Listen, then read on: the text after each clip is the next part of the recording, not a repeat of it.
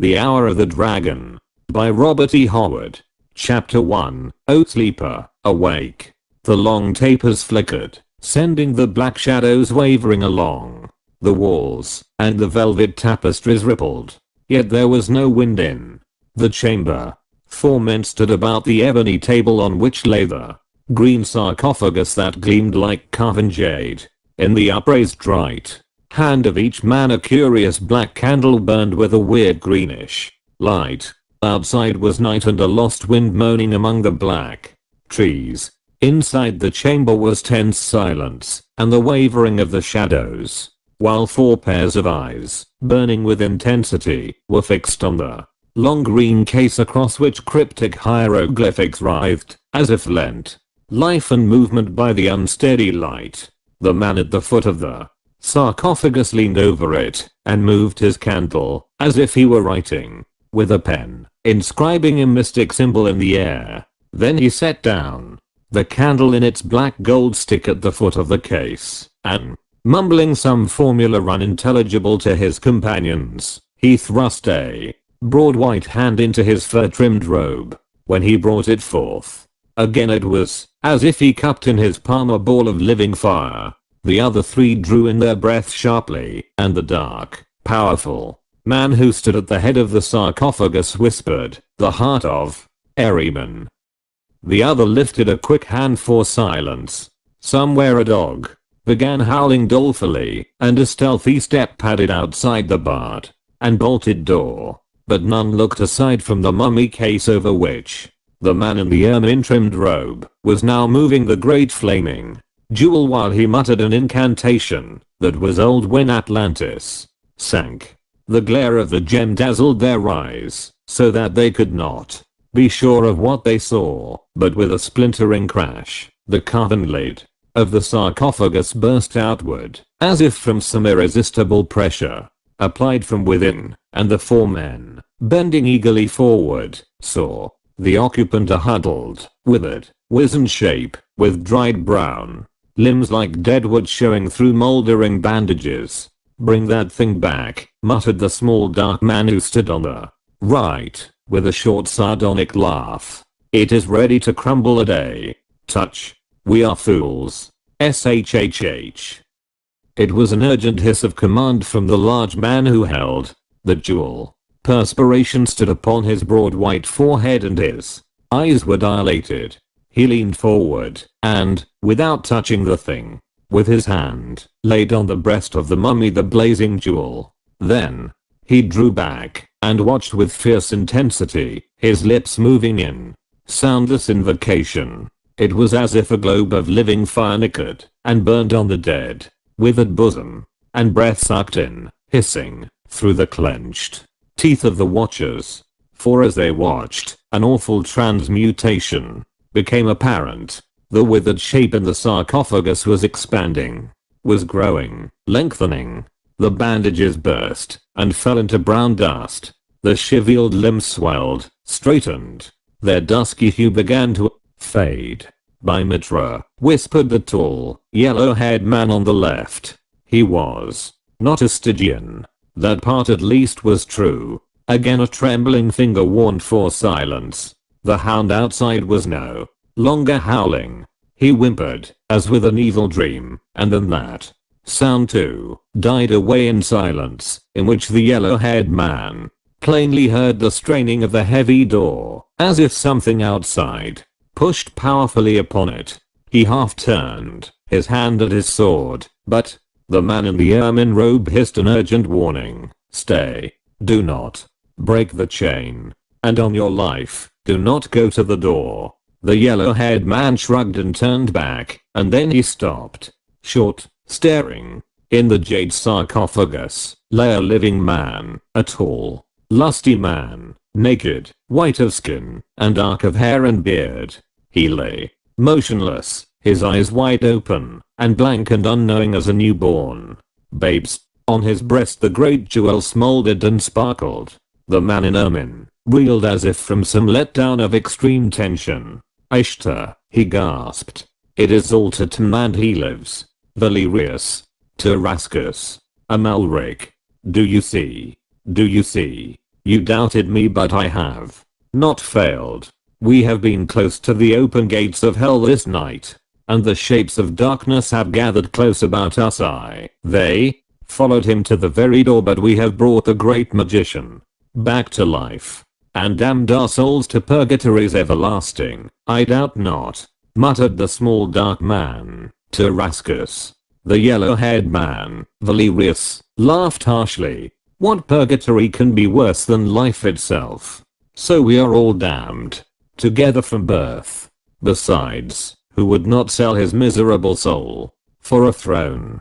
There is no intelligence in his stare, Orestes, said the large man. He has long been dead, answered Orestes. He is as one newly awakened. His mind is empty after the long sleep. Nay, he was dead, not sleeping. We brought his spirit back over the voids and gulfs of night and oblivion. I will speak to him.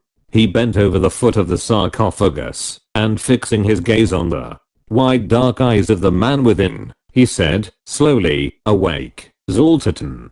The lips of the man moved mechanically. Zoltan, he repeated in a groping whisper. You are Zoltan, exclaimed Orestes, like a hypnotist driving home his suggestions. You are Zoltan of Python, in Acheron. A dim flame flickered in the dark eyes. I was Zoltan, he whispered. I'm dead. You are Zoltan, cried Crasts. You are not dead. You live. I'm Zoltan, came the eerie whisper. But I'm dead. In my house in Kimi, in Stygia. There I died. And the priests who poisoned you mummified your body with their dark arts, keeping all your organs intact, exclaimed Orestes. But now you live again. The heart of Ahriman has restored your life, drawn your spirit back from space and eternity. The heart of Ahriman. The flame of remembrance grew stronger. The barbarian stole it from me. He remembers, muttered Orestes. Lift him from the case. The others obeyed hesitantly, as if reluctant to touch the man they had recreated, and they seemed not easier in their minds when they felt firm muscular flesh, vibrant with blood and life, beneath their fingers. But they lifted him upon the table, and Orestes clothed him in a curious dark velvet robe, splashed with gold stars and crescent moons, and fastened a cloth of gold, fillet about his temples, confining the black wavy locks that fell to his shoulders.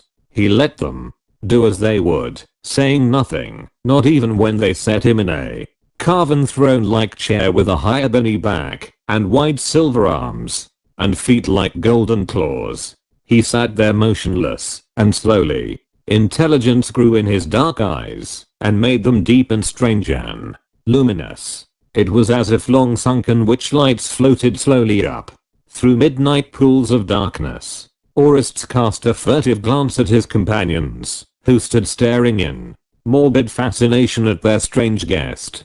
Their iron nerves had withstood an ordeal that might have driven weaker men mad. He knew it was with no weaklings that he conspired, but men whose courage was as profound as their lawless ambitions and capacity for evil. He turned his attention to the figure in the ebon black chair, and this one spoke at last. I remember, he said in a strong, resonant voice, speaking Nemedian, with a curious archaic accent.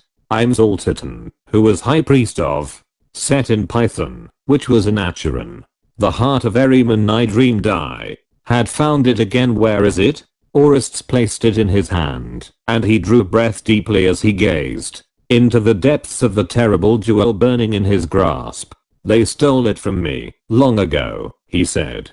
The red heart of the night, it is strong to save or to damn. It came from afar, and from long ago. While I held it, none could stand before me. But it was stolen from me, and Acheron fell, and I fled an exile into dark Stygia. Much I remember, but much I have forgotten. I have been in a far land, across misty voids and gulfs and unlit oceans. What is the year? Orestes answered him. It is the waning of the year of the lion, 3,000 years after the fall of Acheron. 3,000 years, murmured the other. So long. Who are you? I'm Orestes, once a priest of Mitra. This man is Amalric, Baron of Tor in Nemedia. This other is Tyrascus, younger brother of the king of Nemedia, and this tall man is Valerius, rightful heir of the throne of Aquilonia. Why have you given me life? Demanded Zoltaton. What do you require of me? The man was now fully alive and awake, his keen eyes reflecting the working of an unclouded brain. There was no hesitation or uncertainty in his manner. He came directly to the point, as one who knows that no man gives something for nothing. Orestes met him with equal candor. We have opened the doors of hell this night to free your soul and return it to your body, because we need your aid. We wish to place Tyrascus on the throne of Nemedia, and to win for Valerius the crown of Aquilonia. With your necromancy you can aid us. Zoltaton's mind was devious and full of unexpected slants. You must be deep in the arts yourself, Orestes, to have been able to restore my life. How is it that a priest of Mitra knows of the heart of Ahriman and the incantations of Skelos? I'm no longer a priest of Mitra, answered Orestes. I was cast forth from my order because of my delving in black magic. But for Amalric there I might have been burned as a magician. But that left me free to pursue my studies. I journeyed in Zamora, in Vendhya, in Stygia, and among the haunted jungles of Kite. I read the iron-bound books of Skelos, and talked with unseen creatures in deep wells, and faceless shapes in black reeking jungles. I obtained a glimpse of your sarcophagus in the demon-haunted crypts below the black giant walled temple of Set in the hinterlands of Stygia, and I learned of the arts that would bring back life to your shriveled corpse. From moldering manuscripts I learned of the heart of Ahriman. Then for a year I sought its hiding place, and at last I found it. Then why trouble to bring me back to life? Demanded Zoltaton, with his piercing gaze fixed on the priests. Why did you not employ the heart to further your own power? Because no man today knows the secrets of the heart, answered Orestes. Not even in legends live the arts by which to loose its full powers. I knew it could restore life. Of its deeper secrets I am ignorant. I merely used it to bring you back to life. It is the use of your knowledge we seek. As for the heart, you alone know its awful secrets. Zoltaton shook his head, staring broodingly into the flaming depths. My necromantic knowledge is greater than the sum of all the knowledge of other men, he said, yet I do not know the full power of the jewel. I did not invoke it in the old days. I guarded it lest it be used against me. At last it was stolen, and in the hands of a feathered shaman of the barbarians it defeated all my mighty sorcery. Then it vanished, and I was poisoned by the jealous priests of Stygia. Before I could learn where it was hidden in a cavern below the temple of Mitra, in Tyrantia, said Orestes. By devious ways I discovered this, after I had located your remains in Set's subterranean temple in Stygia. Zamorian thieves, partly protected by spells I learned from sources better left unmentioned, stole your mummy case from under the very talons of those which guarded it in the dark, and by camel caravan, galley and ox wagon it came at last to this city. Those same thieves, or rather those of them who still lived after their frightful quest, stole the heart of Ahriman from its haunted cavern below the temple of Mitra, and all the skill of men in the spells of sorcerers nearly failed. One man of them lived long enough to reach me and give the jewel into my hands before he died, slaving and gibbering of what he had seen in that accursed crypt. The thieves of Zamora are the most faithful of men to their trust. Even with my conjurements, none but them could have stolen the heart from where it has lain in demon-guarded darkness since the fall of Acheron, 3,000 years ago. Zoltaton lifted his lion-like head and stared far off into space, as if plumbing the lost centuries. 3,000 years, he muttered. Set, tell me what has chanced in the world. The barbarians who overthrew Acheron set up new kingdoms, quoted Orists, where the empire had stretched now rose realms called Aquilonia and Numidia and Argos, from the tribes that founded them. The older kingdoms of Ophir, Corinthia and Western Koth, which had been subject to the kings of Acheron, regained their independence with the fall of the empire. And what of the people of Acheron, demanded Orists. When I fled into Stygia, Python was in ruins, and all the great, purple-towered cities of Acheron fouled with blood, and trampled by the sandals of the barbarians. In the hills small groups of folk still boast descent from Acheron, answered Orists. For the rest, the tide of my barbarian ancestors rolled over them, and wiped them out. They my ancestors had suffered much from the kings of Acheron. A grim and terrible smile curled the Pythonian's lips. Many a barbarian, both man and woman, died screaming on the altar under this hand. I have seen their heads piled to make a pyramid in the great square in Python, when the kings returned from the west with their spoils and naked captives. And when the day of reckoning came, the sword was not spared. So Acheron ceased to be, and purple-towered Python became a memory of forgotten days. But the younger kingdoms rose on the imperial ruins and waxed great. And now we have brought you back to aid us to rule these kingdoms, which, if less strange and wonderful than Acheron of old, are yet rich and powerful, well worth fighting for. Look. Orists unrolled before the stranger a map drawn cunningly on vellum. Zoltan regarded it, and then shook his head, baffled.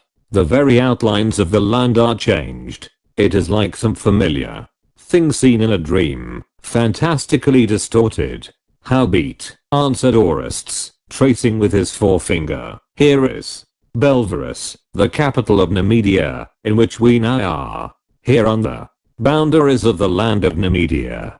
To the south and southeast are Ophir and Corinthia. To the east Brythonia, to the west Aquilonia. It is the map of a world I do not know, said Zoltan softly, but Orists did not miss the lurid fire of hate that flickered in his dark eyes. It is a map you shall help us change, answered Orists. It is our desire first to set Tarascus on the throne of Numidia. We wish to accomplish this without strife, and in such a way that no suspicion will rest on Tarascus. We do not wish the land to be torn by civil wars, but to reserve all our power for the conquest of Aquilonia. Should King Nimed and his sons die naturally in a plague for instance, Tarascus would mount the throne as the next heir, peacefully and unopposed. Zoltan nodded, without replying, and Orists continued. The other task will be more difficult. We cannot set Valerius on the Aquilonian throne without a war, and that kingdom is a formidable foe. Its people are a hardy warlike race, toughened by continual wars with the Picts, Xenarians and Cimmerians. For 500 years, Aquilonia and Numidia have intermittently waged war, and the ultimate advantage has always lain with the Aquilonians. Their present king is the most renowned warrior among the western nations. He is an outlander, an adventurer who seized the crown by force during a time of civil strife, strangling King Namadides with his own hands upon the very throne. His name is Conan, and no man can stand before him in battle. Valerius is now the rightful heir of the throne. He had been driven into exile by his royal kinsman, Namadides, and has been away from his native realm for years. But he is of the blood of the old dynasty, and many of the barons would secretly hail the overthrow of Conan, who is a nobody without royal or even noble blood. But the common people are loyal to him, and the nobility of the outlying provinces. Yet if his forces were overthrown in the battle that must first take place, and Conan himself slain, I think it would not be difficult to put Valerius on the throne. Indeed, with Conan slain, the only center of the government would be gone. He is not part of a dynasty, but only alone. Adventurer. I wish that I might see this king, mused Zoltan, glancing toward a silvery mirror which formed one of the panels of the wall. This mirror cast no reflection, but Zoltan's expression showed that he understood its purpose, and Orest nodded with the pride a good craftsman takes in the recognition of his accomplishments by a master of his craft. I will try to show him to you, he said, and seating himself before the mirror, he gazed hypnotically into its depths, where presently a dim shadow began to take shape. It was uncanny, but those watching knew it was no more than the reflected image of Orest's thought, embodied in that mirror as a wizard's thoughts are embodied in a magic crystal. It floated hazily, then leaped into startling clarity. A tall man, mightily shouldered and deep of chest, with a massive corded neck and heavily muscled limbs. He was clad in silken velvet, with the royal lions of Aquilonia worked in gold upon his rich jupan, and the crown of Aquilonia shone on his square-cut black mane, but the great sword at his side seemed more natural to him than the regal accoutrements. His brow was low and broad, his eyes a volcanic blue that smoldered, as if with some inner fire. His dark, scarred, almost sinister face was that of a fighting man, and his velvet garments could not conceal the hard, dangerous lines of his limbs. That man is no Hyborian, exclaimed Zoltan. No, he is a Cimmerian, one of those wild tribesmen who dwell in the grey hills of the north. I fought his ancestors of old, muttered Zoltan. Not even the kings of Acheron could conquer them. They still remain a terror to the nations of the south, answered Orests. He is a true son of that savage race, and has proved himself, thus far, unconquerable. Zoltan did not reply. He sat staring down at the pool of living fire that shimmered in his hand. Outside, the hound howled again, long and shudderingly. Chapter 2. The Black Wind Blows. The year of the dragon had birth in war and pestilence and unrest. The Black Plague stalked through the streets of Belverus, striking down the merchant in his stall, the serf in his kennel, the knight at his banquet board. Before it the arts of the leeches were helpless. Men said it had been sent from hell as punishment for the sins of pride and lust. It was swift and deadly as the stroke of an adder. The victim's body turned purple and then black, and within a few minutes, he sank down dying, and the stench of his own putrefaction was in his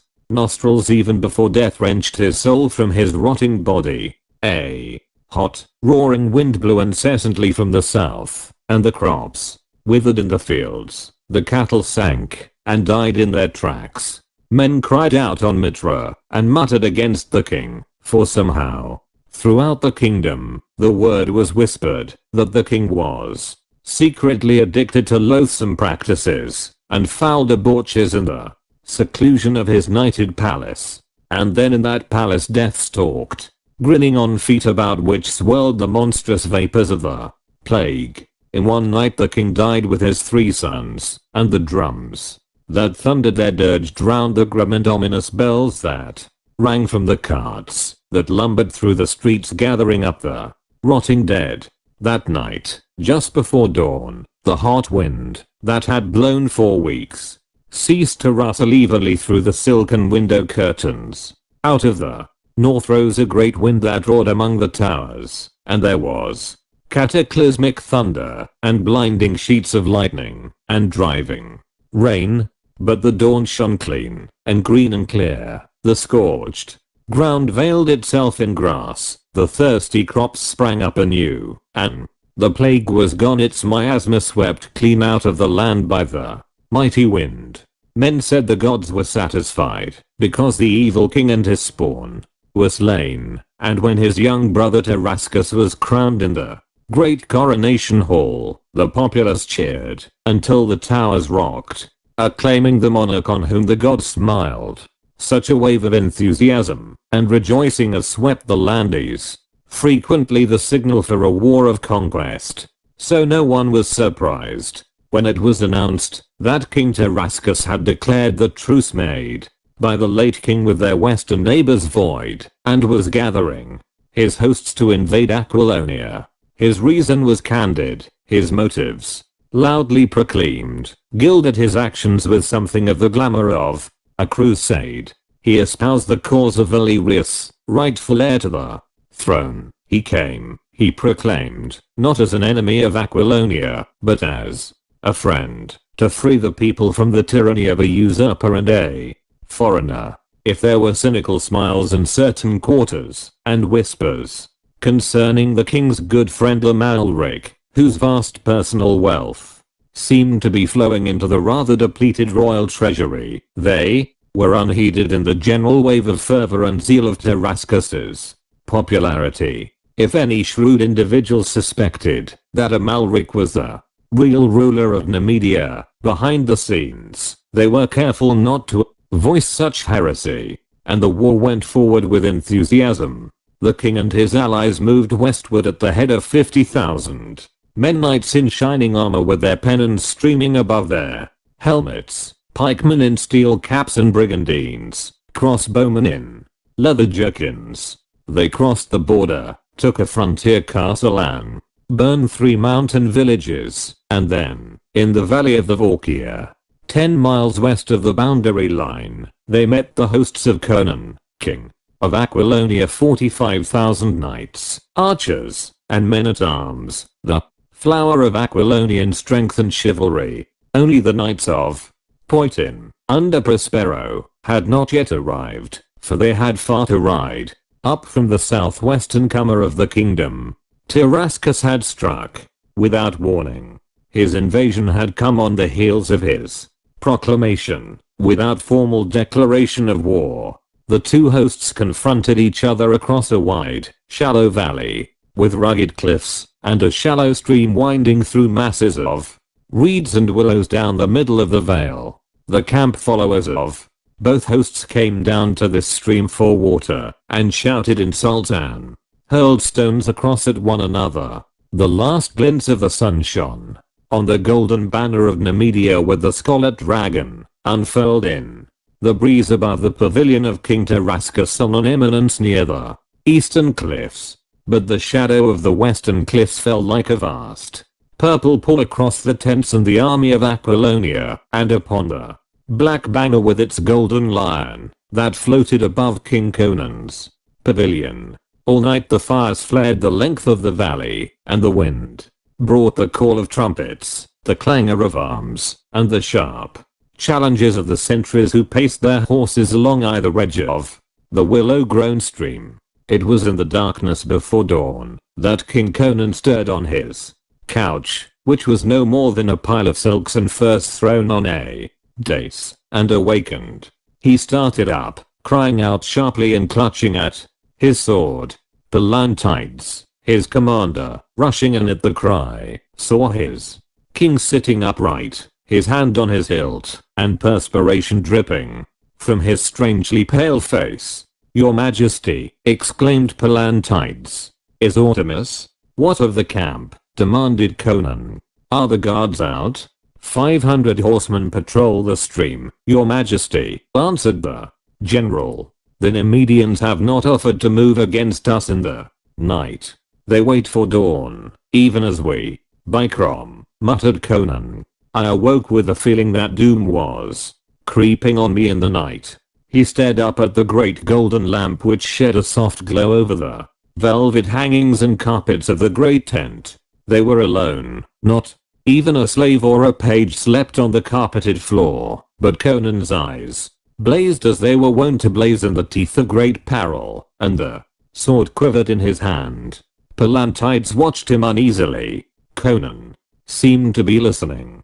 "Listen," hissed the king. "Did you hear it?" A furtive step. "7 knights guard your tent, Your Majesty," said Palantides. "None could approach it unchallenged." "Not outside," growled Conan. It seemed to sound inside the tent.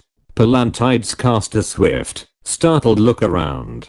The velvet hangings merged with shadows in the comers, but if there had been anyone in the pavilion besides themselves, the general would have seen him.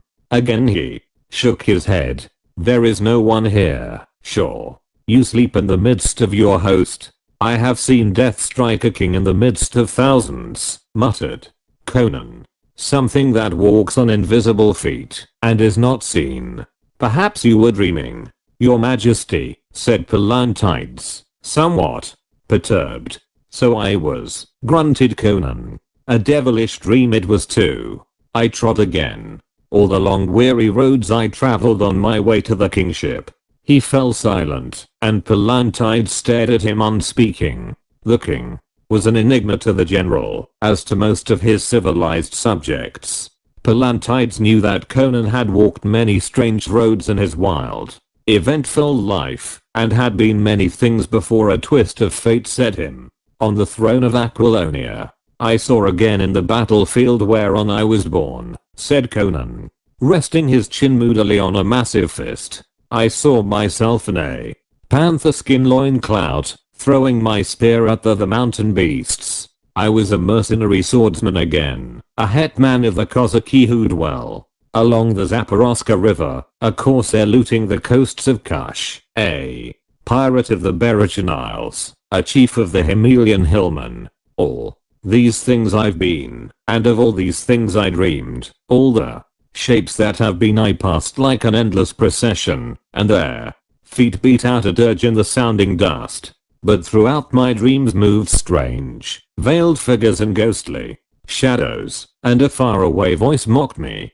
and toward the last I seemed to see myself lying on this dais in my tent, and a shape bent over me, robed and hooded. I lay unable to move, and then the hood fell away, and a moldering skull grinned down at me. Then it was that I awoke. This is an evil dream, your majesty, said Palantides, suppressing a shudder. But no more. Conan shook his head, more in doubt than in denial. He came of a barbaric race, and the superstitions and instincts of his heritage lurked close beneath the surface of his consciousness. I've dreamed many evil dreams, he said, and most of them were meaningless. But by Crom, this was not like most dreams. I wish this battle were fought and won, for I've had a grisly premonition ever since King Naim died in the Black Plague. Why did it cease when he died? Men say he sinned. Men are fools, as always, grunted Conan. If the plague struck all who sinned, then by Crom there wouldn't be enough left to count the living. Why should the gods who the priests tell me are just slay 500 peasants and merchants and nobles before they slew the king? If the whole pestilence were aimed at him, were the gods smiting blindly, like swordsmen in a fog? By Mitra, if I aimed my strokes no straighter, Aquilonia would have had a new king long ago. No, the Black Plague's no common pestilence. It lurks in Stygian tombs, and is called forth into being only by wizards. I was a swordsman in Prince Almeric's army that invaded Stygia, and of his 30,000, 15,000 perished by Stygian arrows, and the rest by the Black Plague that rolled on us like a wind out of the south. I was the only man who lived, yet only 500 died in Nemedia, argued Palantides. Whoever called it into being knew how to cut it short at will, answered Conan. So I know there was something planned and diabolical about it. Someone called it forth. Someone banished it when the work was completed, when Tarascus was safe on the throne, and being hailed as the deliverer of the people from the wrath of the gods. By Crom, I sense a black subtle brain behind all this. What of this stranger who men say gives counsel to Tarascus? He wears a veil, answered Palantides. They say he is a foreigner, a stranger from Stygia. A stranger from Stygia, repeated Conan scowling. A stranger from hell, more like what is that? The trumpets of the Nemedians, exclaimed Palantides.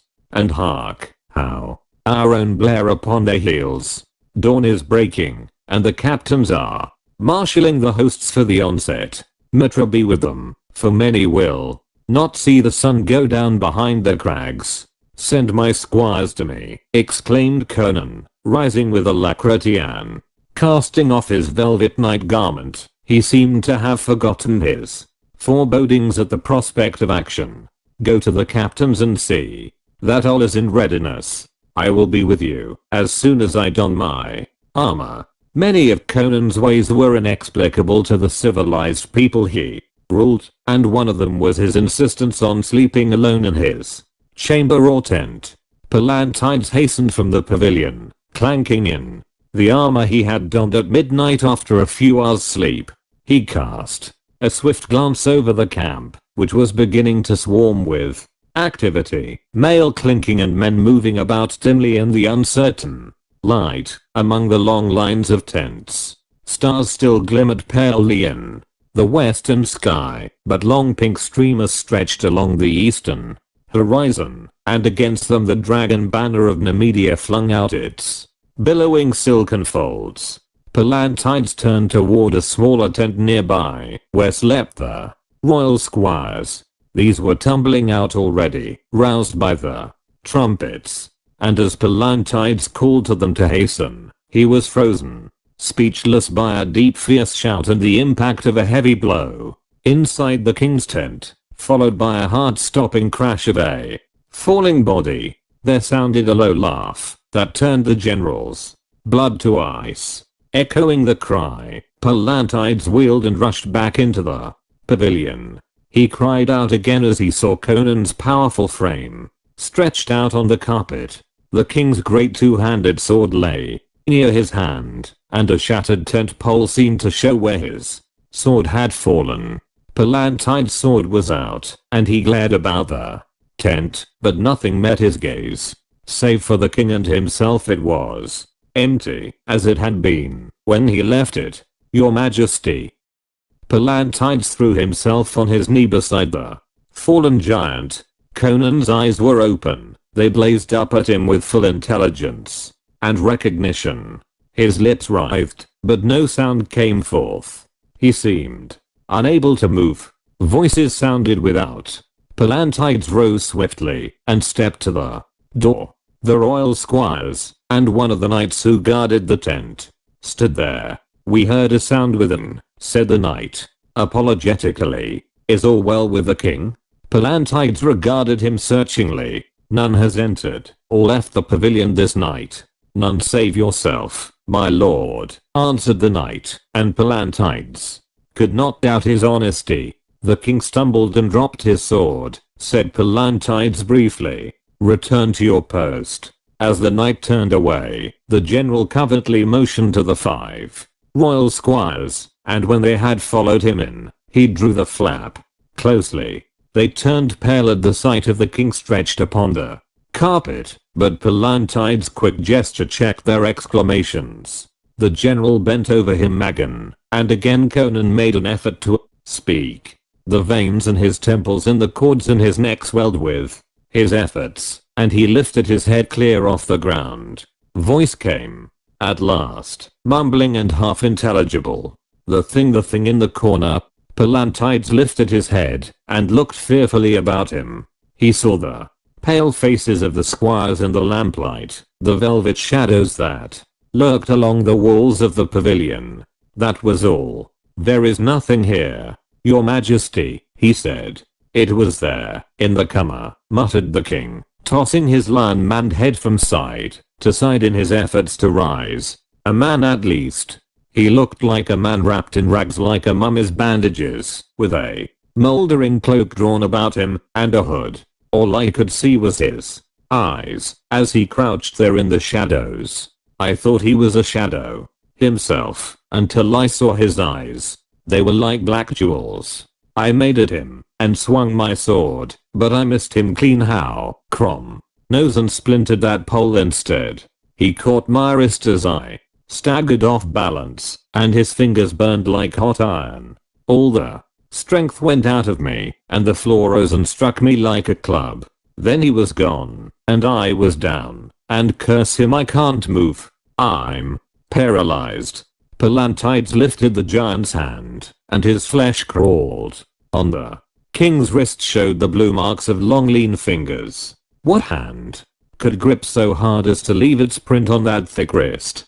Palantides remembered that low laugh he had heard as he rushed into the tent, and cold perspiration beaded his skin. It had not been Conan who laughed. "This is a thing diabolical," whispered a trembling squire. "Men say the children of darkness war for Tyrascus." "Be silent," ordered Palantides sternly. Outside, the dawn was dimming the stars.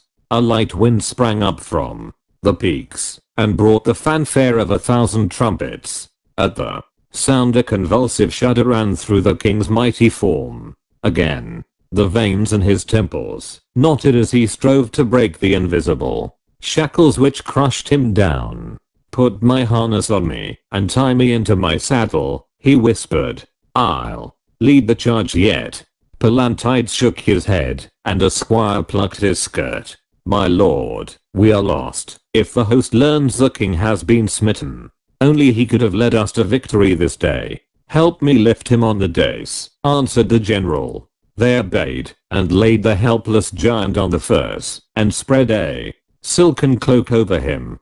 Palantides turned to the 5 squires and searched their pale faces long before he spoke. "Our lips must be sealed forever as to what happens in this tent," he said at last. "The kingdom of Aquilonia depends upon it. One of you go and fetch me the officer Volanus, who is a captain of the Pelion spearmen." The squire indicated bowed and hastened from the tent, and Palantides stood staring down at the stricken king, while outside trumpets blared, drums thundered, and the roar of the multitudes rose in the growing dawn. Presently the squire returned with the officer.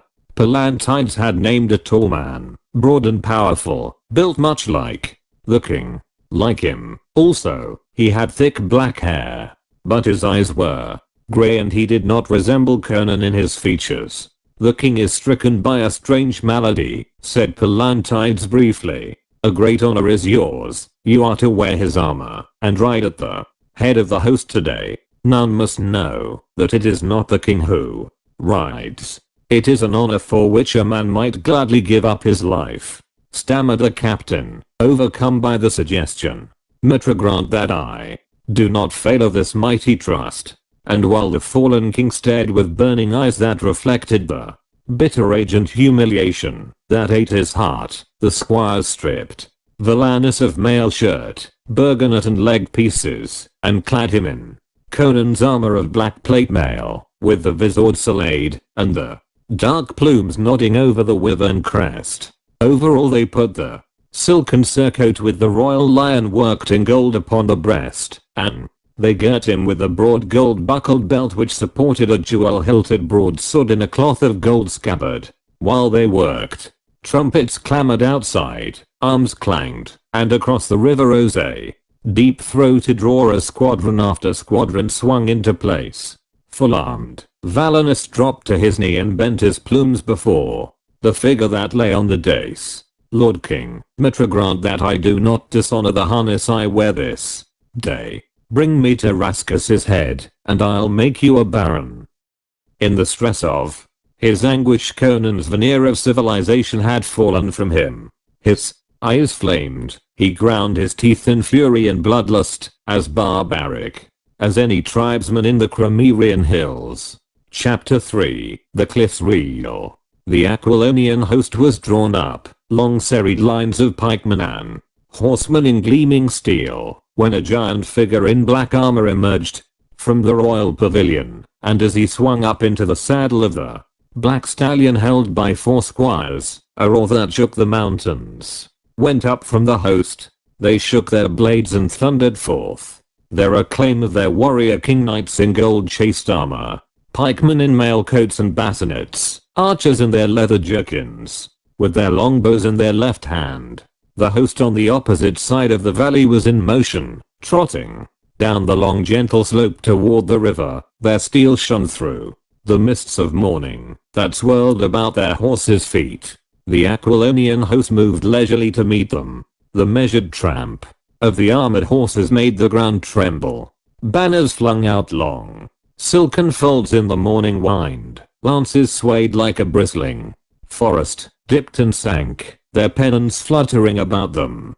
10 men-at-arms, grim, taciturn veterans who could hold their tongues, guarded the royal pavilion. One squire stood in the tent, peering out through a slit in the doorway. But for the handful in the secret, no one else in the vast host knew that it was not Conan who rode on the great stallion at the head of the army. The Aquilonian host had assumed the customary formation.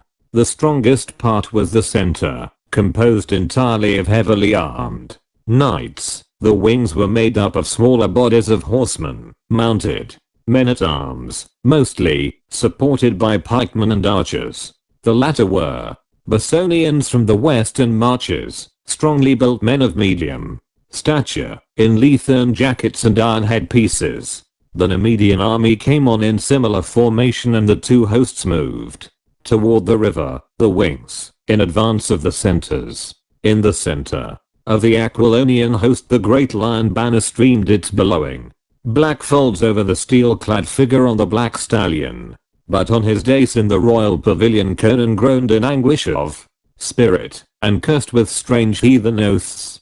The hosts moved together, quoth the squire, watching from the door. Hear the trumpets peal. Ha! The rising sun strikes fire from lance heads and helmets, until I'm dazzled. It turns the river crimson.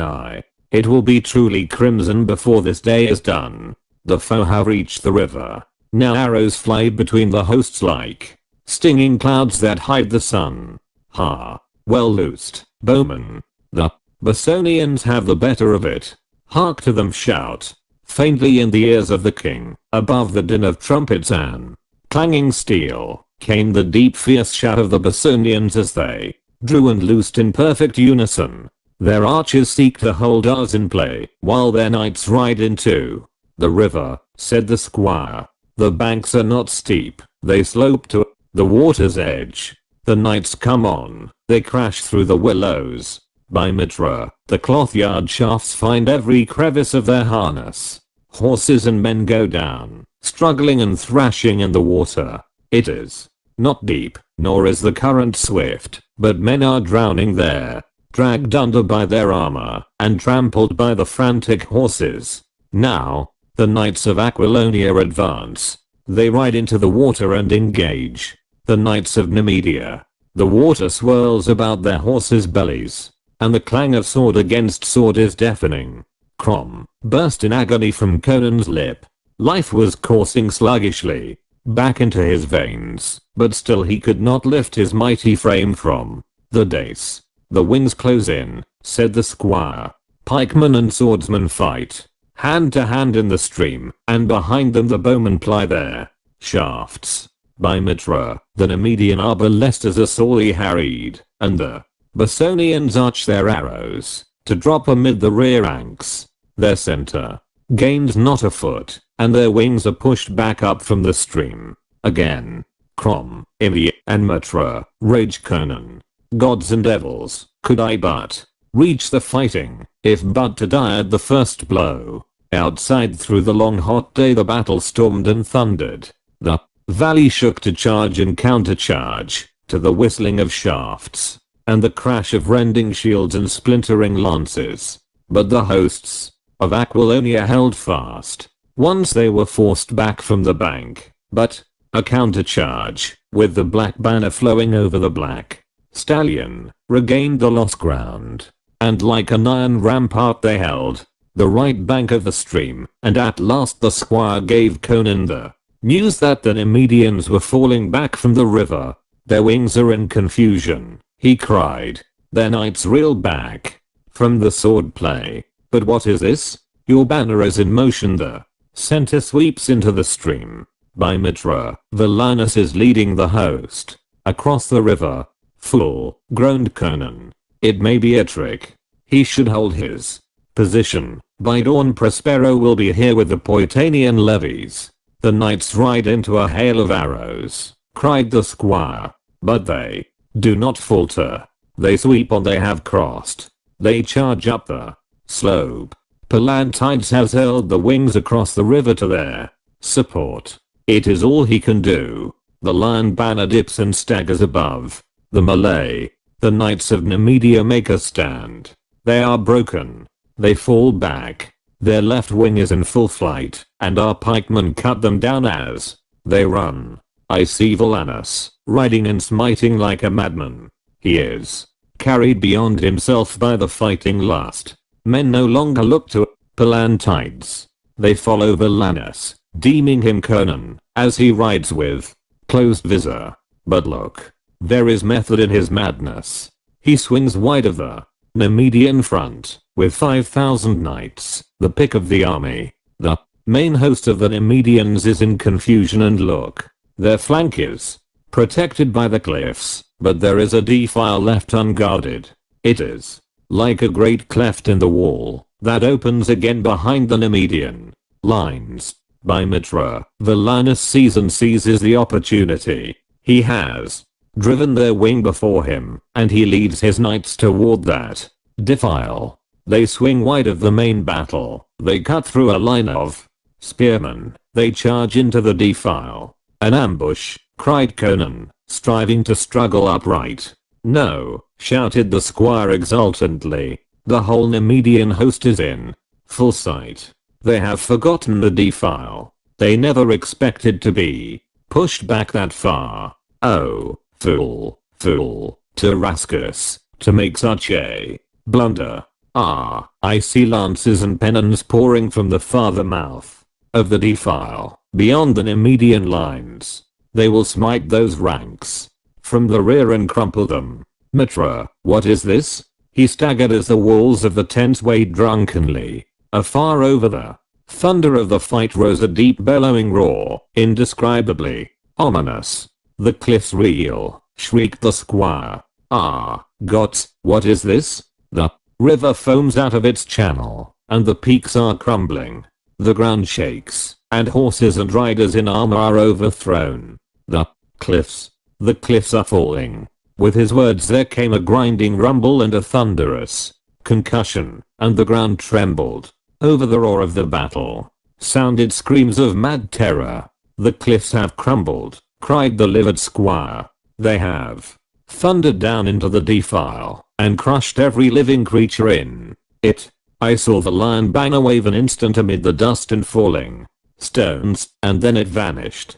Ha! The Nemedians shout with triumph. Well may they shout, for the fall of the cliffs has wiped out 5,000 of our bravest knights. Hark! To Conan's ears came a vast torrent of sound, rising and rising in frenzy. The king is dead. The king is dead. Flee, flee. The king is dead.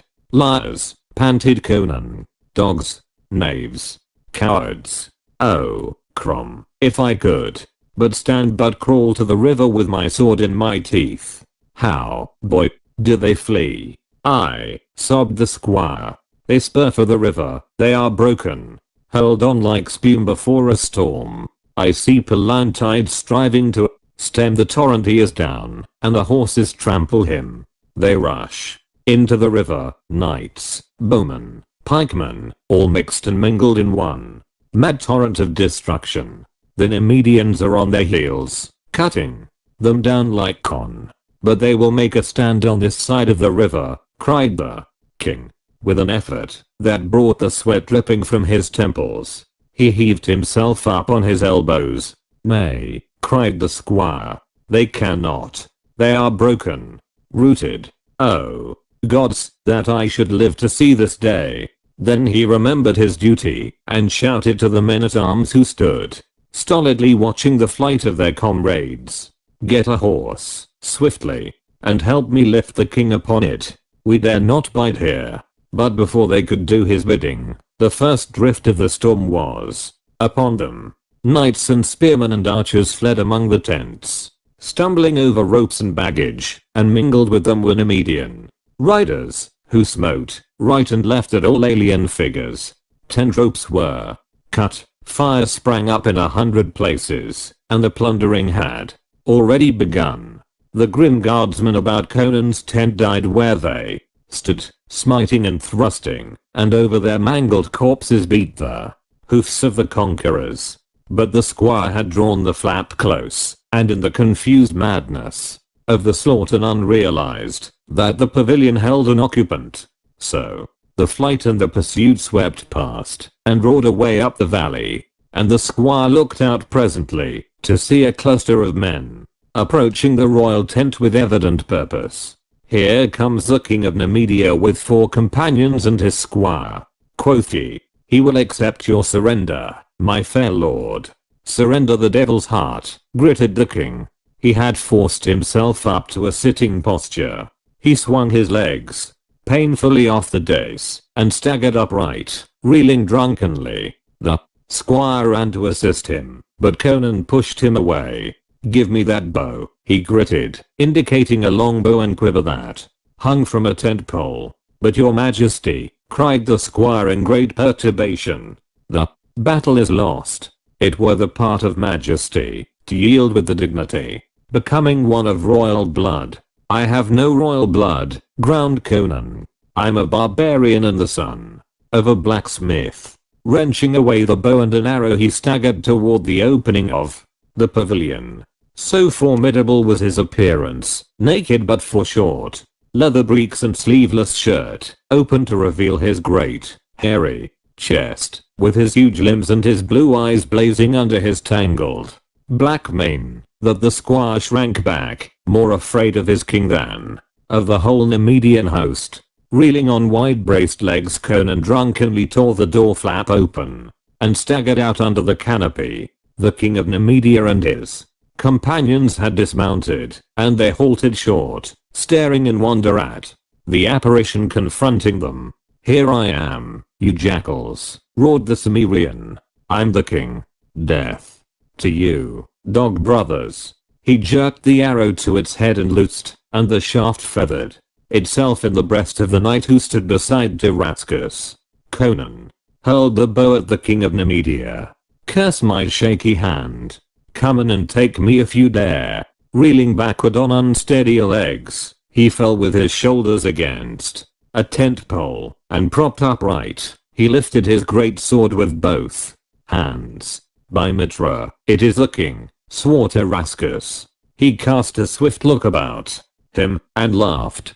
"That other was a jackal in his harness. In, dogs, and take his head." The 3 soldiers, men at arms wearing the emblem of the royal guards, rushed at the king, and one felled the squire with a blow of a mace. The other 2 fared less well. As the fast rushed in, lifting his sword, Conan met him with a sweeping stroke that severed male links like cloth, and sheared the Nemedian's arm and shoulder clean from his body. His corpse, pitching backward, fell across his companion's legs. The man stumbled, and before he could recover, the great sword was through him. Conan wrenched out his steel with a racking gasp, and staggered back against the tent pole. His great limbs trembled, his chest heaved, and sweat poured down his face and neck. But his eyes flamed with exultant savagery, and he panted, "Why do you stand afar off, dog of Belverus? I can't reach you. Come in and die." Tarascus hesitated, glanced at the remaining man-at-arms, and his squire, a gaunt, saturnine man in black mail, and took a step forward. He was far inferior in size and strength to the giant Cimmerian, but he was in full armor, and was famed in all the western nations as a swordsman.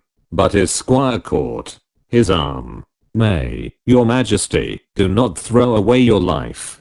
I will summon archers to shoot this barbarian, as we shoot lions." Neither of them had noticed that a chariot had approached while the fight was going on, and now came to a halt before them. But Conan saw, looking over their shoulders, and a queer chill sensation crawled along his spine.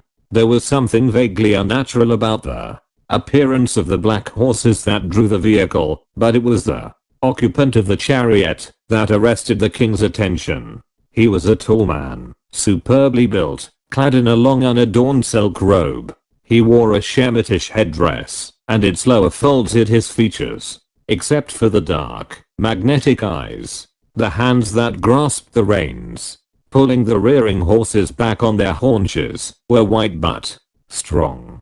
Conan glared at the stranger, all his primitive instincts roused. He sensed an aura of menace and power that exuded from this veiled figure, a menace as definite as the windless waving of tall grass that marks the path of the serpent. "Hail, Zoltitan!" exclaimed Tarascus. "Here is the king of Aquilonia. He did not die in the landslide as we thought." "I know," answered the other, without bothering to say how he knew. "What is your present intention?" "I will summon the archers to slay him," answered the Nemedian. "As long as he lives he will be dangerous to us. Yet even a dog has uses," answered Zoltitan. "Take turn alive." Conan laughed raspingly. "Come in and try," he challenged. "But for my treacherous legs I'd hew you out of that chariot like a woodman hewing a tree. But you'll never take me alive, damn you." "He speaks the truth, I fear," said Tarascus. "The man is a barbarian, with the senseless ferocity of a wounded tiger. Let me summon the archers." "Watch me and learn wisdom," advised Zoltitan. His hand dipped into his robe and came out with something shining, a glistening sphere. This he threw suddenly at Conan. The Cimmerian contemptuously struck it aside with his sword. At the instant of contact there was a sharp explosion, a flare of white, blinding flame, and Conan pitched senseless to the ground. "He is dead." Tarascus's tone was more assertion than inquiry. "No, he is but senseless. He will recover his senses in a few hours. Bid your men bind his arms and legs and lift him into my chariot." With a gesture Tarascus did so, and they heaved the senseless king into the chariot, grunting with their burden. Zoltitan threw a velvet cloak over his body, completely covering him from any who might peer in. He gathered the reins in his hands. "I'm for Belverus," he said. "Tell Malric that I will be with him if he needs me." But with Conan out of the way, and his army broken, lance and sword should suffice for the rest of the conquest. Prospero cannot be bringing more than 10,000 men to the field, and will doubtless fall back to Tyrantia when he hears the news of the battle. Say nothing to Amalric or Valerius or anyone about our capture. Let them think Conan died in the fall of the cliffs.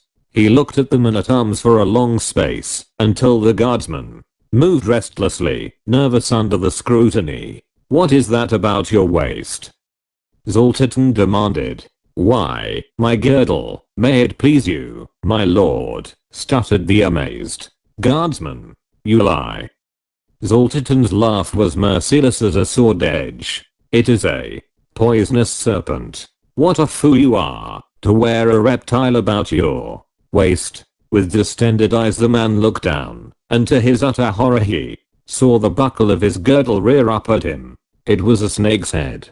He saw the evil eyes and the dripping fangs, heard the hiss and felt the loathsome contact of the thing about his body. He screamed hideously, and struck at it with his naked hand, felt its fangs flesh themselves in that hand, and then he stiffened and fell heavily. Tarascus looked down at him without expression. He saw only the leathern girdle and the buckle, the pointed tongue of which was stuck in the guardsman's palm. Zoltitan turned his hypnotic gaze on Tarascus's squire, and the man turned as hen, and began to tremble, but the king interposed. "Nay, we can trust him." The sorcerer tautened the reins, and swung the horses around. "See that this piece of work remains secret. If I'm needed, let Altero, Orist's servant, summon me as I have taught him. I will be in your palace at Belverus." Tarascus lifted his hand in salutation, but his expression was not pleasant to see as he looked after the departing mesmerist. "Why should he spare the Cimmerian?" whispered the frightened squire.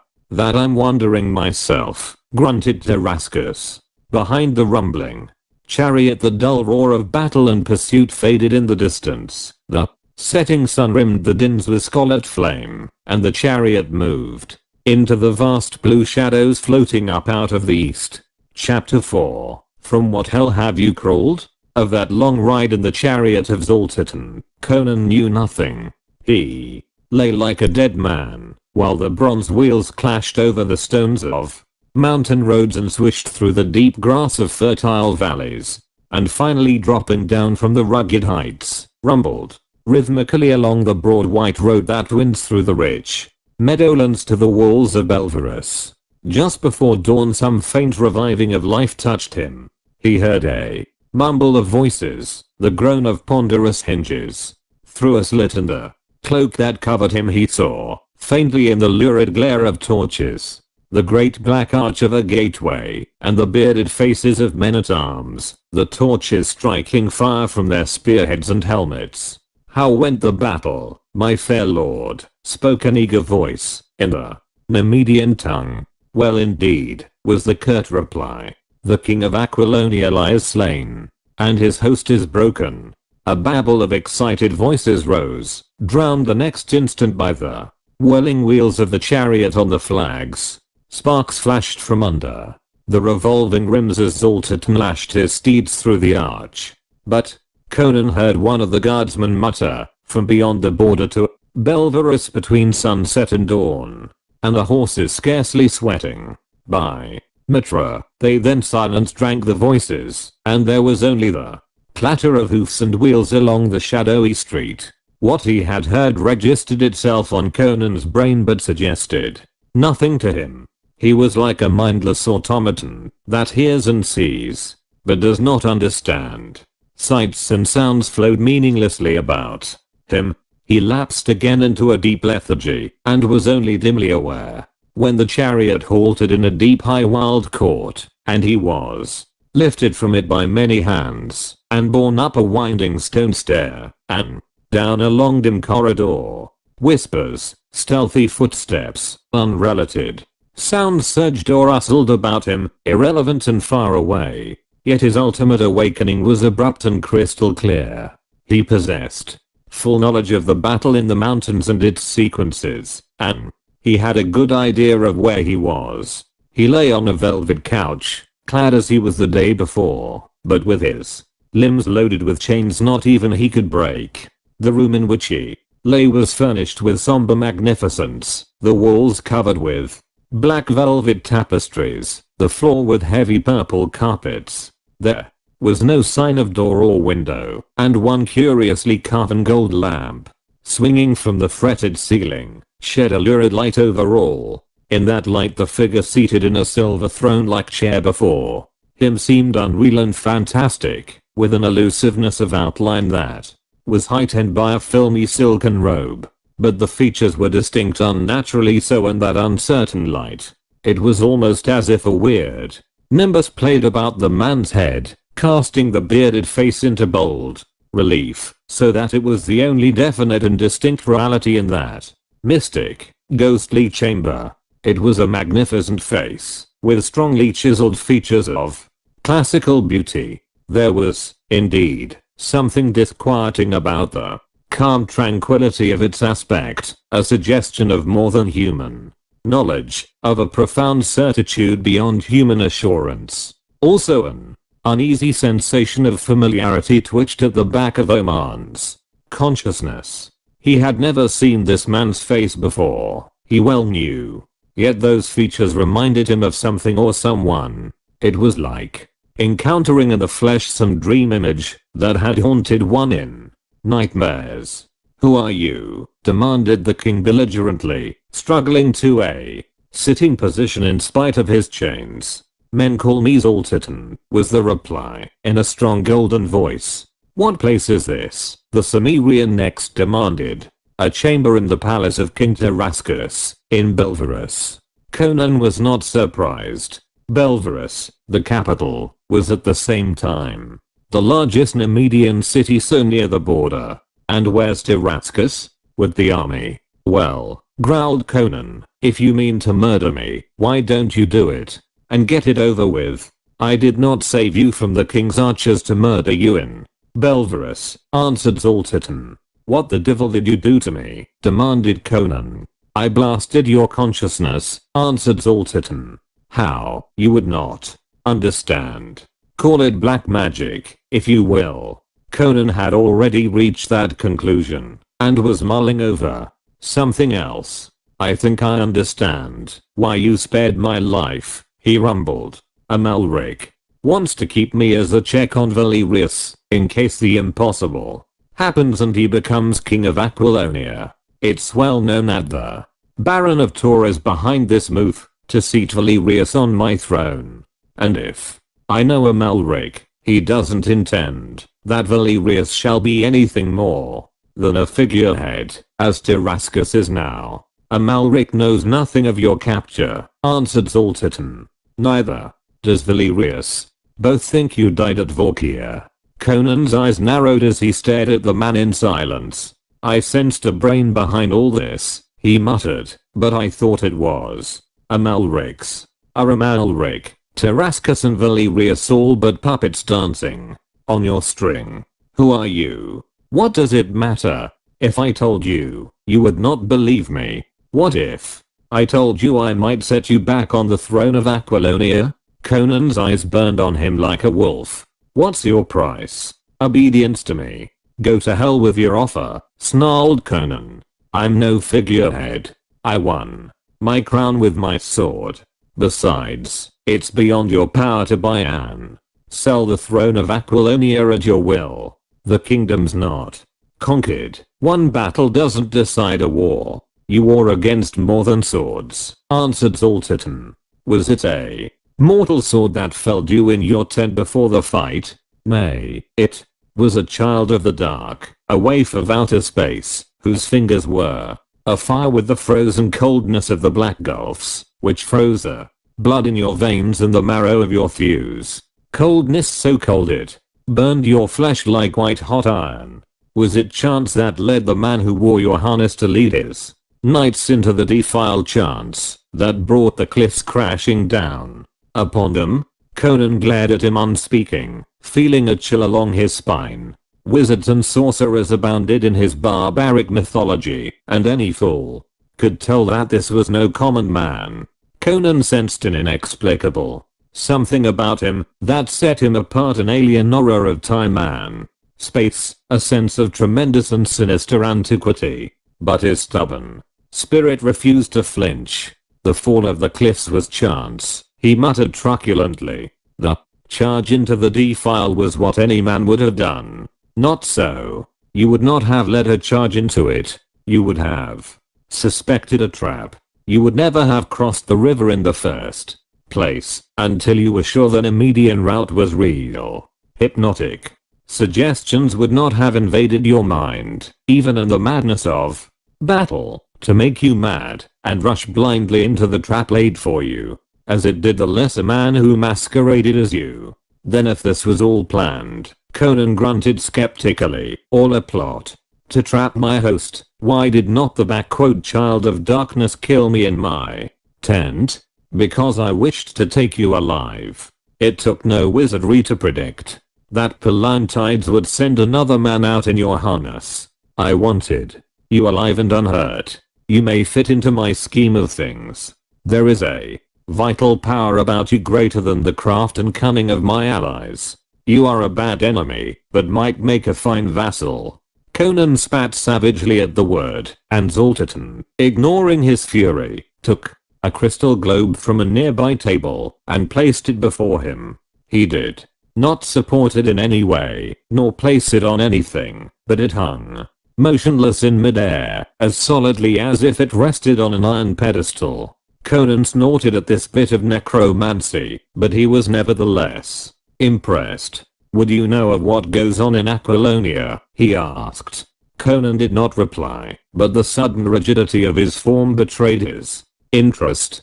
Zoltan stared into the cloudy depths and spoke. It is now the evening of the day after the Battle of Valda. Last night the main body of the army camped by Vorkia, while squadrons of knights harried the fleeing Aquilonians. At dawn the host broke camp and pushed westward through the mountains.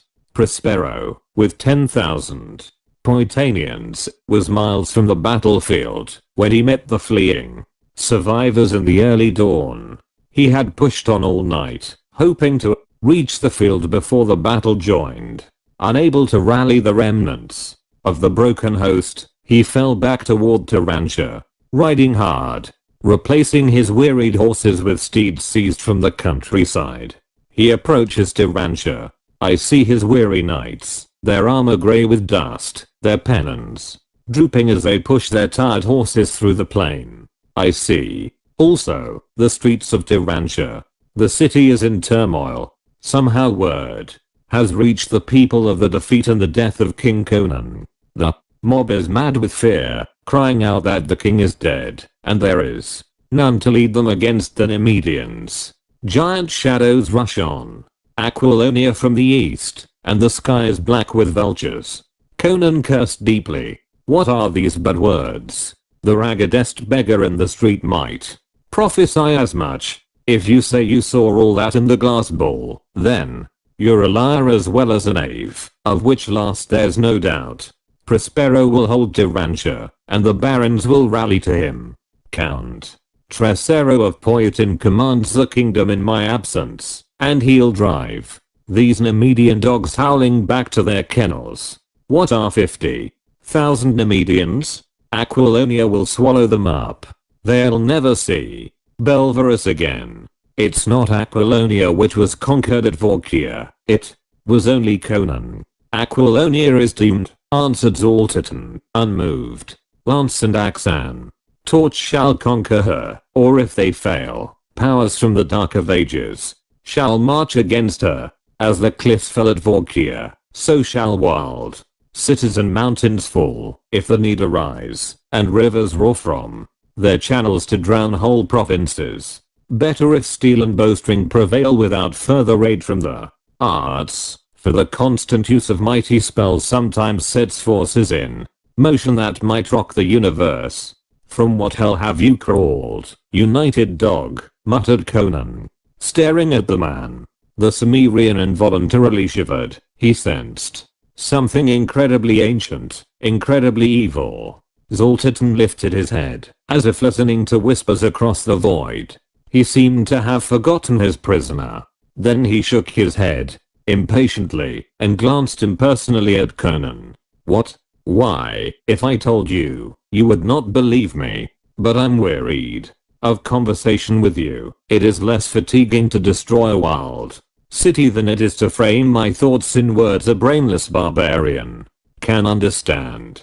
If my hands were free, opined Conan, I'd soon make a brainless corpse out of you. I do not doubt it, if I were fool enough to give you the opportunity, answered Zaltitan, clapping his hands. Backquote, his manner had changed. There was impatience in his tone, and a certain nervousness in his manner, though Conan did not think this attitude was in any way connected with himself. Consider what I have told you, barbarian, said Zaltitan. You will have plenty of leisure. I have not yet decided what I shall do with you. It depends on circumstances yet unborn. But let this be impressed upon you, that if I decide to use you in my game, it will be better to submit without resistance than to suffer my wrath. Conan spat a curse at him, just as hangings that masked a door swung apart, and 4 giant negroes entered. Each was clad only in a silken breechclout supported by a girdle, from which hung a great key. Zaltitan gestured impatiently toward the king and turned away, as if dismissing the matter entirely from his mind. His fingers twitched. Query. From a cavern green jade box he took a handful of shimmering black dust, and placed it in a brazier, which stood on a golden tripod at his elbow. The crystal globe, which he seemed to have forgotten, fell suddenly to the floor, as if its invisible support had been removed. Then the blacks had lifted Conan, for so loaded with chains was he that he could not walk, and carried him from the chamber. A glance back, before the heavy gold-bound teak door was closed, showed him Zaltitan, leaning back in his throne-like chair, his arms folded, while a thin wisp of smoke curled up from the brazier. Oman's scalp prickled. In Stygia, that ancient and evil kingdom that lay far to the south, he had seen such black dust before. It was the pollen of the black lotus, which creates death-like sleep and monstrous dreams, and he knew that Only the grisly wizards of the Black Ring, which is the nadir of evil, voluntarily seek the scarlet nightmares of the Black Lotus to revive their necromantic powers. The Black Ring was a fable and a lie to most folk of the Western world, but Conan knew of its ghastly reality and its grim votaries, who practiced their abominable sorceries amid the black vaults of Stygia and the nighted domes of accursed Sabbatia. He glanced back at the cryptic gold-bound door, shuddering at what it hid. Whether it was day or night the king could not tell. The palace of King Tarascus seemed a shadowy, nighted place that shunned natural illumination. The spirit of darkness and shadow hovered over it, and that spirit, Conan felt, was embodied in the stranger's automaton. The Negroes carried the king along a winding corridor so dimly lighted that they moved through it like black ghosts bearing a dead man, and down a stone stair that wound endlessly. A torch in the hand of one cast the great deformed shadows streaming along the wall. It was like the descent into hell of a corpse borne by dusky demons. At last they reached the foot of the stair, and then they traversed a long straight corridor, with a blank wall on one hand pierced by an occasional arched doorway with a stair leading up behind it, and on the other hand another wall showing heavy barred doors at regular intervals of a few feet. Halting before one of these doors, one of the blacks produced the key that hung at his girdle and turned it in the lock. Then, pushing open the grill, they entered with their captive. They were in a small dungeon with heavy stone walls, floor and ceiling, and in the opposite wall there was another grilled door. What lay beyond that door Conan could not tell, but he did not believe it was another corridor. The glimmering light of the torch, flickering through the bars, hinted at shadowy spaciousness and echoing depths. In one corner of the dungeon, near the door through which they had entered, a cluster of rusty chains hung from a great iron ring set in the stone. In these chains a skeleton dangled. Conan glared at it with some curiosity, noticing the state of the bare bones, most of which were splintered and broken. The skull, which had fallen from the vertebrae, was crushed as if by some savage blow of tremendous force. Stolidly one of the blacks, not the one who had opened the door, removed the chains from the ring, using his key on the massive lock, and dragged the massive rusty metal and shattered bones over to one side. Then they fastened Conan's chains to that ring, and the third black turned his key in the lock of the farther door, grunting when he had assured himself that it was properly fastened.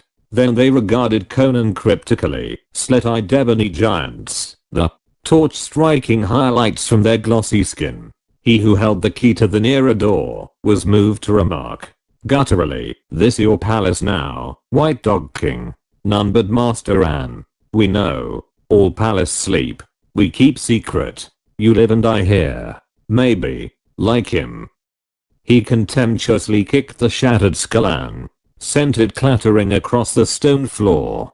Conan did not deign to reply to the taunt, and the black, galled, perhaps by his prisoner's silence, muttered a curse, stooped and spat full in the king's face. It was an unfortunate move for the black. Conan was seated on the floor, the chains about his waist, ankles and wrists locked to the ring in the wall. He could neither rise nor move more than a yard out from the wall, but there was considerable slack in the chains that shackled his wrists, and before the bullet-shaped head could be withdrawn out of reach, the king gathered this slack in his mighty hand and smote the black on the head. The man fell like a butchered ox, and his comrades stared to see him lying with his scalp laid open and blood oozing from his nose and ears. But they attempted no reprisal, nor did they accept Conan's urgent invitation to approach within reach of the bloody chain in his hand. Presently, grunting in their rape-like speech, they lifted the senseless black and bore him out like a sack of wheat, arms and legs dangling. They used his key to lock the door behind them, but did not remove it from the gold chain that fastened it to his girdle. They took the torch with them, and as they moved up the corridor the darkness slunk behind them like an animate thing. Their soft padding footsteps died away with the glimmer of their torch, and darkness and silence remained unchallenged. Chapter 5. The Haunter of the Pits. Conan lay still, enduring the weight of his chains and the despair of his position with the stoicism of the wilds that had bred him. He did not move, because the jangle of his chains, when he shifted his body, sounded startlingly loud in the darkness and stillness, and it was his instinct, born of 1,000 wilderness-bred ancestors, not to betray his position in his helplessness. This did not result from a logical reasoning process. He did not lie quiet, because he reasoned that the darkness had lurking dangers that might discover him in his helplessness. Zoltan had assured him that he was not to be harmed, and Conan believed that it was in the man's interest to preserve him, at least for the time being. But the instincts of the wild were there, that had caused him in his childhood to lie hidden and silent while wild beasts prowled about his covert. Even his keen eyes could not pierce the solid darkness. Yet after a while, after a period of time he had no way of estimating, a faint glow became apparent, a sort of slanting grey beam, by which Conan could see, vaguely, the bars of the door at his elbow, and even make out the skeleton of the other grille. This puzzled him, until at last he realized the explanation. He was far below ground, in the pits, below the palace, yet for some reason a shaft had been constructed from somewhere above. Outside, the moon had risen to a point where its light slanted dimly down the shaft. He reflected that in this manner he could tell the passing of the days and nights. Perhaps the sun, too, would shine down that shaft, though on the other hand it might be closed by day. Perhaps it was a subtle method of torture, allowing a prisoner but a glimpse of daylight or moonlight. His gaze fell on the broken bones in the farther corner, glimmering dimly. He did not tax his brain with futile speculation as to who the wretch had been, and for what reason he had been doomed, but he wondered at the shattered condition of the bones. They had not been broken on a rack. Then, as he looked, another unsavory detail made itself evident. The shin bones were split lengthwise, and there was but one explanation. They had been broken in that manner in order to obtain the marrow. Yet what creature but man breaks bones for their marrow? Perhaps those remnants were mute evidence of a horrible cannibalistic feast, of some wretch driven to madness by starvation. Conan wondered if his own bones would be found at some future date, hanging in their rusty chains. He fought down the unreasoning panic of a trapped wolf. The Cimmerian did not curse, scream, weep or rave as a civilized man might have done, but the pain and turmoil in his bosom were none the less fierce. His great limbs quivered with the intensity of his emotions. Somewhere, far to the westward, the Nemedian host was slashing and burning its way through the heart of his kingdom. The small host of Poitanians could not stand before them. Prospero might be able to hold Tirancia for weeks or months, but eventually, if not relieved, he must surrender to greater numbers. Surely the barons would rally to him against the invaders. But in the meanwhile he, Conan, must lie helpless in a darkened cell, while others led his spears and fought for his kingdom. The king ground his powerful teeth in red rage. Then he stiffened as outside the farther door he heard a stealthy step.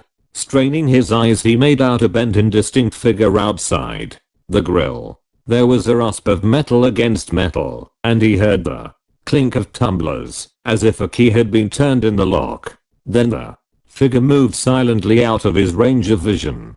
Some guard, he supposed, trying the lock. After a while he heard the sound repeated, faintly somewhere farther on, and that was followed by the soft opening of a door, and then a swift scurry of softly shod feet retreated in the distance. Then silence fell again. Conan listened for what seemed a long time, but which could not have been, for the moon still shone down the hidden shaft, but he heard no further sound. He shifted his position at last, and his chains clanked. Then he heard another, lighter footfall, a soft step outside the nearer door, the door through which he had entered the cell. An instant later a slender figure was etched dimly in the grey light. King Conan, a soft voice intoned urgently. "Oh, my lord, are you there?" "Where else?" he answered guardedly, twisting his head about to stare at the apparition. It was a girl who stood grasping the bars with her slender fingers. The dim glow behind her outlined her supple figure through the wisp of silk twisted about her loins and shone vaguely on jeweled breastplates. Her dark eyes gleamed in the shadows. Her white limbs glistened softly, like alabaster. Her hair was a mass of dark foam, at the burnished luster of which the dim light only hinted. "The keys to your shackles, and to the farther door," she whispered, and a slim white hand came through the bars and dropped 3 objects with a clink to the flags beside him. "What game is this?" he demanded. "You speak in the Nemedian tongue, and I have no friends in Nemedia. What deviltry is your master up to now? Has he sent you here to mock me?" "It is no mockery." The girl was trembling violently. Her bracelets and breastplates clinked against the bars she grasped. "I swear by Mitra, I stole the keys from the black jailers. They are the keepers of the pits, and each bears a key which will open only one set of locks. I made them drunk. The one whose head you broke was carried away to a leech, and I could not get his key, but the others I stole. Oh, please do not loiter. Beyond these dungeons lie the pits which are the doors to hell." Somewhat impressed, Conan tried the keys dubiously, expecting to meet only failure and a burst of mocking laughter. But he was galvanized to discover that one, indeed, loosed him of his shackles, fitting not only the lock that held them to the ring, but the locks on his limbs as well. A few seconds later he stood upright, exulting fiercely in his comparative freedom. A quick stride carried him to the grill, and his fingers closed about a bar and the slender wrist that was pressed against it, imprisoning the owner, who lifted her face bravely to his fierce gaze. "Who are you, girl?" he demanded. "Why do you do this?" "I'm only Zenobia," she murmured, with a catch of breathlessness, as if in fright. "Only a girl of the King Seraglio. Unless this is some cursed trick," muttered Conan, "I cannot see why you bring me these keys." She bowed her dark head, and then lifted it, and looked full into his suspicious eyes. Tears sparkled like jewels on her long dark lashes. "I'm only a girl of the King Seraglio," she said, with a certain humility. "He has never glanced at me, and probably never will. I am less than one of the dogs that gnaw the bones in his banquet hall. But I'm no painted toy. I'm of flesh and blood. I breathe hate, fear, rejoice and love. And I have loved you, King Conan, ever since I saw you riding at the head of your knights along the streets of Belverus when you visited King Nimed years ago. My heart tugged at its strings to leap from my bosom and fall in the dust of the street under your horse's hoofs."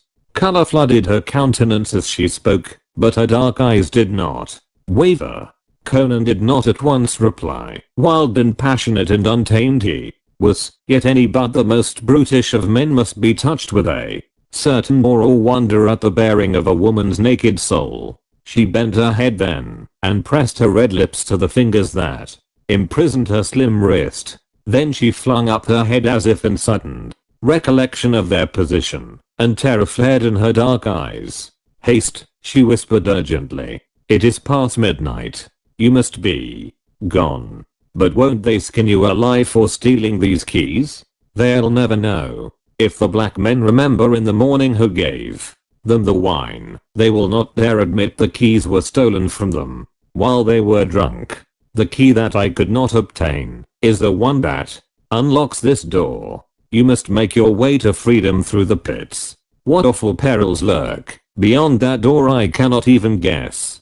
But greater danger lurks for you if you remain in this cell. King Tarascus has returned. What? Tarascus? Aye. He has returned in great secrecy, and not long ago he descended into the pits and then came out again, pale and shaking, like a man who had dared a great hazard. I heard him whisper to his squire, Aridius, that despite Zoltaton you should die. What of Zoltaton? Murmured Conan. He felt her shudder. Do not speak of him, she whispered. Demons are often summoned by the sound of their names. The slaves say that he lies in his chamber, behind a bolted door, dreaming the dreams of the Black Lotus. I believe that even Tarascus secretly fears him, or he would slay you openly. But he has been in the pits tonight, and what he did here, only Mitra knows. I wonder if that could have been Tarascus who fumbled at my cell door a while ago, muttered Conan. Here is a dagger, she whispered, pressing something through the bars. His eager fingers closed on an object familiar to their touch. Go quickly through yonder door, turn to the left, and make your way along the cells until you come to a stone stair. On your life do not stray from the line of the cells. Climb the stair and open the door at the top. One of the keys will fit it. If it be the will of Mitra, I will await you there. Then she was gone, with a patter of light, slippered feet. Conan shrugged his shoulders and turned toward the farther grill. This might be some diabolical trap planned by Tarascus, but plunging headlong into a snare was less abhorrent to Conan's temperament than sitting meekly to await his doom. He inspected the weapon the girl had given him and smiled grimly. Whatever else she might be, she was proven by that dagger to be a person of practical intelligence. It was no slender stiletto, selected because of a jeweled hilt or gold guard, fitted only for dainty murder in milady's boudoir. It was a forthright poniard, a warrior's weapon, broad-bladed, 15 inches in length, tapering to a diamond-sharp point. He grunted with satisfaction.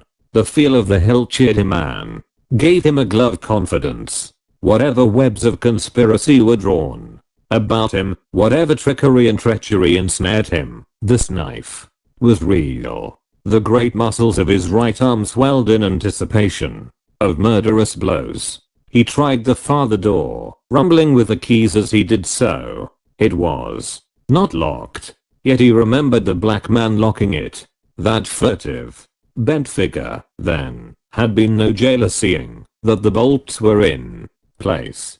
He had unlocked the door. Instead, there was a sinister suggestion about that unlocked door. But Conan did not hesitate. He pushed open the grill and stepped from the dungeon into the outer darkness. As he had thought, the door did not open into another corridor. The flagged floor stretched away under his feet, and the line of cells ran away to right and left behind him, but he could not make out the other limits of the place into which he had come. He could see neither the roof nor any other wall. The moonlight filtered into that vastness only through the grills of the cells, and was almost lost in the darkness. Less keen eyes than his could scarcely have discerned the dim grey patches that floated before each cell door. Turning to the left, he moved swiftly and noiselessly along the line of dungeons, his bare feet making no sound on the flags. He glanced briefly into each dungeon as he passed it. They were all empty, but locked. In some he caught the glimmer of naked white bones.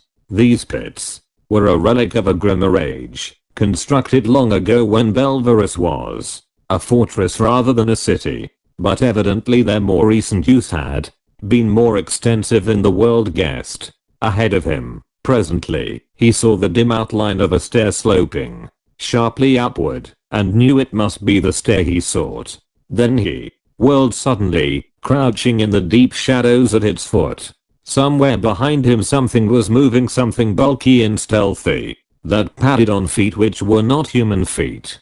He was looking down the long row of cells, before each one of which lay a square of dim gray light that was little more than a patch of less dense darkness. But he saw something moving along these squares. What it was he could not tell, but it was heavy and huge, and yet it moved with more than human ease and swiftness. He glimpsed it as it moved across the squares of gray, then lost it as it merged in the expanses of shadow between. It was uncanny in its stealthy advance, appearing and disappearing like a blur of the vision. He heard the bars rattle as it tried each door in turn. Now it had reached the cell he had so recently quitted, and the door swung open. As it tugged, he saw a great bulky shape limned faintly and briefly in the grey doorway, and then the thing had vanished into the dungeon. Sweat beaded Conan's face and hands.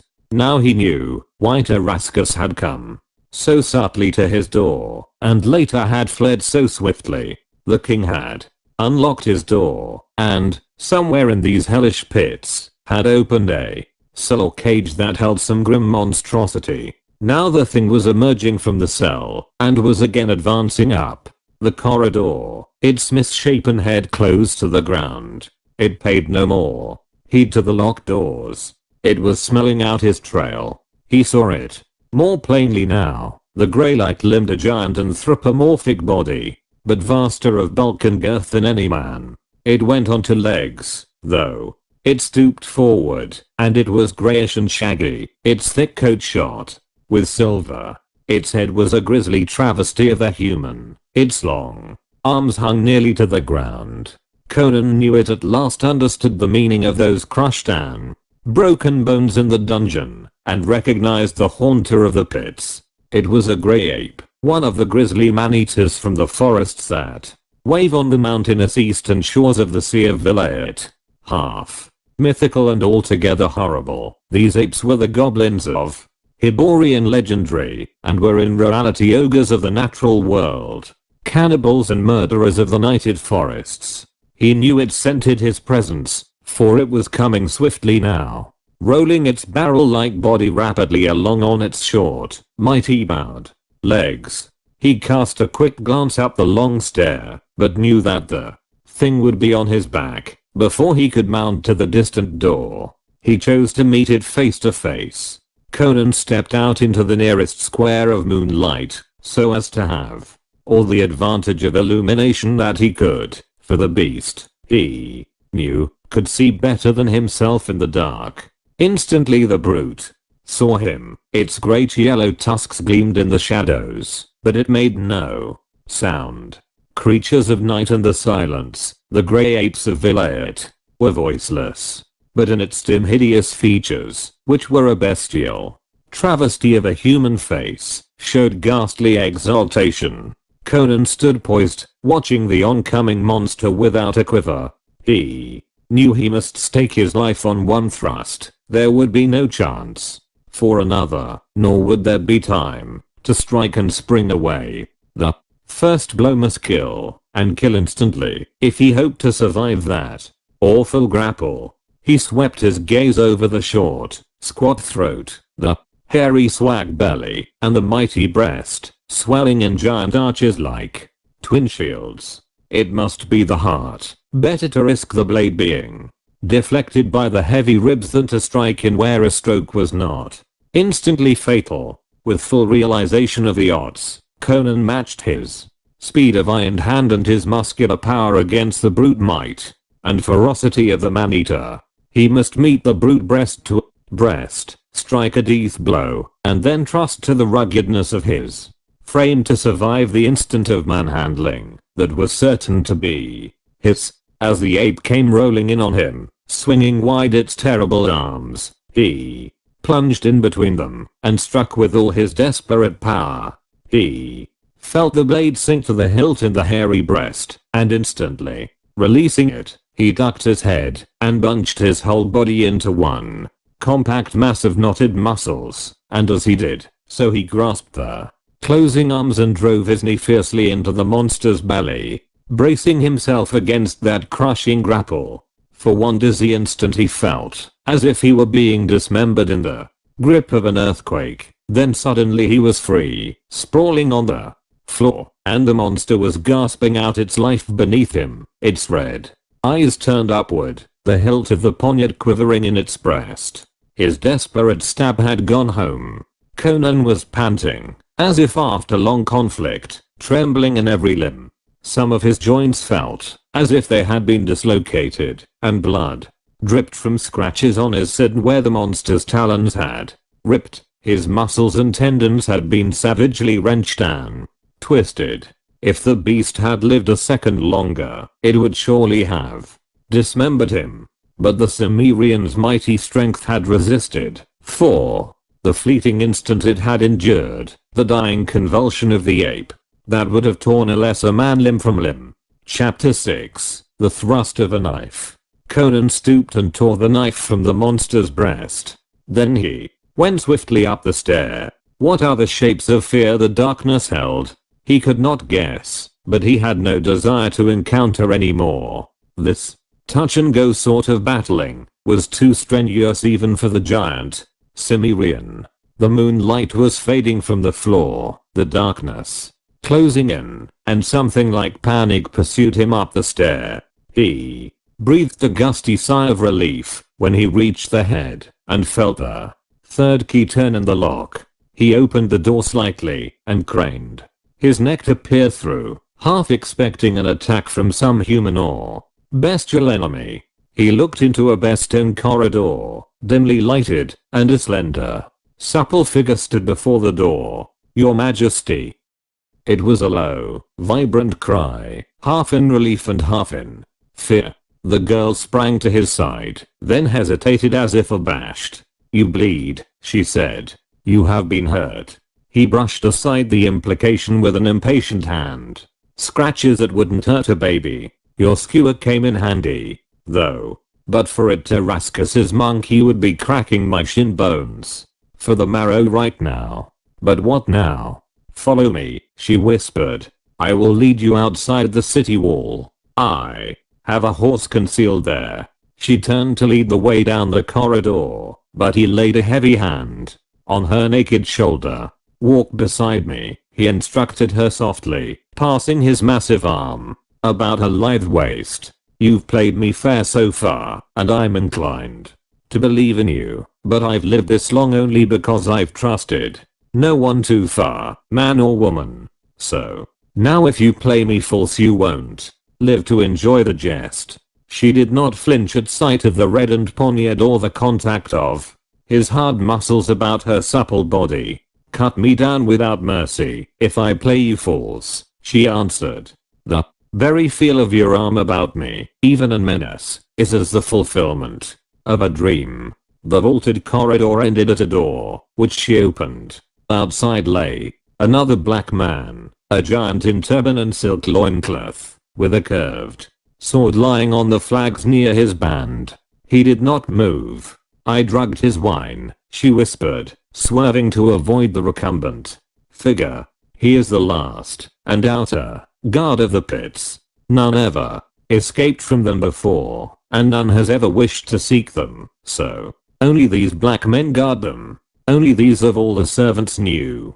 It was King Conan that Zoltan brought a prisoner in his chariot. I was watching, sleepless, from an upper casement that opened into the court, while the other girls slept, for I knew that a battle was being fought, or had been fought, in the west, and I feared for you. I saw the blacks carry you up the stair, and I recognized you in the torchlight. I slipped into this wing of the palace tonight, in time to see them carry you to the pits. I had not dared come here before nightfall. You must have lain in drugged senselessness all day in Zoltan's chamber. Oh, let us be wary. Strange things are afoot in the palace tonight." The slave said that Zoltan slept as he often sleeps, drugged by the lotus of Stygia, but Tarascus is in the palace. He entered secretly through the postern, wrapped in his cloak which was dusty as with long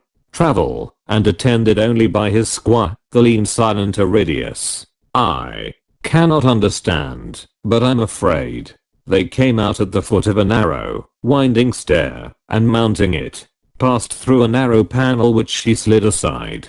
When they had passed through, she slipped it back in place, and it became merely a portion of the ornate wall. They were in a more spacious corridor, carpeted and tapestried, over which hanging lamps shed a golden glow. Conan listened intently, but he heard no sound throughout the palace. He did not know in what part of the palace he was, or in which direction lay the chamber of Zoltan. The girl was trembling as she drew him along the corridor, to halt presently beside an alcove masked with satin tapestry. Drawing this aside, she motioned for him to step into the niche, and whispered, "Wait here. Beyond that door at the end of the corridor we are likely to meet slaves or eunuchs at any time of the day or night. I will go and see if the way is clear before we essay it." Instantly his hair-trigger suspicions were aroused. "Are you leading me into a trap?" Tears sprang into her dark eyes. She sank to her knees and seized his muscular hand. "Oh, my king, do not mistrust me now." Her voice shook with desperate urgency. "If you doubt and hesitate, we are lost. Why should I bring you up out of the pits to betray you now?" "All right," he muttered. "I'll trust you, though, by Crom, the habits of a lifetime are not easily put aside. Yet I wouldn't harm you now, if you brought all the swordsmen in the media upon me. But for you, Tarascus's cursed ape would have come upon me in chains and unarmed. Do as you wish, girl." Kissing his hands, she sprang lithely up, and ran down the corridor, to vanish through a heavy double door. He glanced after her, wondering if he was a fool to trust her. Then he shrugged his mighty shoulders, and pulled the satin hangings together, masking his refuge. It was not strange that a passionate young beauty should be risking her life to aid him. Such things had happened often enough in his life. Many women had looked on him with favor in the days of his wanderings and in the time of his kingship. Yet he did not remain motionless in the alcove, waiting for her return. Following his instincts, he explored the niche for another exit, and presently found one, the opening of a narrow passage, masked by the tapestries, that ran to an ornately carved door, barely visible in the dim light that filtered in from the outer corridor. And as he stared into it, somewhere beyond that carven door he heard the sound of another door opening and shutting, and then a low mumble of voices. The familiar sound of one of those voices caused a sinister expression to cross his dark face. Without hesitation he glided down the passage, and crouched like a stalking panther beside the door. It was not locked, and manipulating it delicately, he pushed it open a crack, with a reckless disregard for possible consequences that only he could have explained or defended. It was masked on the other side by tapestries, but through a thin slit in the velvet he looked into a chamber lit by a candle on an ebony table. There were two men in that chamber. One was a scarred, sinister-looking ruffian in leather breeks and ragged cloak. The other was Tarascus, king of Nemedia. Tarascus seemed ill at ease. He was slightly pale, and he kept starting and glancing about him, as if expecting and fearing to hear some sound or footstep. "Go swiftly and at once," he was saying. "He is deep in drugged slumber, but I know not when he may awaken." Strange to hear words of fear issuing from the lips of Tarascus, rumbled the other in a harsh, deep voice. The king frowned. "I fear no common man, as you well know. But when I saw the cliffs fall at Vorkia, I knew that this devil we had resurrected was no charlatan. I fear his powers, because I do not know the full extent of them. But I know that somehow they are connected with this accursed thing which I have stolen from him. It brought him back to life, so it must be the source of his sorcery. He had it hidden well, but following my secret order a slave spied on him and saw him place it in a golden chest, and saw where he hid the chest. Even so, I would not have dared steal it had Zoltan himself not been sunk in lotus slumber. I believe it is a secret of his power. With it Aurists brought him back to life. With it he will make us all slaves, if we are not wary. So take it, and cast it into the sea as I have bidden you. And be sure, you are so far from land, that neither tide nor storm can wash it up on the beach. You have been paid. So I have, grunted the ruffian. And I owe more than gold to you, king. I owe you a debt of gratitude. Even thieves can be grateful. Whatever debt you may feel you owe me, answered Tarascus, will be paid when you have hurled this thing into the sea. I'll ride for Zingara, and take ship from Cordova, promised the other. I dare not show my head in Argus, because of the matter of a murder or so. I care not, so it is done. Here it is, a horse awaits you in the court. Go, and go swiftly. Something passed between them, something that flamed like living fire. Conan had only a brief glimpse of it, and then the ruffian pulled a slouch hat over his eyes, drew his cloak about his shoulder, and hurried from the chamber. And as the door closed behind him, Conan, moved with the devastating fury of unchained bloodlust, he had held himself in check as long as he could. The sight of his enemy so near him set his wild blood seething, and swept away all caution and restraint. Tarascus was turning toward an inner door when Conan tore aside the hangings and leaped like a blood-mad panther into the room. Tarascus wheeled, but even before he could recognize his attacker, Conan's poniard ripped into him. But the blow was not mortal, as Conan knew the instant he struck. His foot had caught in a fold of the curtains, and tripped him as he leaped. The point fleshed itself into Tarascus's shoulder and plowed down along his ribs, and the king of Nemedia screamed. The impact of the blow and Conan's lunging body hurled him back against the table, and it toppled, and the candle went out. They were both carried to the floor by the violence of Conan's rush, and the foot of the tapestry hampered them both in its folds. Conan was stabbing blindly in the dark, Tarascus screaming in a frenzy of panicky terror. As if fear lent him superhuman energy, Tarascus tore free and blundered away in the darkness, shrieking, "Help! Guards! Aridius! Aurists! Aurists!" Conan rose, kicking himself free of the tangling tapestries and the broken table, cursing with the bitterness of his bloodthirsty disappointment. He was confused and ignorant of the plan of the palace. The yells of Tarascus were still resounding in the distance, and a wild outcry was bursting forth in answer. The Nemedian had escaped him in the darkness, and Conan did not know which way he had gone. The Cimmerian's rash stroke for vengeance had failed, and there remained only the task of saving his own hide if he could. Swearing luridly, Conan ran back down the passage and into the alcove, glaring out into the lighted corridor, just as Zenobia came running up. Her dark eyes dilated with terror. "Oh, what has happened?" she cried. "The palace is roused. I swear I have not betrayed you." "No, it was I who stirred up the hornet's nest," he grunted. "I tried to pay off a score. What's the shortest way out of this?" She caught his wrist and ran fleetly down the corridor. But before they reached the heavy door at the other end, muffled shouts arose from behind it, and the portals began to shake under an assault from the other side. Zenobia wrung her hands and whimpered, "We are cut off. I'll lock that door as I return through it, but they will burst it in a moment. The way to the postern gate lies through it." Conan wheeled up the corridor. Though still out of sight, he heard a rising clamor that told him his foes were behind as well as before him. "Quick! Into this door!" the girl cried desperately, running across the corridor and throwing open the door of a chamber. Conan followed her through, and then through the gold catch behind them. They stood in an ornately furnished chamber, empty but for themselves, and she drew him to a gold-barred window, through which he saw trees and shrubbery. "You are strong," she panted. If you can tear these bars away, you may yet escape.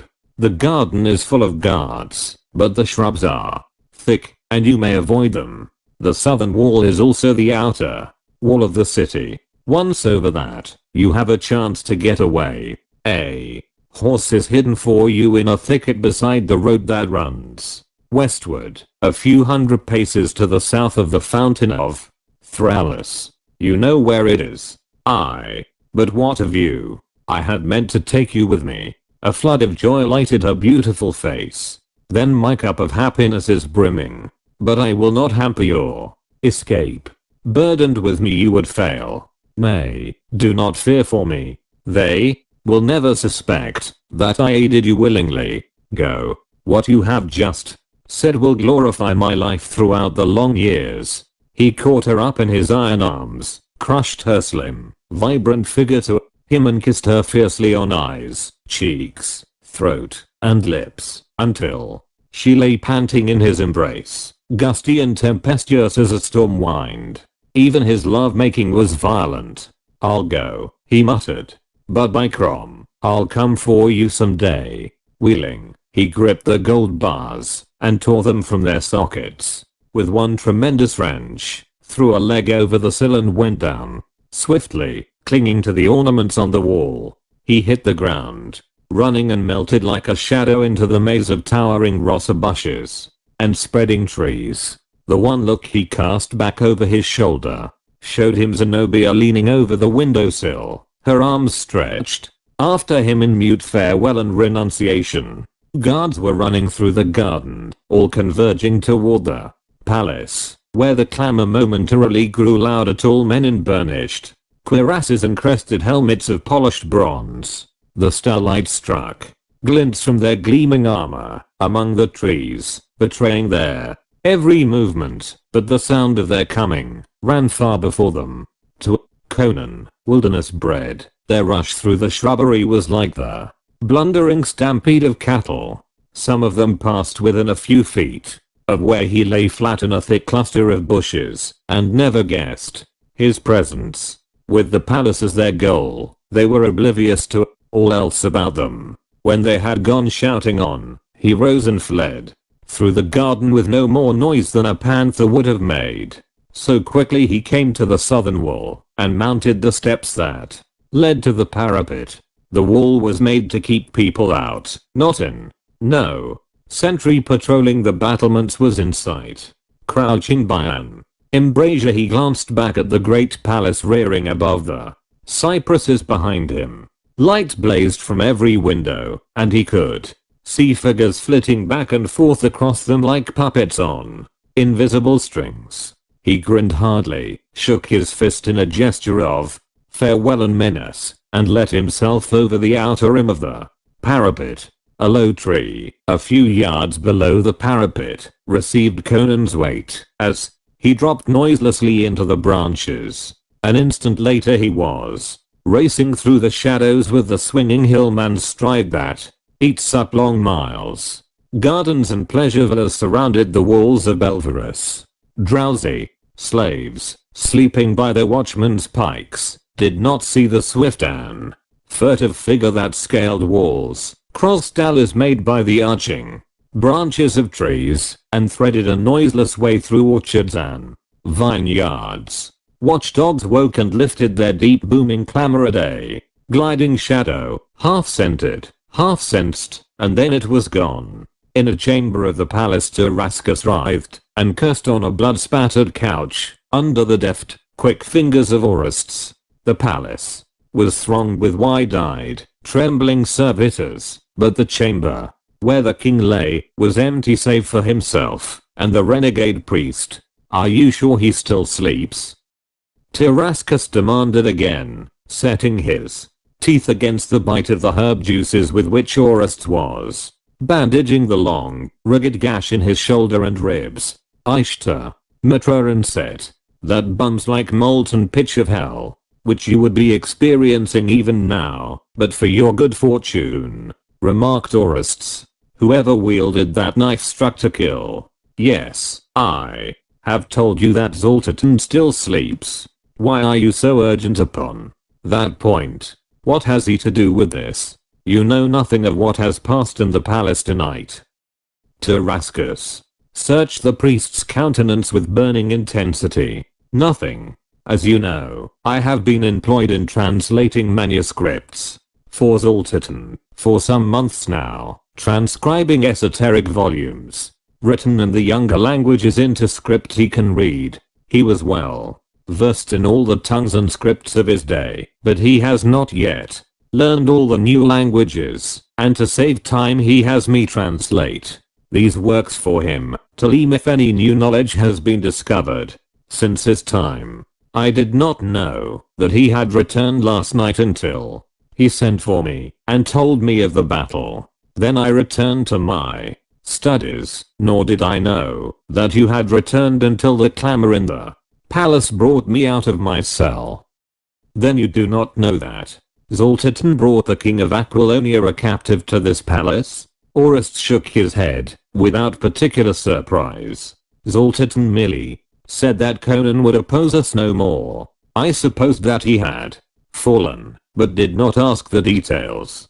Zoltitan saved his life when I would have slain him, snarled Tarascus. I saw his purpose instantly. He would hold Conan captive to use as a club against us, against Amalric, against Valerius, and against myself. So long as Conan lives, he is a threat, a unifying factor for Aquilonia that might be used to compel us into courses we would not otherwise follow. I mistrust this undead Pythonian. Of late, I have begun to fear him. I followed him some hours after he had departed eastward. I wished to learn what he intended doing with Conan.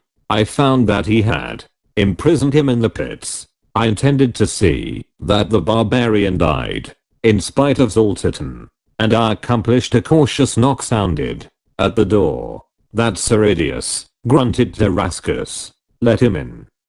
The saturnine squire entered, his eyes blazing with suppressed excitement. How, Aridius, exclaimed Tarascus. Have you found the man who attacked me? You did not see him, my lord, asked Aridius, as one who would assure himself of a fact he already knows to exist. You did not recognize him? No. It happened so quick, and the candle was out. All I could think of was that it was some devil loosed on me by Zoltitan's magic. The Pythonian sleeps in his barred and bolted room, but I have been in the pits. Aridius twitched his lean shoulders excitedly. Well, speak, man, exclaimed Tarascus impatiently. What did you find there? An empty dungeon, whispered the squire. The corpse of the great ape. What? Tarascus started upright, and blood gushed from his opened wound. The man-eater is dead, stabbed through the heart, and Conan is gone. Tarascus was grey of face as he mechanically allowed Orests to force him prostrate again, and the priest renewed work upon his mangled flesh. Conan, he repeated. Not a crushed corpse escaped. Mitra. He is no man, but a devil himself. I thought Zoltitan was behind this wound. I see now. Gods and devils. It was Conan who stabbed me. Aridius.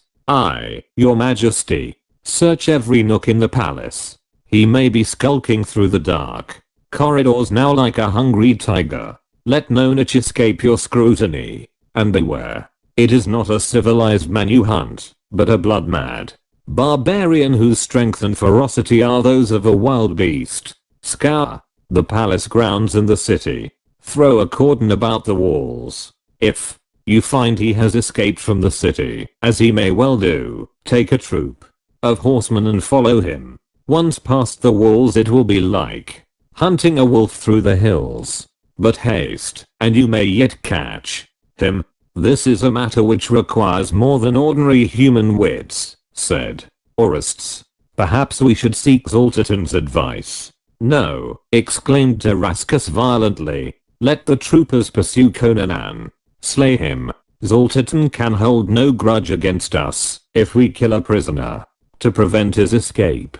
Well, said Orests, I'm no Acheronian, but I'm versed in some of the arts, and the control of certain spirits which have cloaked themselves in material substance.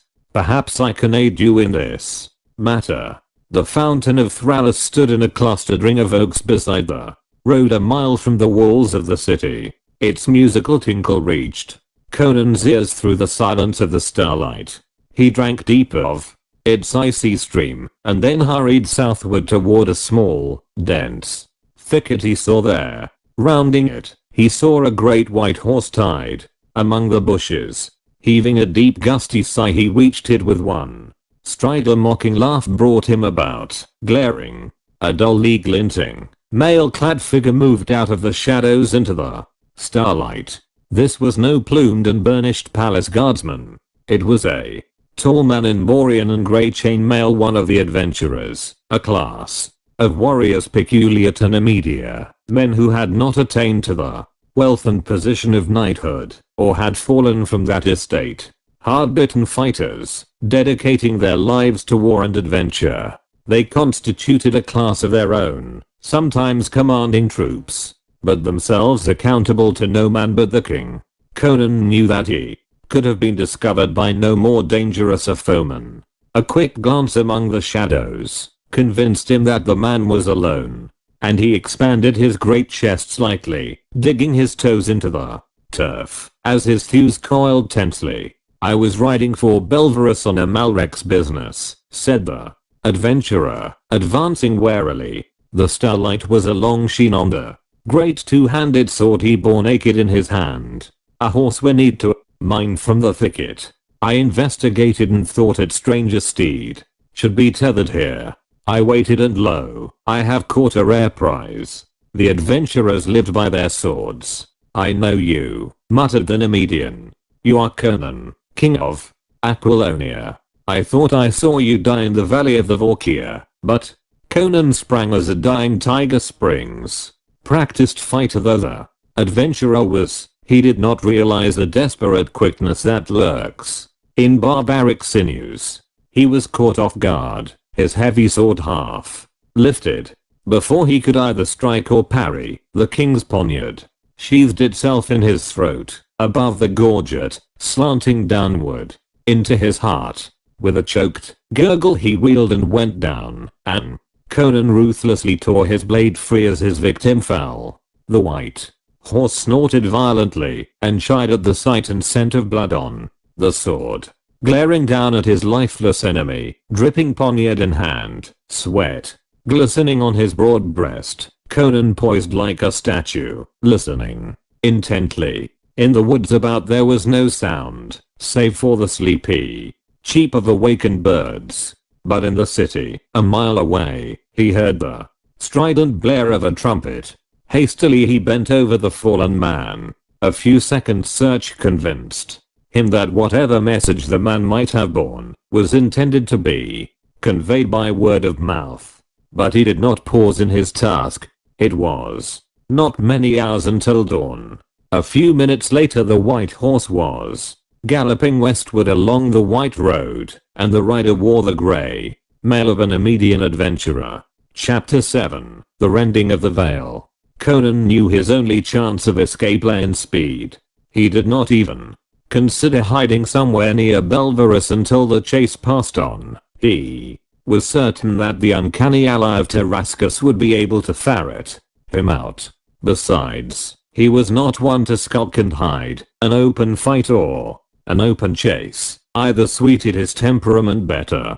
He had a long start. He knew he would lead them a grinding race for the border. Zenobia had chosen well to selecting the white horse. His speed, toughness and endurance were obvious. The girl knew weapons and horses, and, Conan reflected with some satisfaction, she knew men. He rode westward at a gait that ate up the miles. It was a sleeping land through which he rode, past grove-sheltered villages and white-walled villas amid spacious fields and orchards that grew sparser as he fared westward. As the villages thinned, the land grew more rugged, and the keeps that frowned from eminences told of centuries of border war. But none rode down from those castles to challenge or halt him. The lords of the keeps were following the banner of Amalric. The pennons that were wont to wave over these towers were now floating over the Aquilonian plains. When the last huddled village fell behind him, Conan left the road, which was beginning to bend toward the northwest, toward the distant passes. To keep to the road would mean to pass by border towers, still garrisoned with armed men who would not allow him to pass unquestioned. He knew there would be no patrols riding the border marches on either side, as to ordinary times, but there were those towers, and with dawn there would probably be cavalcades of returning soldiers with wounded men to ox carts. This road from Belverus was the only road that crossed the border for 50 miles from north to south. It followed a series of passes through the hills, and on either hand lay a wide expanse of a wild, sparsely inhabited mountains. He maintained his due westerly direction, intending to cross the border deep to the wilds of the hills that lay to the south of the passes. It was a shorter route, more arduous, but safer for a hunted fugitive. One man on a horse could traverse country an army would find impassable. But at dawn he had not reached the hills. They were a long, low, blue rampart stretching along the horizon ahead of him. Here there were neither farms nor villages. No white-walled villas loomed tog among clustering trees. The dawn wind stirred the tall stiff grass, and there was nothing but the long rolling swells of brown earth, covered with dry grass, and to the distance the gaunt walls of a stronghold on a low hill. Too many Aquilonian raiders had crossed the mountains to not too distant days for the countryside to be thickly settled as it was farther to the east. Dawn ran like a prairie fire across the grasslands, and high overhead sounded a weird crying as a straggling wedge of wild geese winged swiftly southward. In a grassy swale Conan halted and unsaddled his mount. Its sides were heaving, its coat plastered with sweat. He had pushed it unmercifully through the hours before dawn. While it munched the brittle grass and rolled, he lay at the crest of the low slope, staring eastward. Far away to the northward he could see the road he had left, streaming like a white ribbon over a distant rise. No black dots moved along that glistening ribbon. There was no sign about the castle to the distance to indicate that the keepers had noticed the lone wayfarer. An hour later the land still stretched bare. The only sign of life was a glint of steel on the far-off battlements, a raven to the sky that wheeled backward and forth, dipping and rising as if seeking something. Conan saddled and rode westward at a more leisurely gait. As he topped the farther crest of the slope, a raucous screaming burst out over his head, and looking up, he saw the raven flapping high above him, cawing incessantly. As he rode on, it followed him, maintaining its position and making the morning hideous with its strident cries, heedless of his efforts to drive it away. This kept up for hours, until Conan's teeth were on edge, and he felt that he would give half his kingdom to be allowed to wring that black neck. Devils of hell, he roared to futile rage, shaking his mailed fist at the frantic bird. Why do you harry me with your squawking? Begone, you black spawn of perdition, and peck for wheat to the farmers' fields. He was ascending the first pitch of the hills, and he seemed to hear an echo of the bird's clamor far behind him. Turning to his saddle, he presently made out another black dot hang toward to the blue. Beyond that, again he caught the glint of the afternoon sun on steel. That could mean only one thing: armed men. And they were not riding along the beaten road, which was out of his sight beyond the horizon. They were following him. His face grew grim, and he shivered slightly as he stared at the raven that wheeled high above him. So it is more than the whim of a brainless beast, he muttered. Those riders cannot see you, spawn of hell, but the other bird can see you, and they can see him. You follow me, he follows you, and they follow him. Are you only a craftily trained feathered creature, or Some devil in the form of a bird? Did Zoltitan set you on my trail? Are you Zoltitan? Only a strident screech answered him, a screech vibrating with harsh mockery. Conan wasted no more breath on his dusky betrayer. Grimly he settled to the long grind of the hills.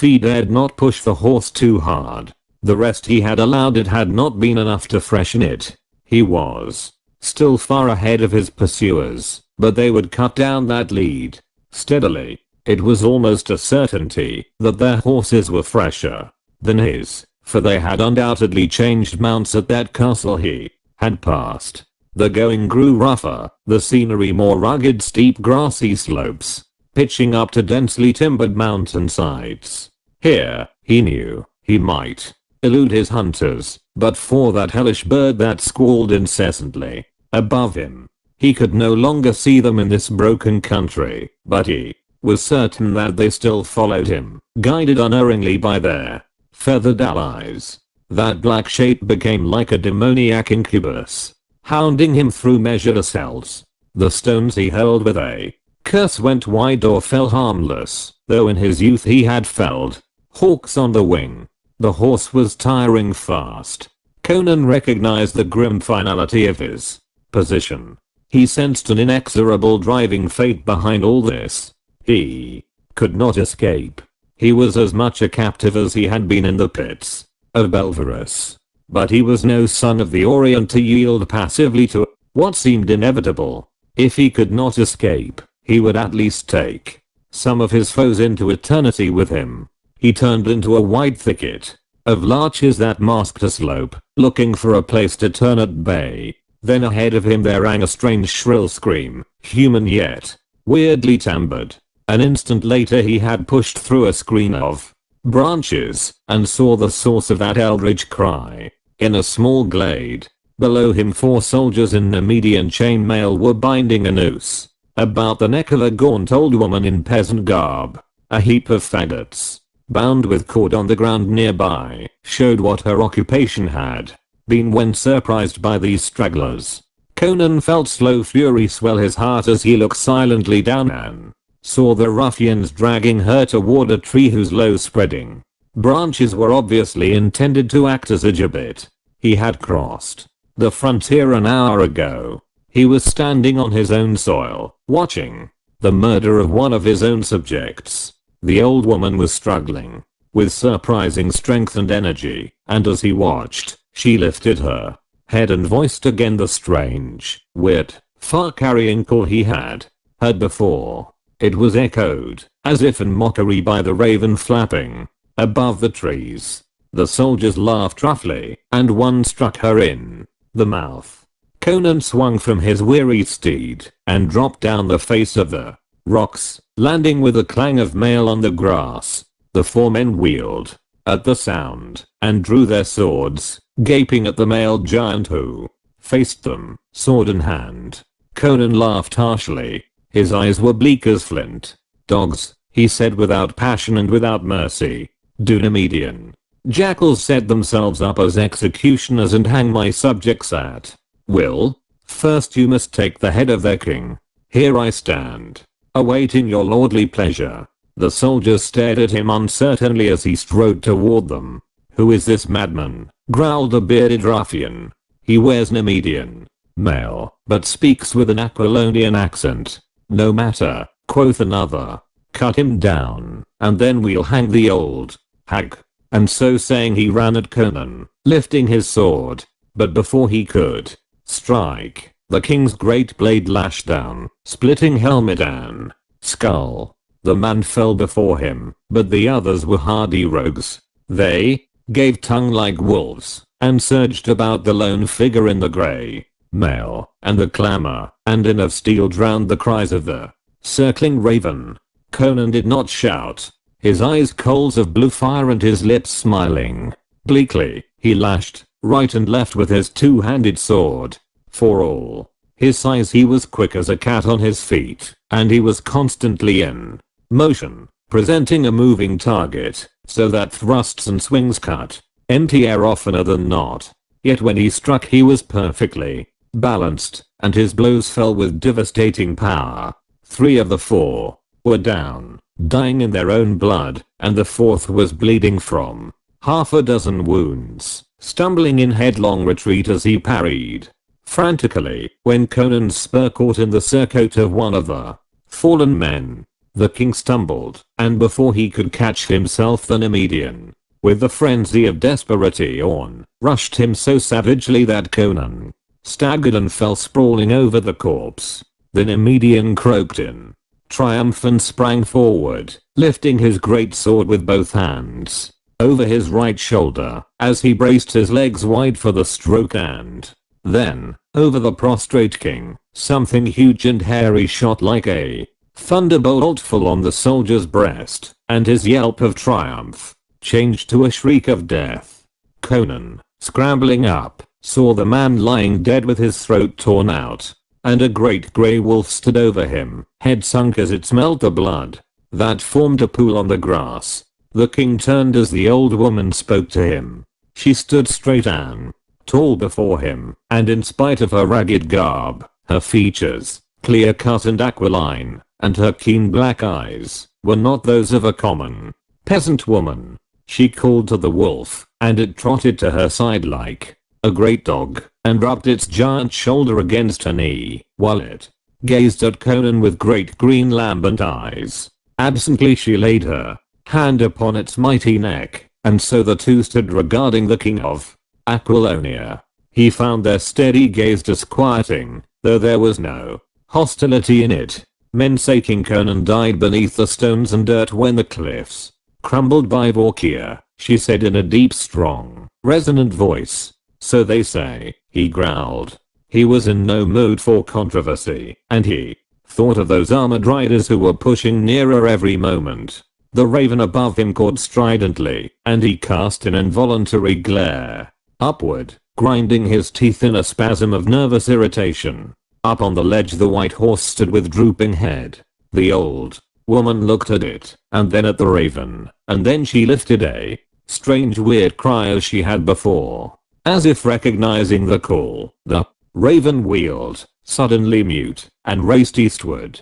But before it had got out of sight, the shadow of mighty wings fell across it. An eagle soared up from the tangle of trees, and rising above it, swooped down, struck the black messenger to the earth. The strident voice of betrayal was stilled forever.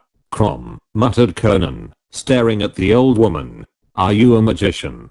"Too. I'm Zieta," she said. "The people of the valleys call me a witch. Was that child of the night guiding armed men on your trail?"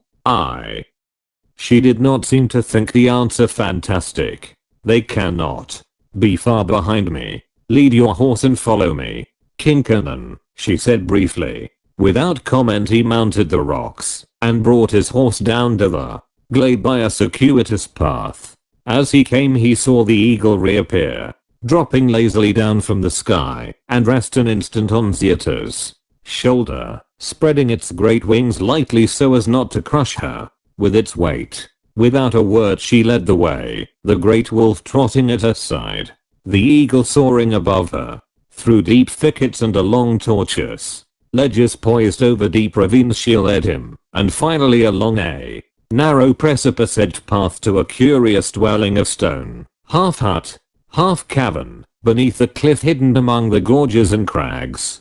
The eagle flew to the pinnacle of this cliff, and perched there like a motionless sentinel.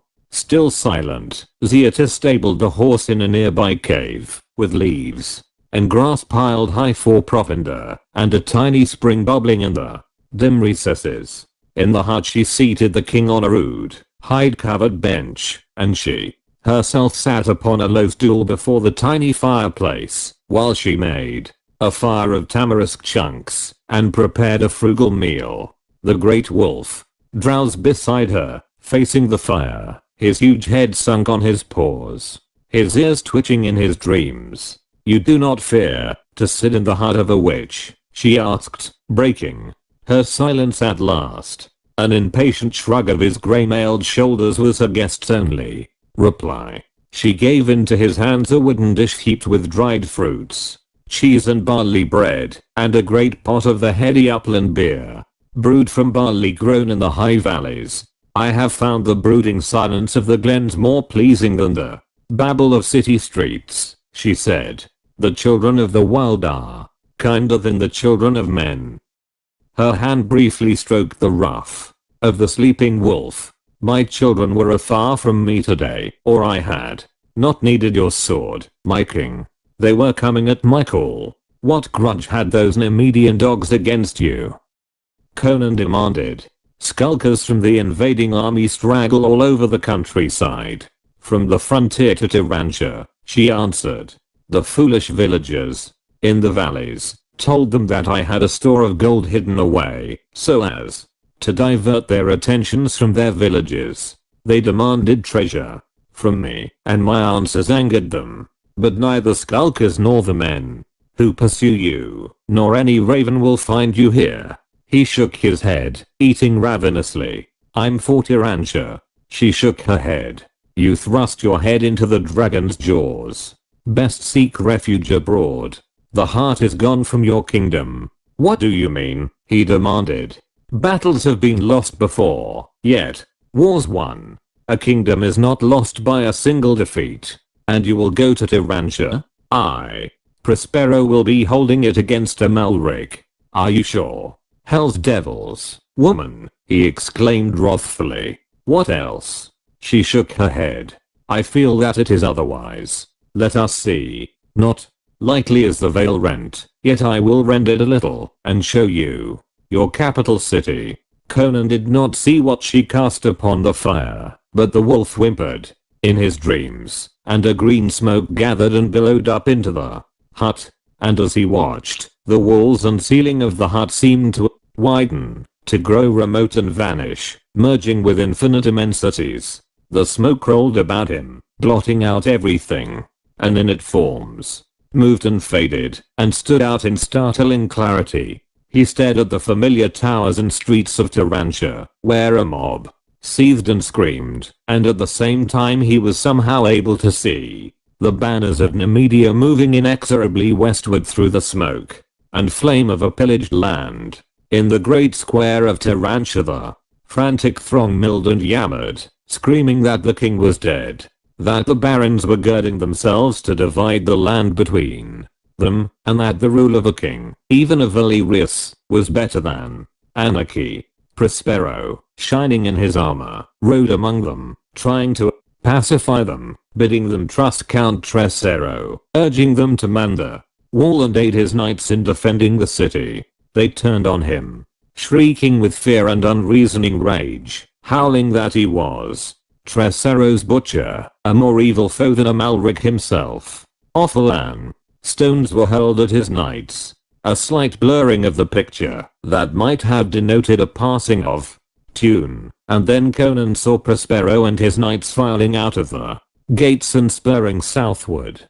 Behind him the city was in an uproar. Fools, muttered Conan thickly. Fools. Why could they not trust Prospero? Zelator, if you are making game of me with some trickery. This has passed, answered Zelator imperturbably, though somberly. It was the evening of the day that has passed, when Prospero rode out of Tyrantia, with the hosts of Amalric almost within sight.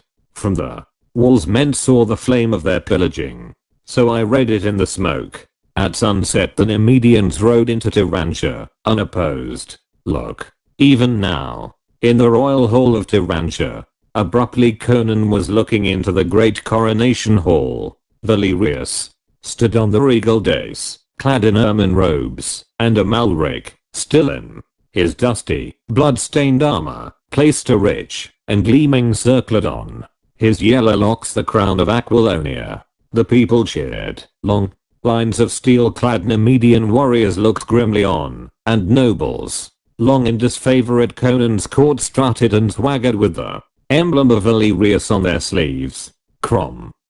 It was an explosive imprecation from Conan's lips as he started up, his great fists clenched into hammers, his veins on his temples knotting, his features convulsed. An Nemedian placing the crown of Aquilonia on that renegade in the royal hall of Tyrantia, as if dispelled by his violence. The smoke faded, and he saw Zeeta's black eyes gleaming at him through the mist. You have seen the people of your capital have forfeited their freedom. You won for them by sweat and blood. They have sold themselves to the slavers and the butchers. They have shown that they do not trust their destiny. Can you rely upon them for the winning back of your kingdom? They thought I was dead, he grunted, recovering some of his poise. I have no son. Men can't be governed by a memory. What if the Nemedians have taken Tarantia? There still remain the provinces, the barons, and the people of the countrysides. Valerius has won in empty glory. You are stubborn, as befits a fighter. I cannot show you the future. I cannot show you all the past. May I show you nothing. I merely make you see windows opened in the veil by powers unguessed. Would you look into the past for a clue of the present? He seated himself abruptly. Again the green smoke rose and billowed. Again images unfolded before him, this time alien and seemingly irrelevant. He saw great towering black walls, pedestals half hidden in the shadows upholding images of hideous half-bestial gods. Men moved in the shadows, dark, wiry men, clad in red, silken loincloths. They were bearing a green jade sarcophagus along a gigantic black corridor. But before he could tell much about what he saw, the scene shifted. He saw a cavern, dim, shadowy and haunted with a strange intangible horror. On an altar of black stone stood a curious golden vessel, shaped like the shell of a scallop. Into this cavern came some of the same dark, wiry men who had borne the mummy case. They seized the golden vessel, and then the shadows swirled around them, and what happened he could not say, but he saw a glimmer in a whirl of darkness, like a ball of living fire. Then, the smoke was only smoke, drifting up from the fire of tamarisk. Chunks, thinning and fading. But what does this portend? He demanded, bewildered. What I saw in Tarantia I can understand. But what means this glimpse of Zamorian thieves sneaking through a subterranean temple of Set in Stygia? And that cavern I've never seen or heard of anything like it in all my wanderings. If you can show me that much, these shreds of vision which mean nothing, disjointed, why can you not show me all that is to occur? Zeeta stirred the fire without replying. These things are governed by immutable laws, she said at last. I cannot make you understand. I do not altogether understand myself. Though I have sought wisdom in the silences of the high places for more years than I can remember. I cannot save you, though I would if I might. Man must, at last, work out his own salvation. Yet perhaps, wisdom may come to me in dreams, and in the morn I may be able to give you the clue to the enigma. What enigma? He demanded. The mystery that confronts you, whereby you have lost a kingdom, she answered. And then she spread a sheepskin upon the floor before the hearth. Sleep, she said briefly. Without a word he stretched himself upon it, and sank into restless but deep sleep through which phantoms moved silently and monstrous shapeless shadows crept. Once, limned against a purple sunless horizon, he saw the mighty walls and towers of a great city of such as rose nowhere on the waking earth he knew. Its colossal pylons and purple minarets lifted toward the stars, and over it, floating like a giant mirage, hovered the bearded countenance of the man's Altitan. Conan woke in the chill whiteness of early dawn to see Zelata crouched beside the tiny fire. He had not awakened once in the night, and the sound of the great wolf leaving or entering should have roused him. Yet the wolf was there, beside the hearth, with its shaggy coat wet with dew, and with more than dew. Blood glistened wetly amid the thick fell, and there was a cut upon his shoulder. Zeeta nodded, without looking around, as if reading the thoughts of her royal guest. He has hunted before dawn, and red was the hunting. I think the man who hunted a king will hunt no more, neither man nor beast. Conan stared at the great beast with strange fascination as he moved to take the food Zelator offered him. "When I come to my throne again I won't forget," he said briefly. "You've befriended me by Crom. I can't remember when I've lain down and slept at the mercy of man or woman as I did last night. But what of the riddle you would read me this morn?" A long silence ensued, in which the crackle of the tamarisks was loud. On the hearth. "Find the heart of your kingdom," she said at last. "There lies your defeat and your power. You fight more than mortal man. You will not press the throne again unless you find the heart of your kingdom." "Do you mean the city of Tyrantia?" She shook her head. "I'm but an oracle, through whose lips the gods speak. My lips are sealed by them, lest I speak too much. You must find the heart of your kingdom. I can say no more. My lips are opened and sealed by the gods." Dawn was still white on the peaks when Conan rode westward. A glance back showed him Zelator standing in the door of her hut, inscrutable as ever, the great wolf beside her. A grey sky arched overhead, and a moaning wind was chill with a promise of winter. Brown leaves fluttered slowly down from the bare branches, sifting upon his mailed shoulders. All day he pushed through the hills, avoiding roads and villages. Toward nightfall he began to drop down from the heights, tier by tier, and saw the broad plains of Aquilonia spread out beneath him. Villages and farms lay close to the foot of the hills on the western side of the mountains for half a century. Most of the raiding across the frontier had been done by the Aquilonians, but now only embers and ashes showed where farm huts and villas had stood. In the gathering darkness Conan rode slowly on. There was little fear of discovery, which he dreaded from friend as well as from foe. The Nemedians had remembered old scores on their westward drive, and Valerius had made no attempt to restrain his allies. He did not count on winning the love of the common people. A vast swath of desolation had been cut through the country from the foothills westward.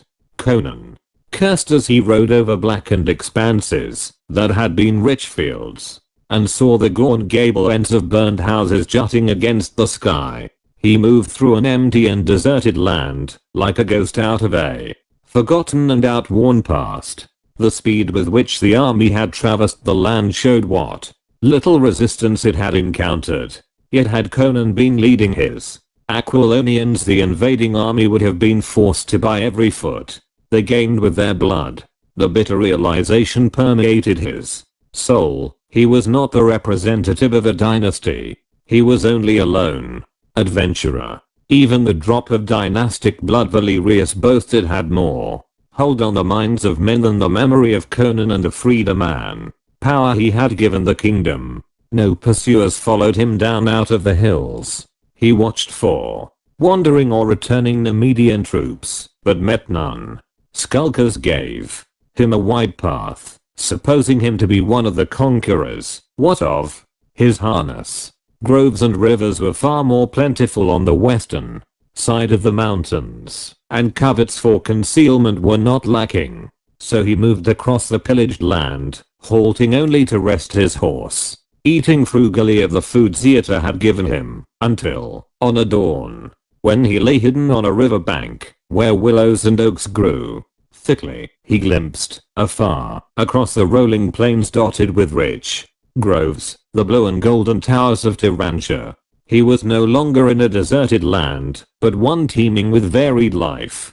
His progress thenceforth was slow and cautious, through thick woods and unfrequented byways. It was dusk when he reached the plantation of Servius Gallanus. Chapter 8. Dying Embers. The countryside about Tyrantia had escaped the fearful ravaging of the more easterly provinces. There were evidences of the march of a conquering army in broken hedges, plundered fields and looted granaries, but torch and steel had not been loosed wholesale. There was but one grim splotch on the landscape, a charred expanse of ashes and blackened stone, where, Conan knew, had once stood the stately villa of one of his staunchest supporters.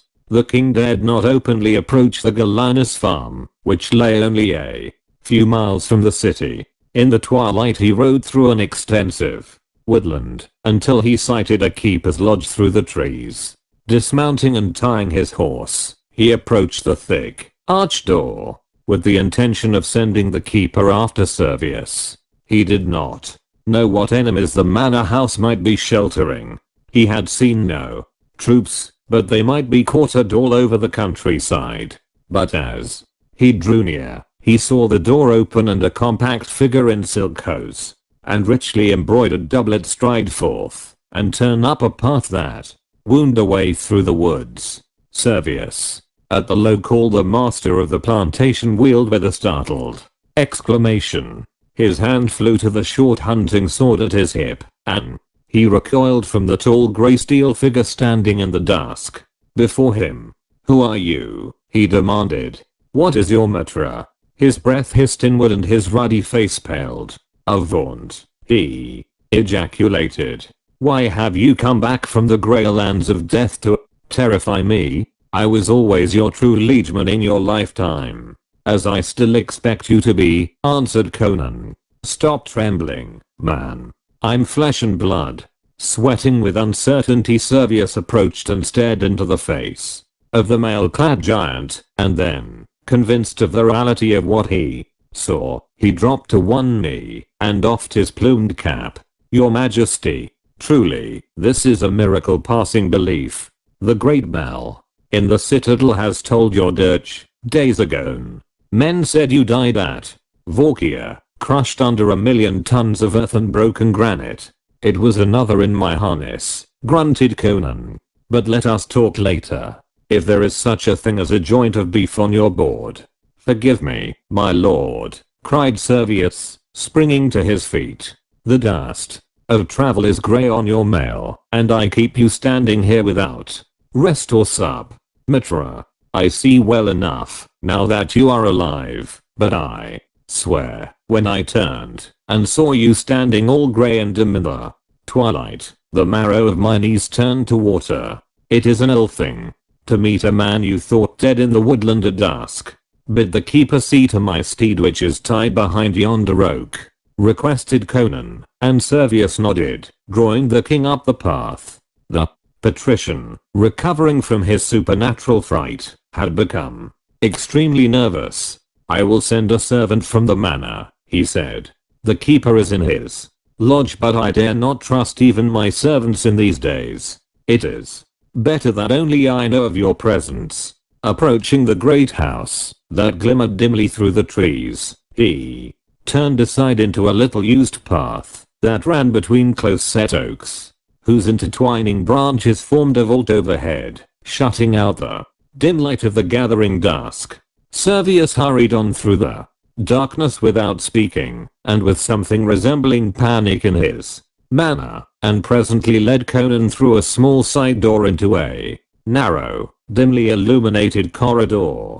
They traversed this in haste and silence, and Servius brought the king into a spacious chamber with a high, oak-beamed ceiling and richly paneled walls. Logs flamed in the wide fireplace, for there was a frosty edge to the air, and a great meat pasty in a stone platter stood smoking on a broad mahogany board. Servius locked the massive door and extinguished the candles that stood in a silver candlestick on the table, leaving the chamber illuminated only by the fire on the hearth. "Your pardon, your majesty," he apologized. "These are perilous times. Spies lurk everywhere. It were better that none be able to peer through the windows and recognize you. This pasty, however, is just from the oven, as I intended supping on my return from talk with my keeper. If your majesty would deign." "The light is sufficient," grunted Conan, seating himself with scant ceremony, and drawing his poniard. He dug ravenously into the luscious dish, and washed it down with great gulps of wine from grapes grown in Servius's vineyards. He seemed oblivious to any sense of peril, but Servius shifted uneasily on his settle by the fire, nervously fingering the heavy gold chain about his neck. He glanced continually at the diamond panes of the casement, gleaming dimly in the firelight, and cocked his ear toward the door, as if half expecting to hear the pad of furtive feet in the corridor without. Finishing his meal, Conan rose and seated himself on another settle before the fire. "I won't jeopardize you long by my presence, Servius," he said abruptly. "Dawn will find me far from your plantation."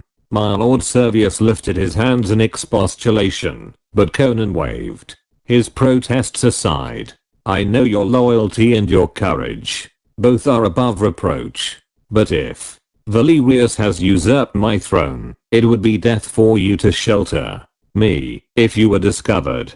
"I'm not strong enough to defy him openly," admitted Servius. "The 50 men-at-arms I could lead to battle would be but a handful of straws." "You saw the ruins of Aemilius Scavenus's plantation?" Conan nodded, frowning darkly. "He was the strongest patrician in this province, as you know. He refused to give his allegiance to Valerius. The Nemedians burned him in the ruins of his own villa. After that the rest of us saw the futility of resistance, especially as the people of Tyrantia refused to fight. We submitted and Valerius spared our lives, though he levied a tax upon us that will ruin many. But what could we do? We thought you were dead. Many of the barons had been slain, others taken prisoner. The army was shattered and scattered. You have no heir to take the crown. There was no one to lead us." "Was there not Count Tresero of Poitin?" demanded Conan harshly. Servius spread his hands helplessly. "It is true that as General Prospero was in the field with a small army, retreating before Amalric, he urged men to rally to his banner. But with your majesty dead, men remembered old wars and civil brawls, and how Tresero and his Poitanians once rode through these provinces. Even as Amalric was riding now, with torch and sword. The barons were jealous of Tresero. Some men spies of Valerius perhaps shouted that the Count of Poitin intended seizing the crown for himself. Old sectional hates flared up again.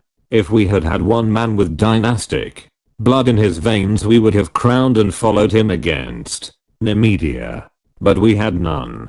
The barons who followed you loyally would not follow one of their own number, each holding himself as good as his neighbor, each fearing the ambitions of the others. You were the cord that held the faggots together. When the cord was cut, the faggots fell apart. If you had had a son, the barons would have rallied loyally to him.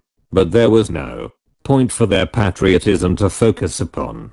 The merchants and commoners, dreading anarchy and a return of feudal days when each baron was his own law, cried out that any king was better than none, even Valerius, who was at least of the blood of the old dynasty. There was no one to oppose him when he rode up at the head of his steel-clad hosts, with the scarlet dragon of Nemedia floating over him, and rang his lance against the gates of Tyrantia. Nay, the people threw open the gates, and knelt in the dust before him. They had refused to aid Prospero in holding the city. They said they had rather be ruled by Valerius than by Tresero. They said truthfully that the barons would not rally to Tresero, but that many would accept Valerius.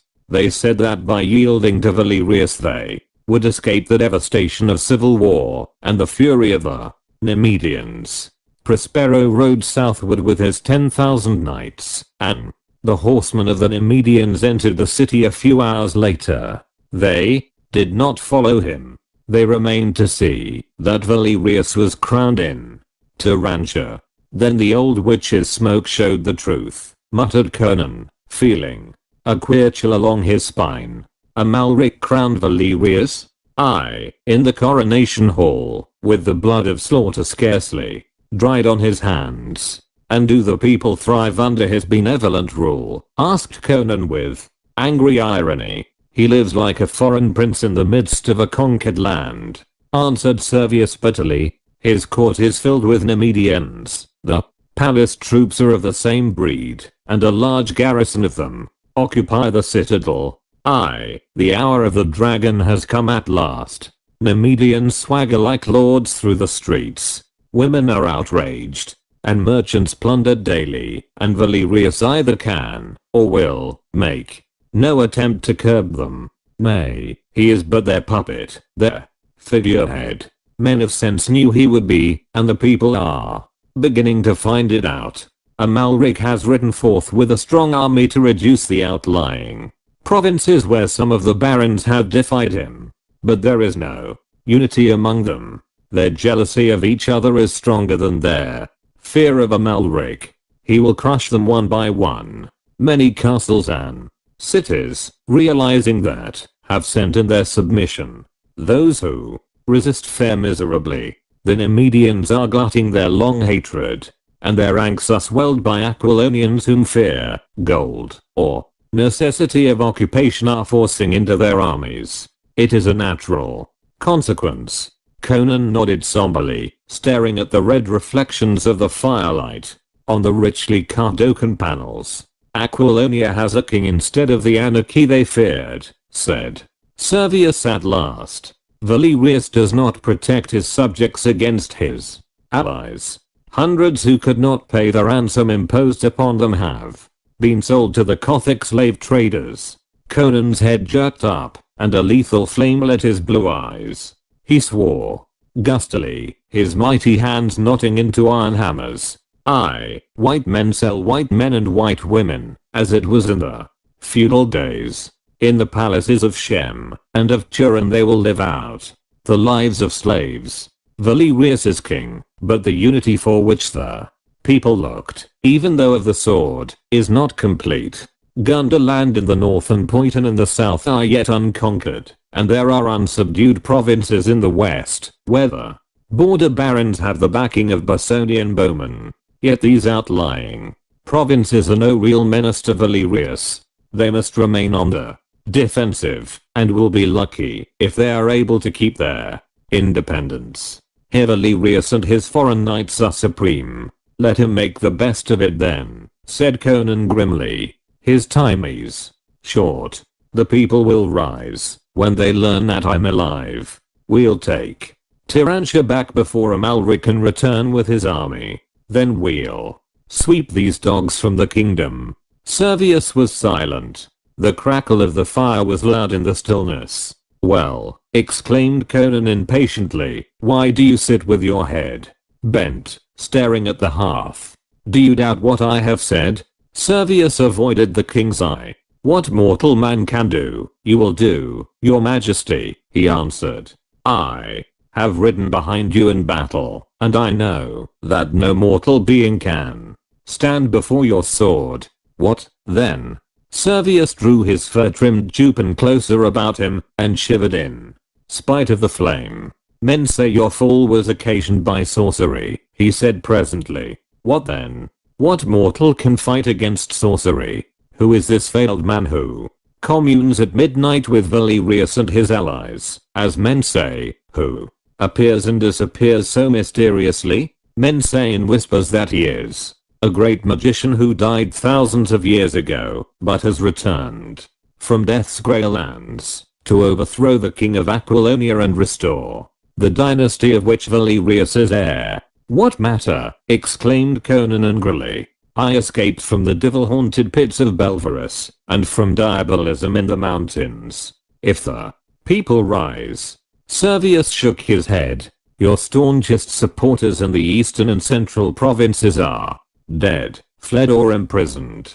Gunderland is far to the north, Poitin far to the south. The Bosonians have retired to their marches far to the west. It would take weeks to gather and concentrate these forces, and before that could be done, each levy would be attacked separately by Amalric and destroyed. But an uprising in the central provinces would tip the scales for us, exclaimed Conan. We could seize Tyrantia and hold it against Amalric until the Gundermen and Poitanians could get here. Servius hesitated, and his voice sank to a whisper. Men say you died accursed. Men say this veiled stranger cast a spell upon you to slay you and break your army. The great bell has tolled. Your dirge. Men believe you to be dead. And the central provinces would not rise. Even if they knew you lived, they would not dare. Sorcery defeated you at Vorkia. Sorcery brought the news to Tyrantia. For that very night men were shouting of it in the streets. An Emedian priest loosed black magic again in the streets of Tyrantia. To slay men who still were loyal to your memory. I myself saw it. Armed men dropped like flies and died in the streets in Amanino. Man could understand.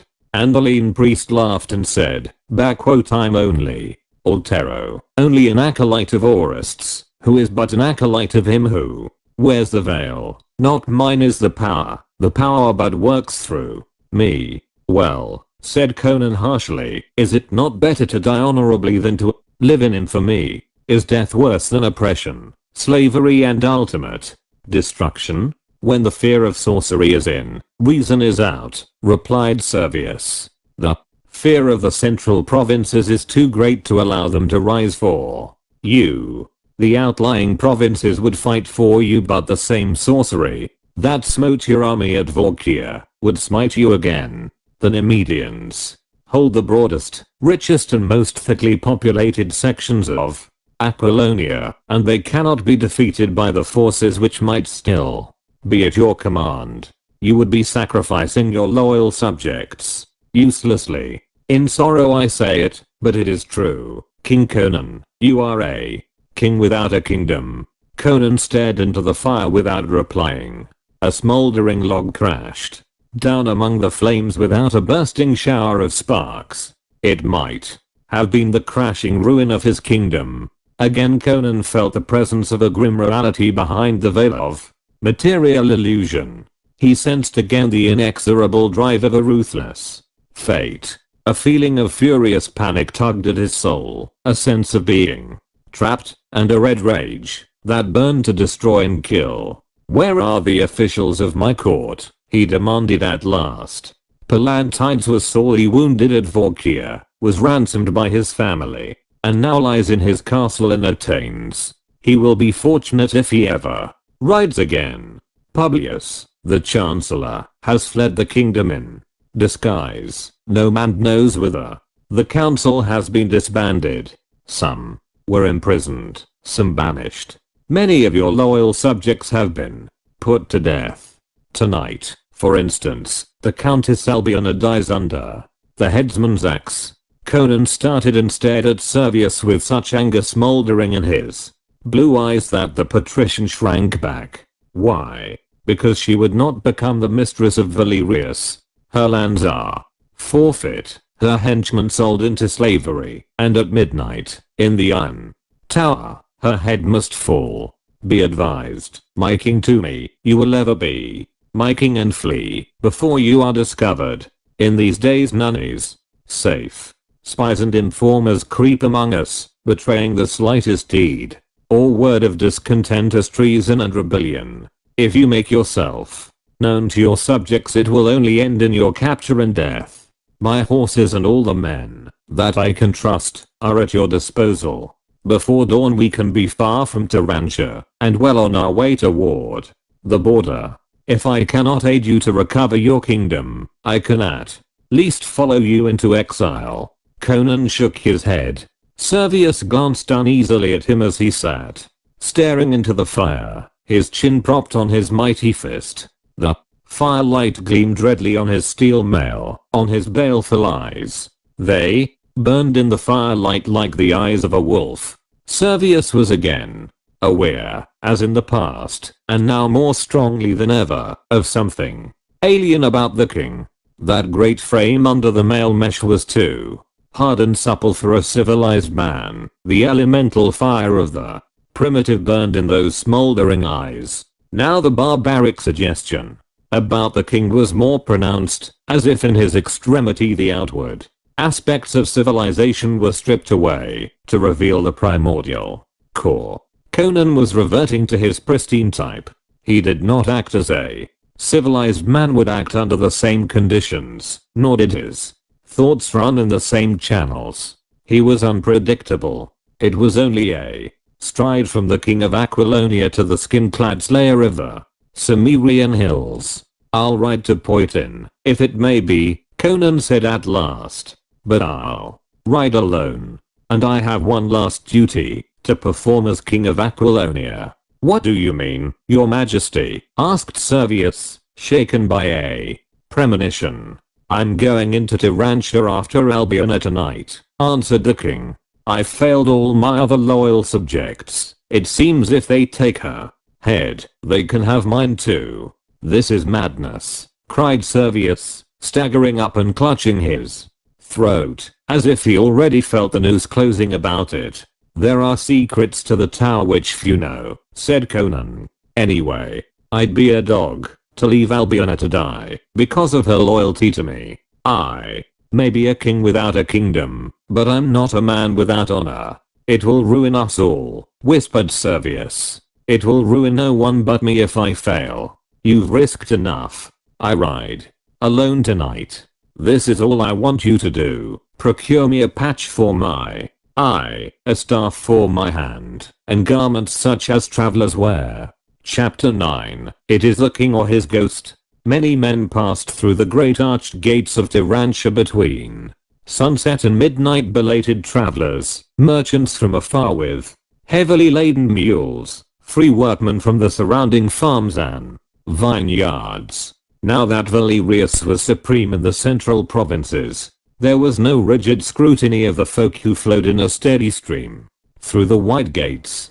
Discipline had been relaxed. The Nemedian soldiers who stood on guard were half drunk and much too busy watching for handsome peasant girls and rich merchants who could be bullied to notice workmen or dusty travelers, even one tall wayfarer whose worn cloak could not conceal the hard lines of his powerful frame. This man carried himself with an erect, aggressive bearing that was too natural for him to realize it himself, much less dissemble it. A great patch covered one eye, and his leather coif, drawn low over his brows, shadowed his features. With a long thick staff in his muscular brown hand, he strode leisurely through the arch where the torches flared and guttered, and, ignored by the tipsy guardsmen, emerged upon the wide streets of Tyrantia. Upon these well-lighted thoroughfares the usual throngs went about their business, and shops and stalls stood open, with their wares displayed. One thread ran a constant theme through the pattern. Nemedian soldiers, singly or in clubs, swaggered through the throngs, shouldering their way with studied arrogance. Women scurried from their path, and men stepped aside with darkened brows and clenched fists. The Aquilonians were a proud race, and these were their hereditary enemies. The knuckles of the tall traveler knotted on his staff, but, like the others, he stepped aside to let the men in armor have the way. Among the motley and varied crowd he did not attract much attention in his drab, dusty garments.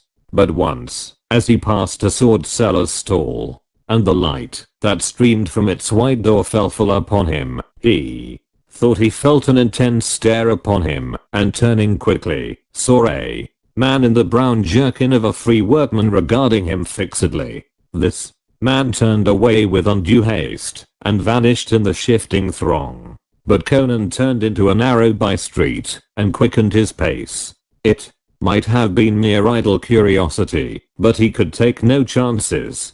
The grim iron tower stood apart from the citadel, amid a maze of narrow streets and crowding houses where the meaner structures, appropriating a space from which the more fastidious shrank, had invaded a portion of the city ordinarily alien to them. The tower was, in reality, a castle, an ancient formidable pile of heavy stone and black iron, which had itself served as the citadel in an earlier, ruder century. Not a long distance from it, lost in a tangle of partly deserted tenements and warehouses, stood an ancient watchtower, so old and forgotten that it did not appear on the maps of the city for 100 years back. Its original purpose had been forgotten, and nobody, of such as saw it at all, noticed that the apparently ancient lock which kept it from being appropriated as sleeping quarters by beggars and thieves, was in reality comparatively new and extremely powerful, cunningly disguised into an appearance of rusty antiquity. Not half a dozen men in the kingdom had ever known the secret of that tower. No keyhole showed in the massive green-crusted lock, but Conan's practiced fingers, stealing over it, pressed here and there knobs. Invisible to the casual eye, the door silently opened inward and he entered solid blackness, pushing the door shut behind him. A light would have showed the tower empty, a bare cylindrical shaft of massive stone. Groping in a coma with the sureness of familiarity, he found the projections for which he was feeling on a slab of the stone that composed the floor. Quickly he lifted it, and without hesitation, lowered himself into the aperture beneath. His feet felt stone steps, leading downward into what he knew was a narrow tunnel that ran straight toward the foundations of the Iron Tower. 3 streets away, the bell on the citadel, which tolled only at the midnight hour or 4, the death of a king, boomed suddenly. In a dimly lighted chamber in the Iron Tower, a door opened, and a form emerged into a corridor. The interior of the tower was as forbidding as its external appearance. Its massive stone walls were rough, unadorned. The flags of the floor were worn deep by generations of faltering feet, and the vault of the ceiling was gloomy in the dim light of torches set in niches. The man who trudged down that grim corridor was an appearance in keeping with his surroundings. He was a tall, powerfully built man, clad in close-fitting black silk. Over his head was drawn a black hood, which fell about his shoulders, having 2 holes for his eyes. From his shoulders hung a loose black cloak, and over one shoulder he bore a heavy axe, the shape of which was that of neither tool nor weapon. As he went down the corridor, a figure came hobbling up it, a bent, surly old man, stooping under the weight of his pike and a lantern he bore in one hand. "You are not as prompt as your predecessor, Master Headsman," he grumbled. "Midnight has just struck, and masked men have gone to Milady's cell. There wait you." "The tones of the bell still echo among the towers," answered the executioner. "If I'm not so quick to leap and run at the beck of Aquilonians as was the dog who held this office before me, they shall find my arm no less ready. Get you to your duties, old watchman, and leave me to mine. I think mine is the sweeter trade, by Mitra, for you. Tramp cold corridors and peer at rusty dungeon doors, while I lop off the fairest head into Rancher this night." The watchman limped on down the corridor, still grumbling, and the headsman resumed his leisurely way. A few strides carried him around a turn in the corridor, and he absently noted that at his left a door stood partly open. If he had thought, he would have known that that door had been opened since the watchman passed, but thinking was not his trade. He was passing the unlocked door before he realized that aught was amiss, and then it was too late. A soft tigerish step and the rustle of a cloak warned him, but before he could turn, a heavy arm hooked about his throat from behind, crushing the cry before it could reach his lips. In the brief instant that was allowed him, he realized with a surge of panic the strength of his attacker, against which his own brawny thews were helpless. He sensed without seeing the poised dagger. "Nemedian dog," muttered a voice thick with passion in his ear. "You've cut off your last Aquilonian head." And that was the last thing he ever heard.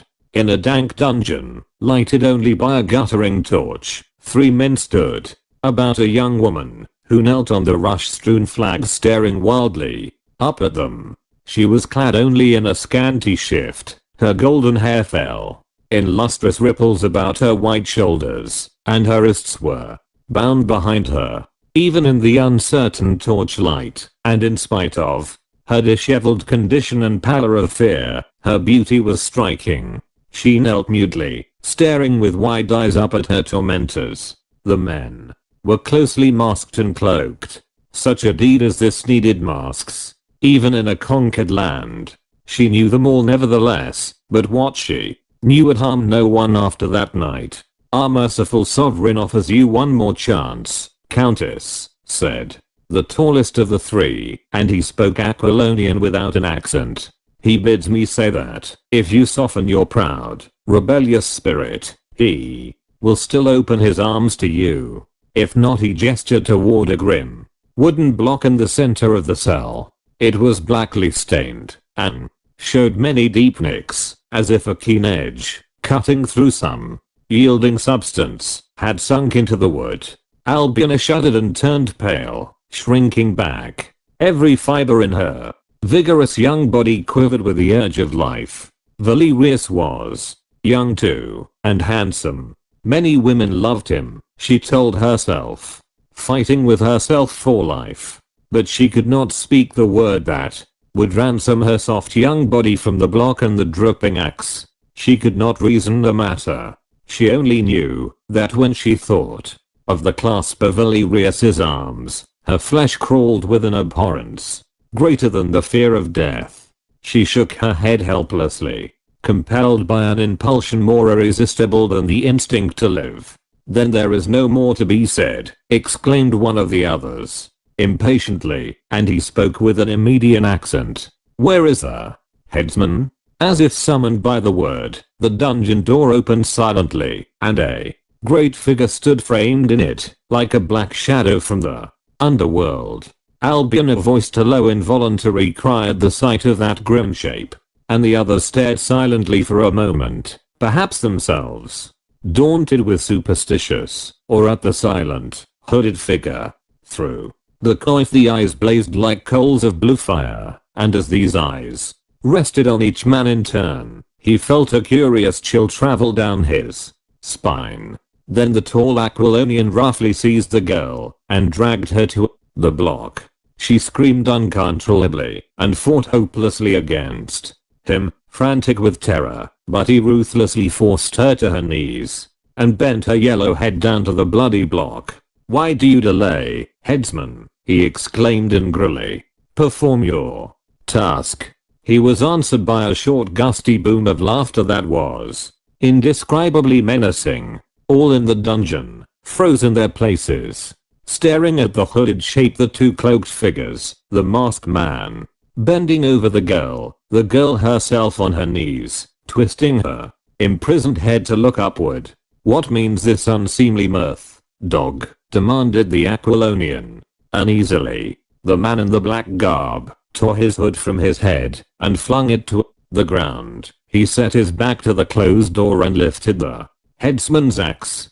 Do you know me, dogs? He rumbled. Do you know me? The breathless silence was broken by a scream. The king, shrieked Albiona, wrenching herself free from the slackened grasp of her captor. Oh, Mitra, the king. The three men stood like statues, and then the Aquilonian started and spoke like a man who doubts his own senses. Conan, he ejaculated. It is the king, or his ghost. What devil's work is this?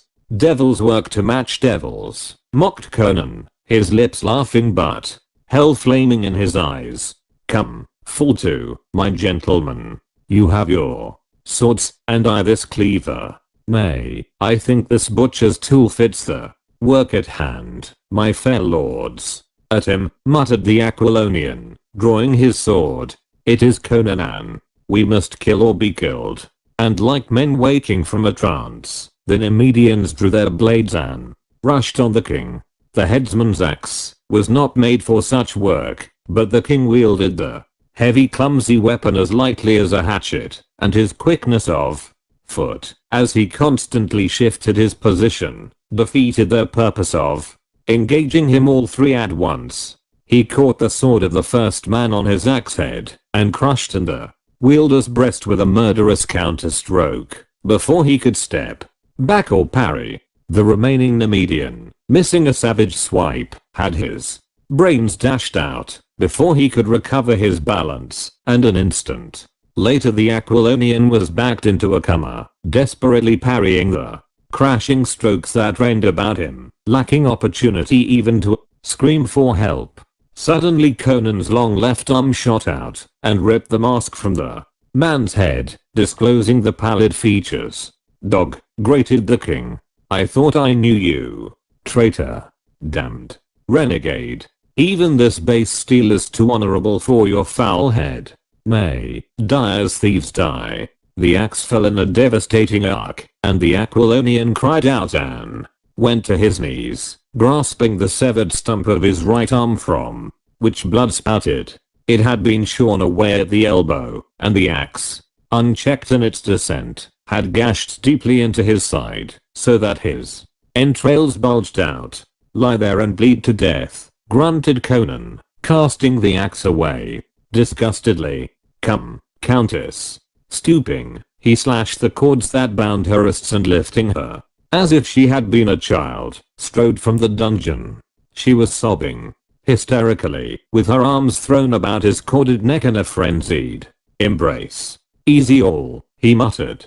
"We are not out of this yet. If we can reach the dungeon where the secret door opens on stairs that lead to the tunnel, devil take it, they've heard that noise, even through these walls." Down the corridor arms clanged, and the tramp and shouting of men echoed under the vaulted roof. A bent figure came hobbling swiftly, a long lantern held high, and its light shone full on Conan and a girl. With a curse the Cimmerian sprang toward him, but the old watchman, abandoning both lantern and pike, scuttled away down the corridor, screeching for help at the top of his cracked voice.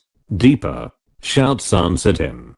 Conan turned swiftly and ran the other way. He was cut off from the dungeon with the secret lock and the hidden door through which he had entered the tower, and by which he had hoped to leave, but he knew this grim building well. Before he was king he had been imprisoned in it. He turned off into a side passage and quickly emerged into another, broader corridor, which ran parallel to the one down which he had come, and which was at the moment deserted.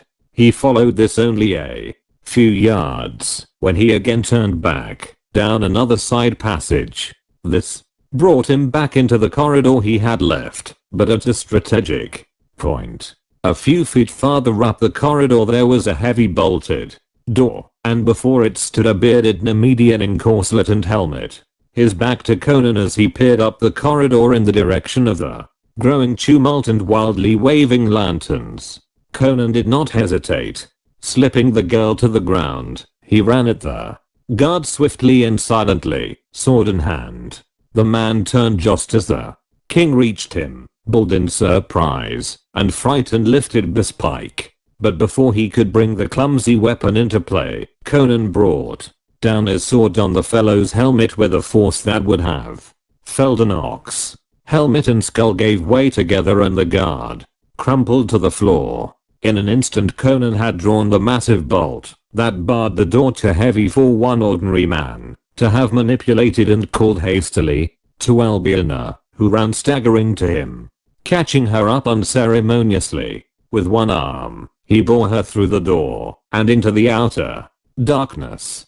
They had come into a narrow alley, black as pitch, walled by the side of the tower on one hand, and the sheer stone back of a row of buildings on the other. Conan, hurrying through the darkness as swiftly as he dared, felt the latter wall for doors or windows, but found none. The great door clanged open behind them, and men poured out, with torches gleaming on breastplates and naked swords. They glared about, bellowing, unable to penetrate the darkness which their torches served to illuminate for only a few feet in any direction, and then rushed down the alley at random, heading in the direction opposite to that taken by Conan and Albiona. "They'll learn their mistake quick enough," he muttered, increasing his pace. "If we ever find a crack in this infernal wall, damn the street watch."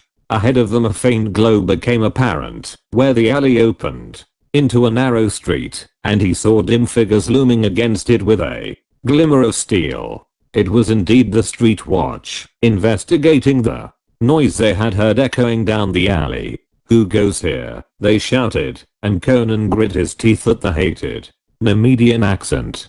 "Keep behind me," he ordered the girl. "We've got to cut our way through before the prison guards come back and pin us between them. And grasping his sword, he ran straight at the oncoming figures. The advantage of surprise was his. He could see them, limned against the distant glow, and they could not see him coming at them out of the black depths of the alley. He was among them, before they knew it, smiting with the silent fury of a wounded lion. His one chance lay in hacking through, before they could gather their wits. But there were half a score of them, in full mail, hard-bitten veterans of the border wars, in whom the instinct for battle could take the place of bemused wits. 3 of them were down before they realized that it was only one man who was attacking them, but even so, their reaction was instantaneous. The clangor of steel rose deafeningly, and sparks flew as Conan's sword crashed on bassinet an hauberk. He could see better than they, and in the dim light his swiftly moving figure was an uncertain mark. Flailing swords cut empty air or glanced from his blade, and when he struck, it was with the fury and certainty of a hurricane. But behind him sounded the shouts of the prison guards, returning up the alley at a run, and still the mailed figures before him barred his way with a bristling wall of steel. In an instant the guards would be on his back in desperation. He redoubled his strokes, flailing like a smith on an anvil, and then was suddenly aware of a diversion. Out of nowhere behind the watchman rose a score of black figures, and there was a sound of blows, murderously driven. Steel glinted in the gloom, and men cried out, struck mortally from behind. In an instant the alley was littered with writhing forms. A dark, cloaked shape sprang toward Conan, who heaved up his sword, catching a gleam of steel in the right hand. But the other was extended to him empty, and a voice hissed urgently, "This way, your majesty." Quickly, with a muttered oath of surprise, Conan caught up Albiona in one massive arm, and followed his unknown befriender. He was not inclined to hesitate, with 30 prison guardsmen closing in behind him. Surrounded by mysterious figures, he hurried down the alley, carrying the countess as if she had been a child. He could tell nothing of his rescuers except that they wore dark cloaks and hoods. Doubt and suspicion crossed his mind, but at least they had struck down his enemies, and he saw no better course than to follow them. As if sensing his doubt, the leader touched his arm lightly and said, "Fear not, King Conan, we are your loyal subjects." The voice was not familiar, but the accent was Aquilonian of the central provinces. Behind them the guards were yelling as they stumbled over the shambles in the mud, and they came pelting vengefully down the alley, seeing the vague dark mass moving between them and the light of the distant street. But the hooded men turned suddenly toward the seemingly blank wall, and Conan saw a door gate there. He muttered a curse. He had traversed that alley by day in times past, and had never noticed a door there. But through it they went, and the door closed behind them with the click of a lock. The sound was not reassuring, but his guides were hurrying him on, moving with the precision of familiarity, guiding Conan with a hand at either elbow. It was like traversing a tunnel, and Conan felt Albiona's lithe limbs trembling in his arms. Then somewhere ahead of them an opening was faintly visible, merely a somewhat less black arch in the blackness, and through this they filed. After that there was a bewildering succession of dim courts and shadowy alleys and winding corridors, all traversed in utter silence, until at last they emerged into a broad lighted chamber, the location of which Conan could not even guess, for their devious route had confused even his primitive sense of direction. Chapter 10. A coin from Acheron. Not all his guides entered the chamber. When the door closed, Conan saw only one man standing before him, a slim figure, masked in a black cloak with a hood. This the man threw back, disclosing a pale oval of a face, with calm, delicately chiseled features. The king set Albiona on her feet, but she still clung to him and stared apprehensively about her. The chamber was a large one, with Marble walls partly covered with black velvet hangings and thick rich carpets on the mosaic floor, laved in the soft golden glove bronze. Lamps. Conan instinctively laid a hand on his hilt. There was blood on his hand, blood clotted about the mouth of his scabbard, for he had sheathed his blade without cleansing it. "Where are we?" he demanded. The stranger answered with a low profound bow in which the suspicious king could detect no trace of irony. "In the temple of Ashura, your majesty." Albina cried out faintly and clung closer to Conan, staring fearfully at the black arched doors, as if expecting the entry of some grisly shape of darkness. "Fear not, my lady," said their guide. "There is nothing here to harm you." Vulgar superstition to the contrary. If your monarch was sufficiently convinced of the innocence of our religion to protect us from the persecution of the ignorant, then certainly one of his subjects need have no apprehensions. "Who are you?" demanded Conan. "I'm Hadrathus, priest of Ashura. One of my followers recognized you when you entered the city and brought the word to me." Conan grunted profanely. "Do not fear that others discovered your identity," Hadrathus assured him. "Your disguise would have deceived any but a follower of Ashura, whose cult it is to seek below the aspect of illusion. You were followed to the watchtower, and some of my people went into the tunnel to aid you. If you returned by that route, others, myself among them, surrounded the tower. And now, King Conan, it is yours to command. Here in the temple of Ashura you are still king. Why should you risk your lives for me?" asked the king. "You were our friend when you sat upon your throne," answered Hadrathus. "You protected us when the priests of Mitra sought to scourge us out of the land." Conan looked about him curiously. He had never before visited the temple of Ashura, had not certainly known that there was such a temple in Tiransha. The priests of the religion had a habit of hiding their temples in a remarkable fashion. The worship of Mitra was overwhelmingly predominant in the Hyborian nations, but the cult of Ashura persisted, in spite of official ban and popular antagonism. Conan had been told dark tales of hidden temples where intense smoke drifted up incessantly from black altars where kidnapped humans were sacrificed before a great coiled serpent, whose fearsome head swayed forever in the haunted shadows. Persecution caused the followers of Ashura to hide their temples with cunning art and to veil their rituals in obscurity, and this secrecy, in turn, evoked more monstrous suspicions and tales of evil. But Conan's was the broad tolerance of the barbarian, and he had refused to persecute the followers of Ashura or to allow the people to do so on no better evidence than was presented against them. Rumors and accusations that could not be proven. "If they are black magicians," he had said, "how will they suffer you to harry them? If they are not, there is no evil in them. Crom's devils. Let men worship what gods they will." At a respectful invitation from Hadrathus he seated himself on an ivory chair and motioned Albina to another, but she preferred to sit on a golden stool at his feet, pressing close against his thigh, as if seeking security in the contact. Like most orthodox followers of Mitra, she had an intuitive horror of the followers and cult of Ashura, instilled in her infancy and childhood by wild tales of human sacrifice and anthropomorphic gods shambling through shadowy temples. Hadrathus stood before them, his uncovered head bowed. "What is your wish, your majesty?" "Food first," he grunted, and the priest smote a golden gong with a silver wand. Scarcely had the mellow notes ceased echoing when four hooded figures came through a curtained doorway bearing a great four-legged silver platter of smoking dishes and crystal vessels. This they set before Conan, bowing low, and the king wiped his hands on the damask and smacked his lips with unconcealed relish.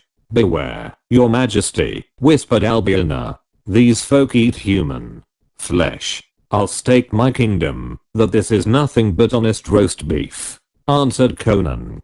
"Come, let's fall to it. You must be hungry after the prison fare." thus advised, and with the example before her of one whose word was the ultimate law to her, the countess complied, and ate ravenously, though daintily, while her liege lord tore into the meat joints and guzzled the wine with as much gusto as if he had not already eaten. Once that night, "You priests are shrewd, Hadrathus," he said, with a great beef bone in his hands and his mouth full of meat. "I'd welcome your service in my campaign to regain my kingdom." Slowly Hadrathus shook his head, and Conan slammed the beef bone down on the table in a gust of impatient wrath. "Crom's devils. What ails the men of Aquilonia? First Servius now. You. Can you do nothing but wag your idiotic heads when I speak of ousting these dogs?" Hadrathus sighed and answered slowly, "My lord, it is ill to say, and I fain would say otherwise, but the freedom of Aquilonia is at an end. Nay, the freedom of the whole world may be at an end. Age follows age in the history of the world, and now we enter an age of horror and slavery, as it was long ago." "What do you mean?" demanded the king uneasily. Hadrathus dropped into a chair and rested his elbows on his thighs, staring at the floor. "It is not alone the rebellious lords of Aquilonia and the armies of Nemedia which are arrayed against you," answered Hadrathus. "It is sorcery, grisly black magic from the grim youth of the world. An awful shape has risen out of the shades of the past, and none can stand before it." "What do you mean?" Conan repeated. "I speak of Zoltan of Acheron, who died 3,000 years ago, yet walks the earth today."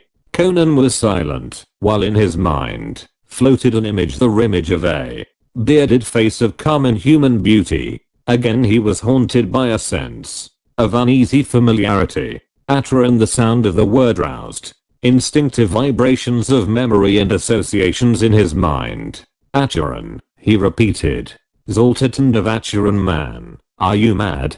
Acheron has been a myth for more centuries than I can remember. I've often wondered if it ever existed at all." "It was a black reality," answered Hadrathus, "an empire of black magicians, steeped in evil now long forgotten. It was finally overthrown by the Hyborian tribes of the west. The wizards of Acheron practiced foul necromancy, thaumaturgy of the most evil kind, grisly magic taught them by devils. And of all the sorcerers of that accursed kingdom, none was so great as Zoltan of Python." "Then how was he ever overthrown?" asked Conan skeptically. "By some means a source of cosmic power which he jealously guarded was stolen and turned against him. That source has been returned to him, and he is invincible." Albiona, hugging the headsman's black cloak about her, stared from the priest to the king, not understanding the conversation.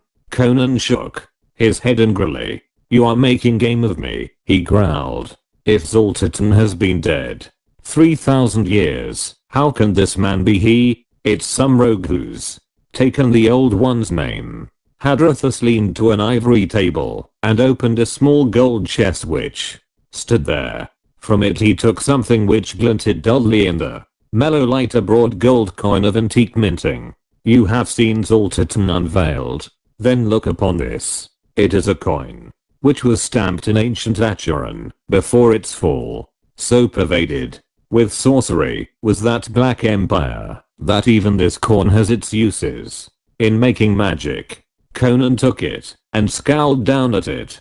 There was no mistaking its great antiquity. Conan had handled many coins in the years of his plunderings and had a good practical knowledge of them. The edges were worn and the inscription almost obliterated, but the countenance stamped on one side was still clear-cut and distinct, and Conan's breath sucked in between his clenched teeth. It was not cool in the chamber, but he felt a prickling of his scalp, an icy contraction of his flesh. The countenance was that of a bearded man, inscrutable, with a common human beauty. "By Crom, it's he," muttered Conan. He understood now the sense of familiarity that the sight of the bearded man had roused in him from the first.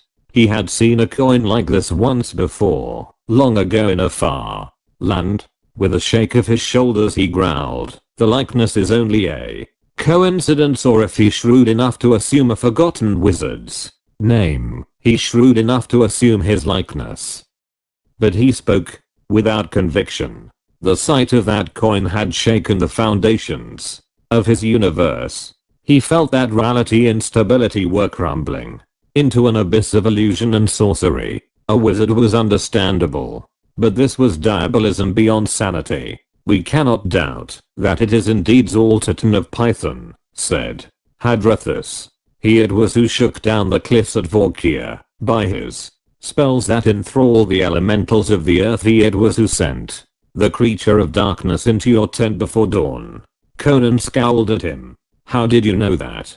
The followers of Ashura have secret channels of knowledge. That does not matter. But do you realize the futility of sacrificing your subjects in a vain attempt to regain your crown?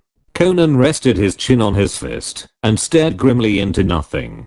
Albiona watched him anxiously, her mind groping bewildered in the mazes of the problem that confronted him. Is there no wizard in the world who could make magic to fight Zoltan's magic? He asked at last. Hadrathus shook his head. If there were, we of Ashura would know of him. Men say our cult is a survival of the ancient Stygian serpent worship. That is a lie. Our ancestors came from Vendhya, beyond the Sea of Vilayet and the Blue Himalayan mountains. We are sons of the East, not the South, and we have knowledge of all the wizards of the East, who are greater than the wizards of the West, and not one of them but would be a straw in the wind before the black might of Zoltan. But he was conquered once, persisted Conan. A cosmic source was turned against him. But now that source is again in his hands, and he will see that it is not stolen again. And what is this damnable source? Demanded Conan irritably. It is called the Heart of Ahriman. When Acheron was overthrown, the primitive priest who had stolen it and turned it against Zoltan hid it in a haunted cavern and built a small temple over the cavern. Thrice thereafter the temple was rebuilt, each time greater and more elaborately than before, but always on the site of the original shrine. Though men forgot the reason therefore, memory of the hidden symbol faded from the minds of common men and was preserved only in priestly books and esoteric volumes. Whence it came no one knows. Some say it is the veritable heart of a god, others that it is a star that fell from the skies long ago. Until it was stolen, none had looked upon it for 3,000 years. When the magic of the Mithran priests failed against the magic of Zoltan's acolyte, Altero, they remembered the ancient legend of the heart, and the high priest and an acolyte went down into the dark and terrible crypt below the temple into which no priest had descended for 3,000 years. In the ancient iron-bound volumes which speak of the heart in their cryptic symbolism, it is also told of a creature of darkness left by the ancient priest to guard it. Far down in a square chamber with arched doorways leading off into immeasurable blackness, the priest and his acolytes found a black stone altar that glowed dimly with inexplicable radiance. On that altar lay a curious gold vessel like a double-valved seashell which clung to the stone like a barnacle, but it gaped open and empty. The heart of Ahriman was gone. While they stared in horror, the keeper of the crypt, the creature of darkness, came upon the man, mangled the high priest, so that he died. But the acolyte fought off the being, a mindless soulless waif of the pits brought long ago to guard the heart, and escaped up the long black narrow stairs carrying the dying priest, who before he died, gasped out the news to his followers, bade them submit to a power they could not overcome, and commanded secrecy. But the word has been whispered about among the priests, and we of Ashura learned of it. And Zoltan draws his power from this symbol? Asked Conan, still skeptical. No, his power is drawn from the Black Gulf. But the heart of Ahriman came from some far universe of flaming light, and against it the powers of darkness cannot stand when it is in the hands of an adept.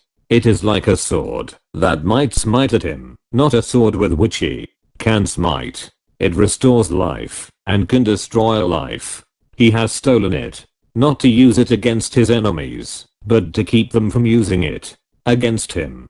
A shell-shaped bowl of gold on a black altar in a deep cavern, Conan muttered, frowning as he sought to capture the elusive image. That reminds me of something I have heard or seen.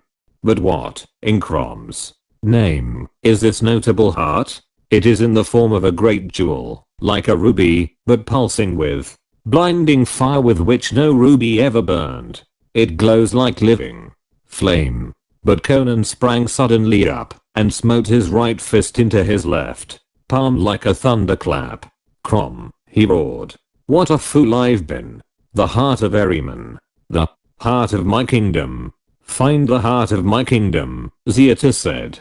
By Imi, it was the jewel I saw in the green smoke, the jewel which Tirascus stole from Zoltitan while he lay in the sleep of the Black Lotus. Hadrathus was also on his feet, his calm dropped from him like a garment. What are you saying? The heart stolen from Zoltitan? Conan boomed.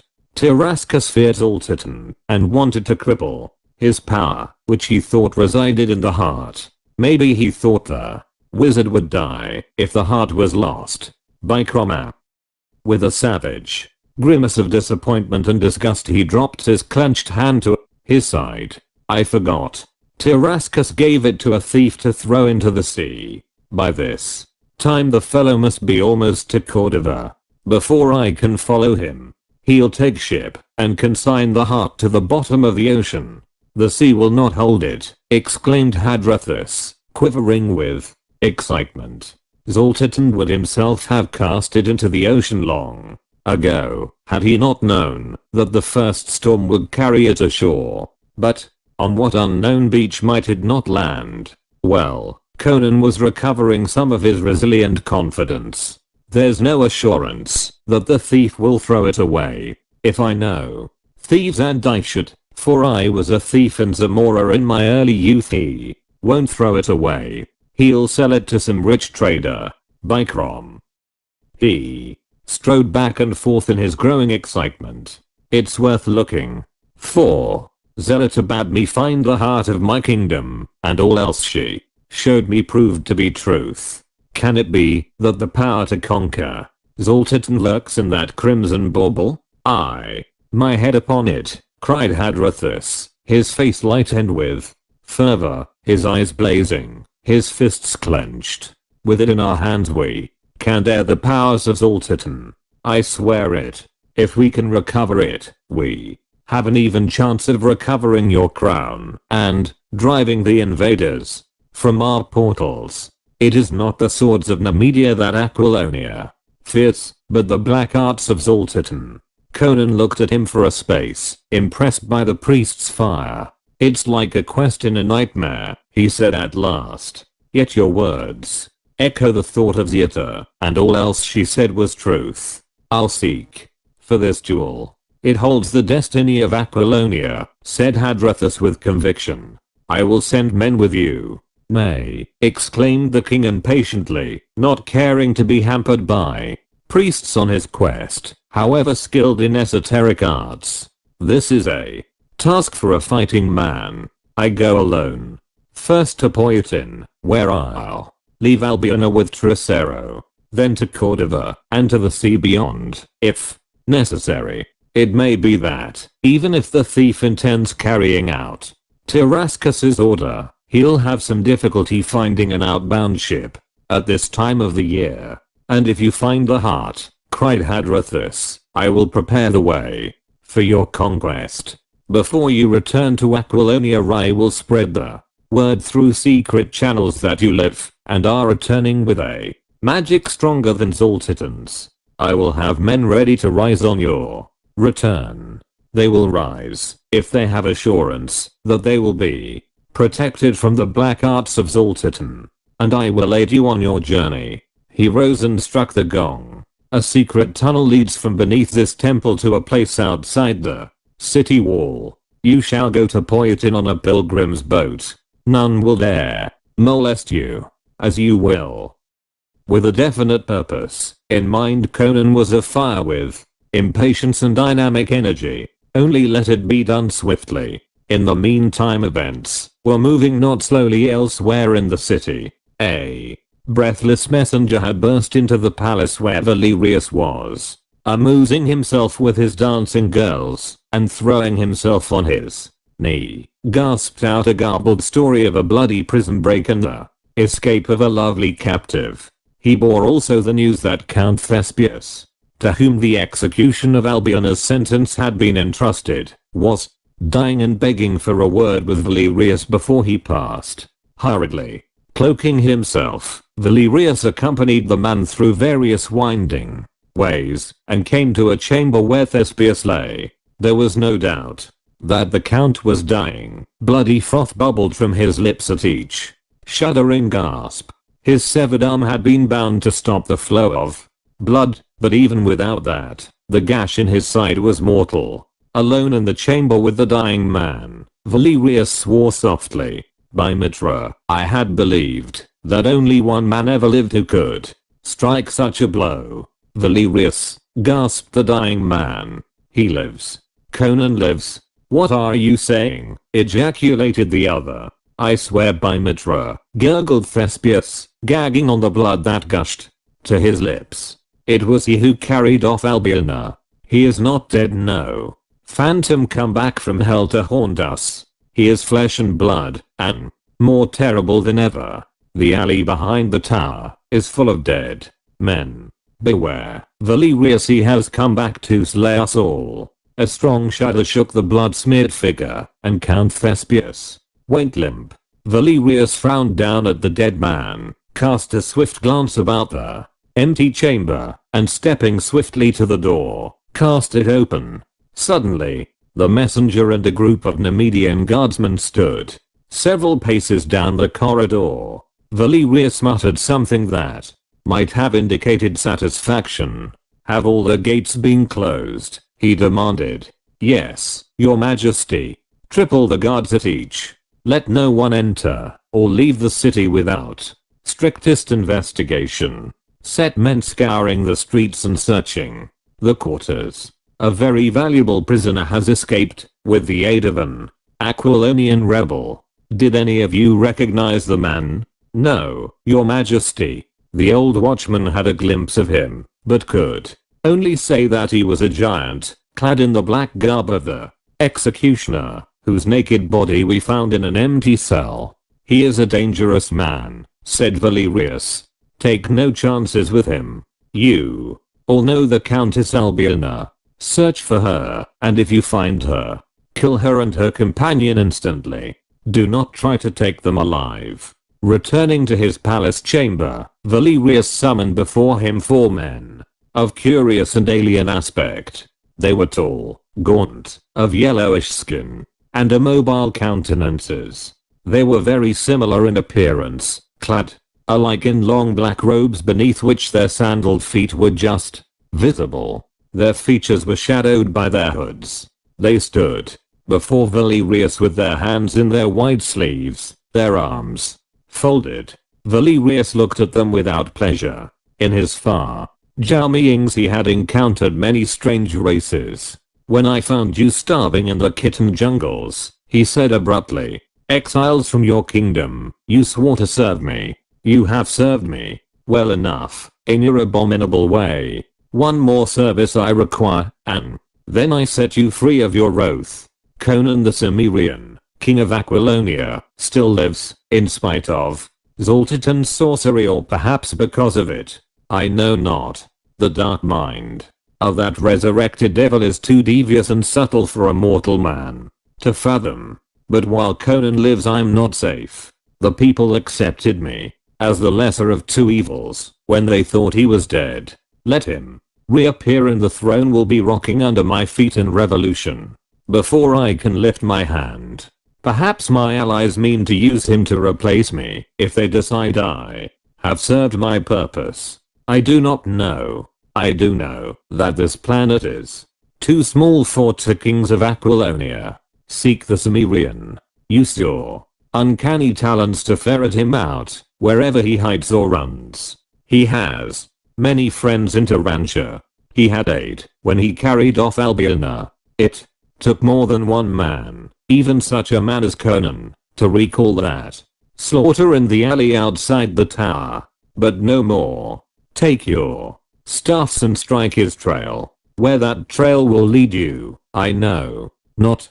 But find him. And when you find him, slay him. The 4 kittens bowed together, and still unspeaking, turned and padded noiselessly from the chamber. Chapter 11. Swords of the South. Dawn that rose over the distant hills shone on the sails of a small craft that dropped down the river, which curves to within a mile of the walls of Tarantia and loops southward like a great shining serpent. This boat differed from the ordinary craft plying the broad Corytus fishermen and merchant barges loaded with rich goods. It was long and slender, with a high, curving prow, and was black as ebony, with white skulls painted along the gunwales. Amidships rose a small cabin, the windows closely masked. Other craft gave the ominously painted boat a wide berth, for it was obviously one of those pilgrim boats that carried a lifeless follower of Azura on his last mysterious pilgrimage southward to where, far beyond the Poitanian mountains, a river flowed at last into the blue ocean. In that cabin undoubtedly lay the corpse of the departed worshipper. All men were familiar with the sight of those gloomy craft, and the most fanatical votary of Mitra would not dare touch or interfere with their somber voyages. Where the ultimate destination lay, men did not know. Some said Stygia, some an aimless island lying beyond the horizon. Others said it was in the glamorous and mysterious land of Ventia where the dead came home at last. But none knew certainly. They only knew that when a follower of Azura died, the corpse went southward down the great river in a black boat rowed by a giant slave, and neither boat nor corpse nor slave was ever seen again, unless, indeed, certain dark tales were true, and it was always the same slave who rowed the boats southward. The man who propelled this particular boat was as huge and brown as the others, though closer scrutiny might have revealed the fact that the hue was a result of carefully applied pigments. He was clad in leather loincloth and sandals, and he handled the long sweeper doors with unusual skill and power. But none approached the grim boat closely, for it was well known that the followers of Azura were accursed, and that these pilgrim boats were loaded with dark magic. So, men swung their boats wide and muttered an incantation as the dark craft slid past, and they never dreamed that they were thus assisting in the flight of their king and the Countess Albiona. It was a strange journey in that black slim craft down the great river for nearly 200 miles to where the Corytus swings eastward, skirting the Poitanian mountains. Like a dream the ever-changing panorama glided past. During the day Albion lay patiently in the little cabin, as quietly as the corpse she pretended to be. Only, late at night, after the pleasure boats with their fair occupants lounging on silken cushions and the flare of torches held by slaves had left the river before dawn brought the hurrying fisher boats, did the girl venture out. Then she held the long sweep, cunningly bound in place by ropes to aid her, while Conan snatched a few hours of sleep. But the king needed little rest. The ardor of his desire drove him relentlessly, and his powerful frame was equal to the grinding test. Without halt or pause they drove southward. So down the river they fled, through nights when the flowing current mirrored the million stars, and through days of golden sunlight, leaving winter behind them as they sped southward.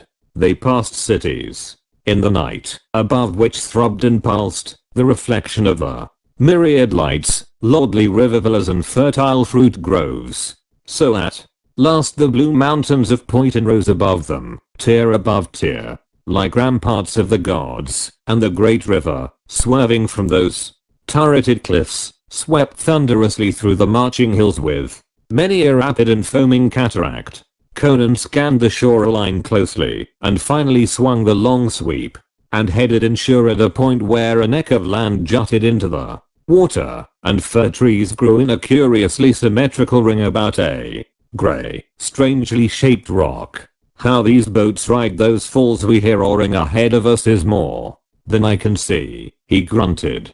Hadrathus said they did, but there's where we halt. He said a man would be waiting for us with horses, but I don't see anyone. How word of our coming could have preceded us I don't know anyway. He drove inshore and bound the prow to an arching root in the low bank and then, plunging into the water, washed the brown paint from his skin and emerged dripping and in his natural color. From the cabin he brought forth a suit of Aquilonian ringmail which Hadrathus had procured for him and his sword. These he donned while Albiona put on garments suitable for mountain travel. And when Conan was fully armed and turned to look toward the shore, he started and his hand went to his sword. For on the shore, under the trees, stood a black-cloaked figure holding the reins of a white palfrey and a bay warhorse. "Who are you?" demanded the king. The other bowed low. "A follower of Azura." A command came. I obeyed. "How came?" inquired Conan, but the other merely bowed again. "I have come to guide you through the mountains to the first Poitanian stronghold." "I don't need a guide," answered Conan. "I know these hills well. I thank you for the horses, but the Countess and I will attract less attention alone than if we were accompanied by an acolyte of Azura." The man bowed profoundly and giving the reins into Conan's hands, stepped into the boat. Casting off, he floated down the swift current toward the distant roar of the unseen rapids. With a baffled shake of his head, Conan lifted the Countess into the palfrey saddle and then mounted the warhorse and reined toward the summits that castellated the sky. The rolling country at the foot of the towering mountains were now a borderland in a state of turmoil where the barons reverted to feudal practices and bands of outlaws roamed unhindered.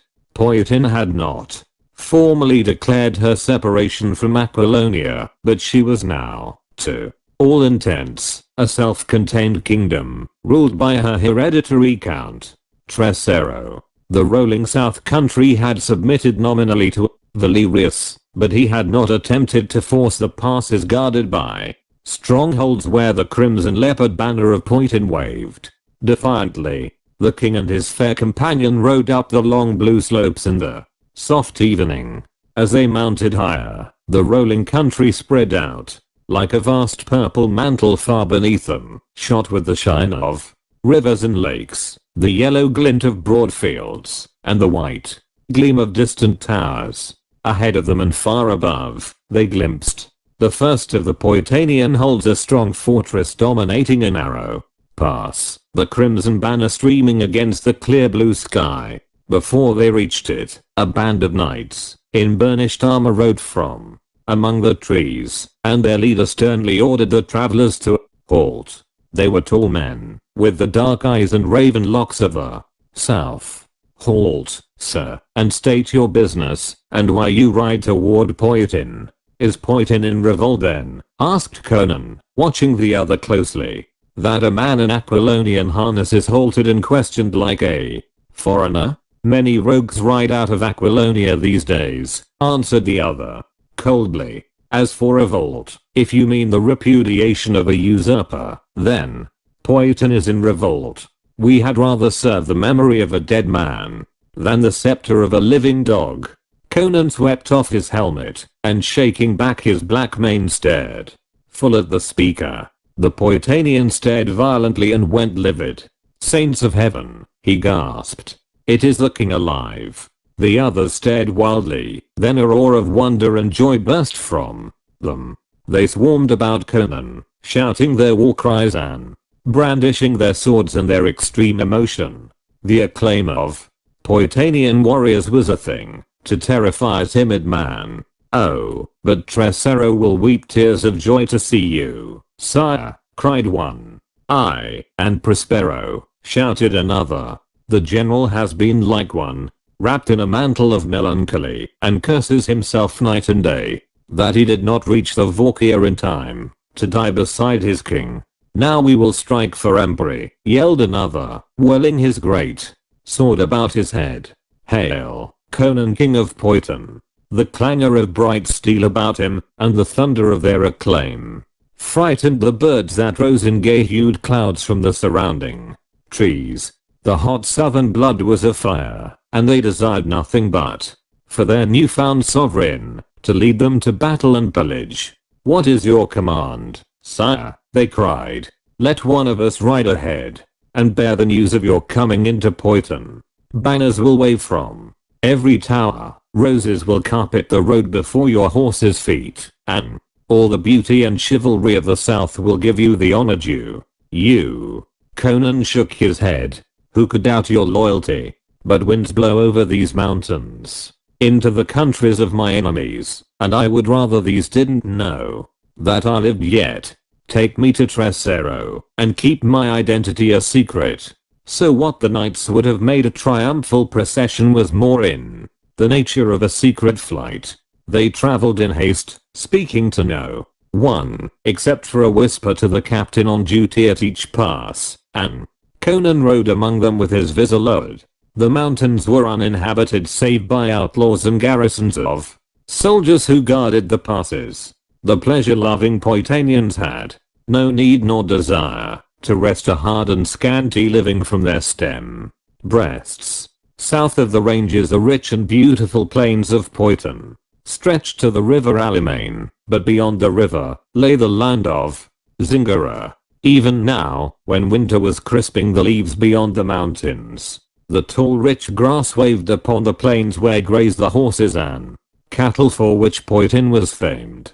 Palm trees and orange groves smiled in the sun, and the gorgeous purple and golden crimson towers of castles and cities reflected the golden light. It was a land of warmth and plenty, of beautiful men and ferocious warriors. It is not only the hard lands that breed hard men. Poiton was surrounded by covetous neighbors, and her sons learned hardihood in incessant wars. To the north the land was guarded by the mountains, but to the south, only the Alimane separated the plains of Poiton from the plains of Zingara, and not once, but 1,000 times had that river run red. To the east lay Argus, and beyond that Ophir, proud kingdoms and avaricious. The knights of Poiton held their lands by the weight and edge of their swords, and little of ease and idleness they knew. So Conan came presently to the castle of Count Tresero. Conan sat on a silken divan in a rich chamber whose filmy curtains the warm breeze billowed. Tresero paced the floor like a panther, a lithe, restless man with the waist of a woman and the shoulders of a swordsman who carried his years lightly. Let us proclaim you king of Poiton, urged the count. Let those northern pigs wear the yoke to which they have bent their necks. The south is still yours. Dwell here and rule us, amid the flowers and the palms. But Conan shook his head. There is no nobler land on earth than Poiton.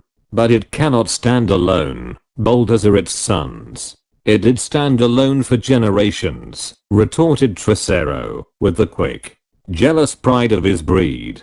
We were not always a part of Aquilonia, I know. But conditions are not as they were then, when all kingdoms were broken into principalities which warred with each other. The days of dukedoms and free cities are past. The days of empires are upon us. Rulers are dreaming imperial dreams, and only in unity is there strength. Then let us unite Zingara with Poiton, argued Tresero. Half a dozen princes strive against each other, and the country is torn asunder by civil wars. We will conquer it, province by province, and add it to your dominions. Then with the aid of the Zingarans we will conquer Argus and Ophir. We will build an empire. Again Conan shook his head. Let others dream imperial dreams. I but wish to hold what is mine. I have no desire to rule an empire welded together by blood and fire. It's one thing to seize a throne with the aid of its subjects and rule them with their consent. It's another to subjugate a foreign realm and rule it by fear. I don't wish to be another Valerius. No, Tresero. I'll rule all Aquilonia and no more. Or, I'll rule nothing. Then lead us over the mountains and we will smite the Nemedians. Conan's fierce eyes glowed with appreciation. No, Tresero. It would be a vain sacrifice. I've told you what I must do to regain my kingdom. I must find the heart of Ahriman. But this is madness, protested Tresero. The maunderings of a heretical priest, the mumblings of a mad witch woman. You were not in my tent before Vorkia, answered Conan grimly, involuntarily glancing at his right wrist, on which blue marks still showed faintly. You didn't see the cliffs thunder down to crush the flower of my army. No, Tresero, I've been convinced. Zoltitans no mortal man, and only with the heart of Ahriman can I stand against him. So I'm riding to Cordova, alone. But that is dangerous, protested Tresero. Life is dangerous, rumbled the king. I won't go as king of Aquilonia, or even as a knight of Poitin, but as a wandering mercenary, as I rode in Zingara in the old days. Oh, I have enemies. Enough south of the Alamein, in the lands and the waters of the south. Many who won't know me as king of Aquilonia will remember me as Conan of the Berichan pirates, or Amra of the Black Corsairs. But I have friends too, and men who laid me for their own private reasons. A faint reminiscent grin touched his lips. Tresero dropped his hands helplessly and glanced at Albiona, who sat on a nearby divan. I understand your doubts, my lord, said she, but I too saw the coin in the temple of Ashura, and look you, Hadrathus said it was dated 500 years before the fall of Acheron. If Zoltitan, then, is the man pictured on the coin, as his majesty swears he is, that means he was no common wizard, even in his other life, for the years of his life were numbered by centuries, not as the lives of other men are numbered. Before Tresero could reply, a respectful rap was heard on the door and a voice called, my lord, we have caught a man skulking about the castle, who says he wishes to speak with your guest. I await your orders. A spy from Aquilonia, hissed Tresero, catching at his dagger, but Conan lifted his voice and called, open the door and let me see him. The door was opened, and a man was framed in it, grasped on either hand by stem-looking men-at-arms. He was a slender man, clad in a dark, hooded robe. Are you a follower of Ashura? Asked Conan. The man nodded, and the stalwart men-at-arms looked shocked and glanced hesitantly at Tresero. The word came southward, said the man. Beyond the Alamein we can not aid you, for our sect goes no farther southward, but stretches eastward with the Coratus. But this I have learned, the thief who took the heart of Ahriman from Tarascus never reached Cordova. In the mountains of Poitin he was slain by robbers. The jewel fell into the hands of their chief, who, not knowing its true nature, and being harried after the destruction of his band by Poitanian knights, sold it to the Gothic merchant Zoroastrus. Ha! Conan was on his feet, galvanized. And what of Zoroastrus? 4 days ago he crossed the Alamein, headed for Argus, with a small band of armed servants. He's a fool to cross Zingara in such times, said Tresero. Aye, times are troublous across the river, but Zoroastrus is a bold man, and reckless in his way. He is in great haste to reach Misansha, where he hopes to find a buyer for the jewel. Perhaps he hopes to sell it finally in Stygia. Perhaps he guesses at its true nature. At any rate, instead of following the long road that winds along the borders of Poitin and so at last comes into Argus far from Misansha, he has struck straight across eastern Zingara, following the shorter and more direct route. Conan smote the table with his clenched fist, so that the great board quivered.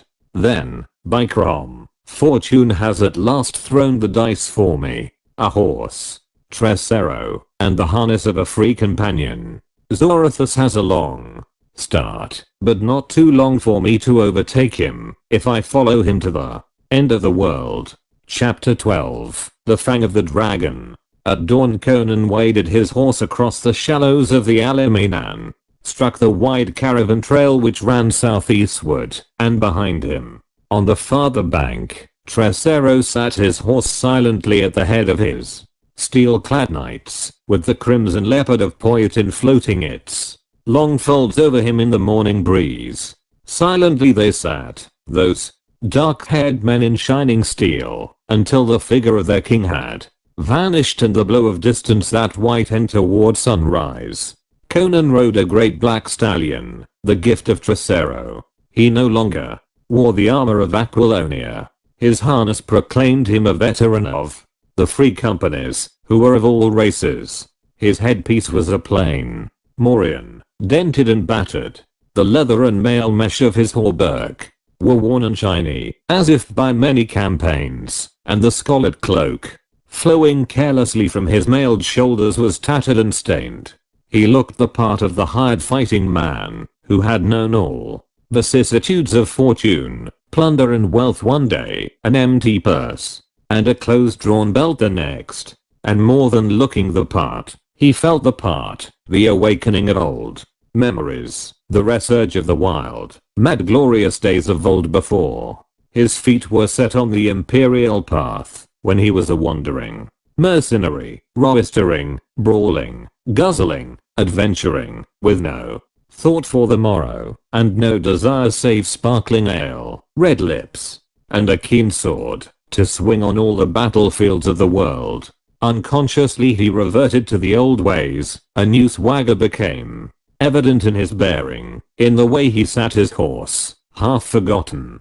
Oaths rose naturally to his lips, and as he rode he hummed old songs that he had roared in chorus with his reckless companions in many a tavern and on many a dusty road or bloody field. It was an unquiet land through which he rode. The companies of cavalry, which usually patrolled the river, alert for raids out of Poitin, were nowhere in evidence. Internal strife had left the borders unguarded. The long white road stretched bare from horizon to horizon. No laden camel trains, or rumbling wagons, or lowing herds moved along it now. Only occasional groups of horsemen in leather and steel, hawk-faced hard-eyed men, who kept together and rode warily. These swept Conan with their searching gaze but rode on, for the solitary riders.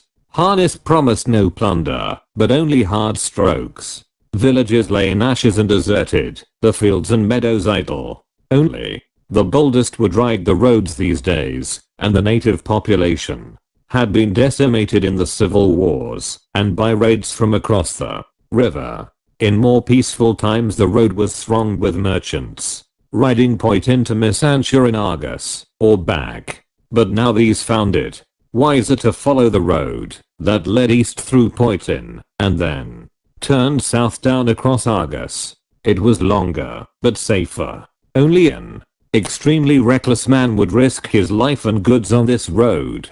Through Zingara, the southern horizon was fringed with flame by night, and in the day, straggling pillars of smoke drifted upward. In the cities and plains to the south men were dying, thrones were toppling and castles going up in flames. Conan felt the old tug of the professional fighting man to turn his horse and plunge into the fighting, the pillaging and the looting as in the days of old. Why should he toil to regain the rule of a people which had already forgotten him? Why chase a will-o'-the-wisp? Why pursue a crown that was lost forever? Why should he not seek forgetfulness, lose himself in the red tides of war and rapine that had engulfed him so often before? Could he not, indeed, carve out another kingdom for himself? The world was entering an age of iron, an age of war and imperialistic ambition. Some strong man might well rise above the ruins of nations as a supreme conqueror. Why should it not be himself? So his familiar devil whispered in his ear, and the phantoms of his lawless and bloody past crowded upon him. But he did not turn aside. He rode onward, following a quest that grew dimmer as he advanced, until sometimes it seemed that he pursued a dream that never was. He pushed the black stallion as hard as he dared, but the long white road lay before him, from horizon to horizon. It was a long start. Zoroastrius had, but Conan rode steadily on, knowing that he was traveling faster than the burdened merchants could travel. And so he came to the castle of Count Valbrozzo, perched like a vulture's eyrie, on a bare hill overlooking the road. Valbrozzo rode down with his men-at-arms, a lean dark man with glittering eyes and a predatory beak of a nose. He wore black plate armor, and was followed by 30 spearmen. Black Mustache talks of the border wars as avaricious and ruthless as himself. Of late the toll of the caravans had been slim, and Valbrozzo cursed the civil wars that stripped the roads of their fat traffic, even while he blessed them for the free hand they allowed him with his neighbors. He had not hoped much from the solitary rider he had glimpsed from his tower, but all was grist that came to his mill. With a practiced eye, he took in Oman's worn mail and dark, scarred face, and his conclusions were the same as those of the riders who had passed the Cimmerian on the road, an empty purse and a ready blade. "Who are you, knave?" he demanded. "A mercenary, riding for Argus," answered Conan. "What matter names? You are riding in the wrong direction for a free companion," grunted Valbrozzo. "Southward the fighting is good, and also the plundering. Join my company. You won't go hungry. The road remains bare of fat merchants to strip, but I mean to take my rogues and fare southward to sell our swords to whichever side seems strongest." Conan did not at once reply, knowing that if he refused outright, he might be instantly attacked by Valbrozzo's men-at-arms. Before he could make up his mind, the Zingaran spoke again. "You rogues of the free companies always know tricks to make men talk. I have a prisoner, the last merchant I caught, by Mitra, and the only one I've seen for a week, and the knave is stubborn. He has an iron box, the secret of which defies us, and I've been unable to persuade him to open it. By Ishtar, I thought I knew all the modes of persuasion there are, but perhaps you, as a veteran free companion, know some that I do not. At any rate, come with me, and see what you may do." Valbrozzo's words instantly decided Conan. That sounded a great deal like Zoroastrius. Conan did not know the merchant, but any man who was stubborn enough to try to traverse the Zingaran road in times like these would very probably be stubborn enough to defy torture. He fell in beside Valbrozzo, and rode up the straggling road to the top of the hill, where the gaunt castle stood. As a man-at-arms he should have ridden behind the count, but force of habit made him careless, and Valbrozzo paid no heed. Years of life on the border had taught the count that the frontier is not the royal court. He was aware of the independence of the mercenaries, behind whose swords many a king had trodden the throne path. There was a dry moat, half filled with debris in some places. They clattered across the drawbridge, and through the arch of the gate. Behind them the portcullis fell with a sullen clang. They came into a bare courtyard, grown with straggling grass, and with a well and a middle. Shacks for the men-at-arms straggled about the bailey wall, and women, slatternly or decked in gaudy finery, looked from the doors. Fighting men in rusty mail tossed dice on the flags under the arches. It was more like a bandit's hold than the castle of a nobleman. Valbrozzo dismounted and motioned Conan to follow him. They went through a doorway and along a vaulted corridor, where they were met by a scarred, hard-looking man in mail descending a stone staircase, evidently the captain of the guard. "How, Bilozzo," quoth Valbrozzo, "has he spoken?" "He is stubborn," muttered Bilozzo, shooting a glance of suspicion at Conan. Valbrozzo ripped out an oath and stamped furiously up the winding stair, followed by Conan and the captain. As they mounted, the groans of a man in mortal agony became audible. Valbrozzo's torture room was high above the court, instead of in a dungeon below. In that chamber, where a gaunt, hairy beast of man in leather breeks squatted gnawing a beef bone voraciously, stood the machines of torture, axe, boots, hooks and all the implements that the human mind devises to tear flesh, break bones and rend, and rupture veins and ligaments. On a rack a man was stretched naked, and a glance told Conan that he was dying.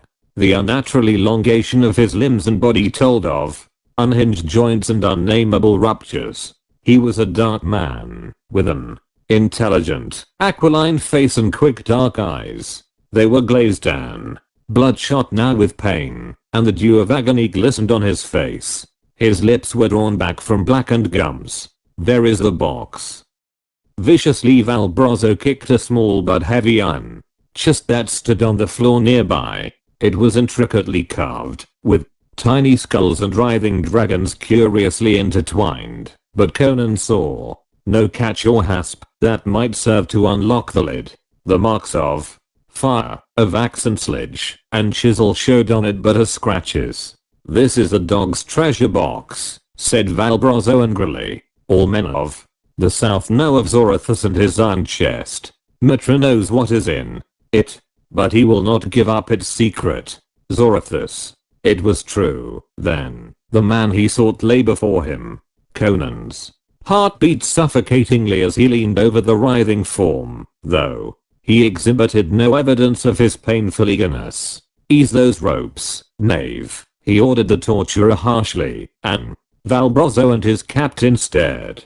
In the forgetfulness of the moment, Conan had used his imperial tone, and the brute in leather instinctively obeyed the knife edge of command in that voice. He eased away gradually, for else the slackening of the ropes had been as great a torment to the torn joints as further stretching.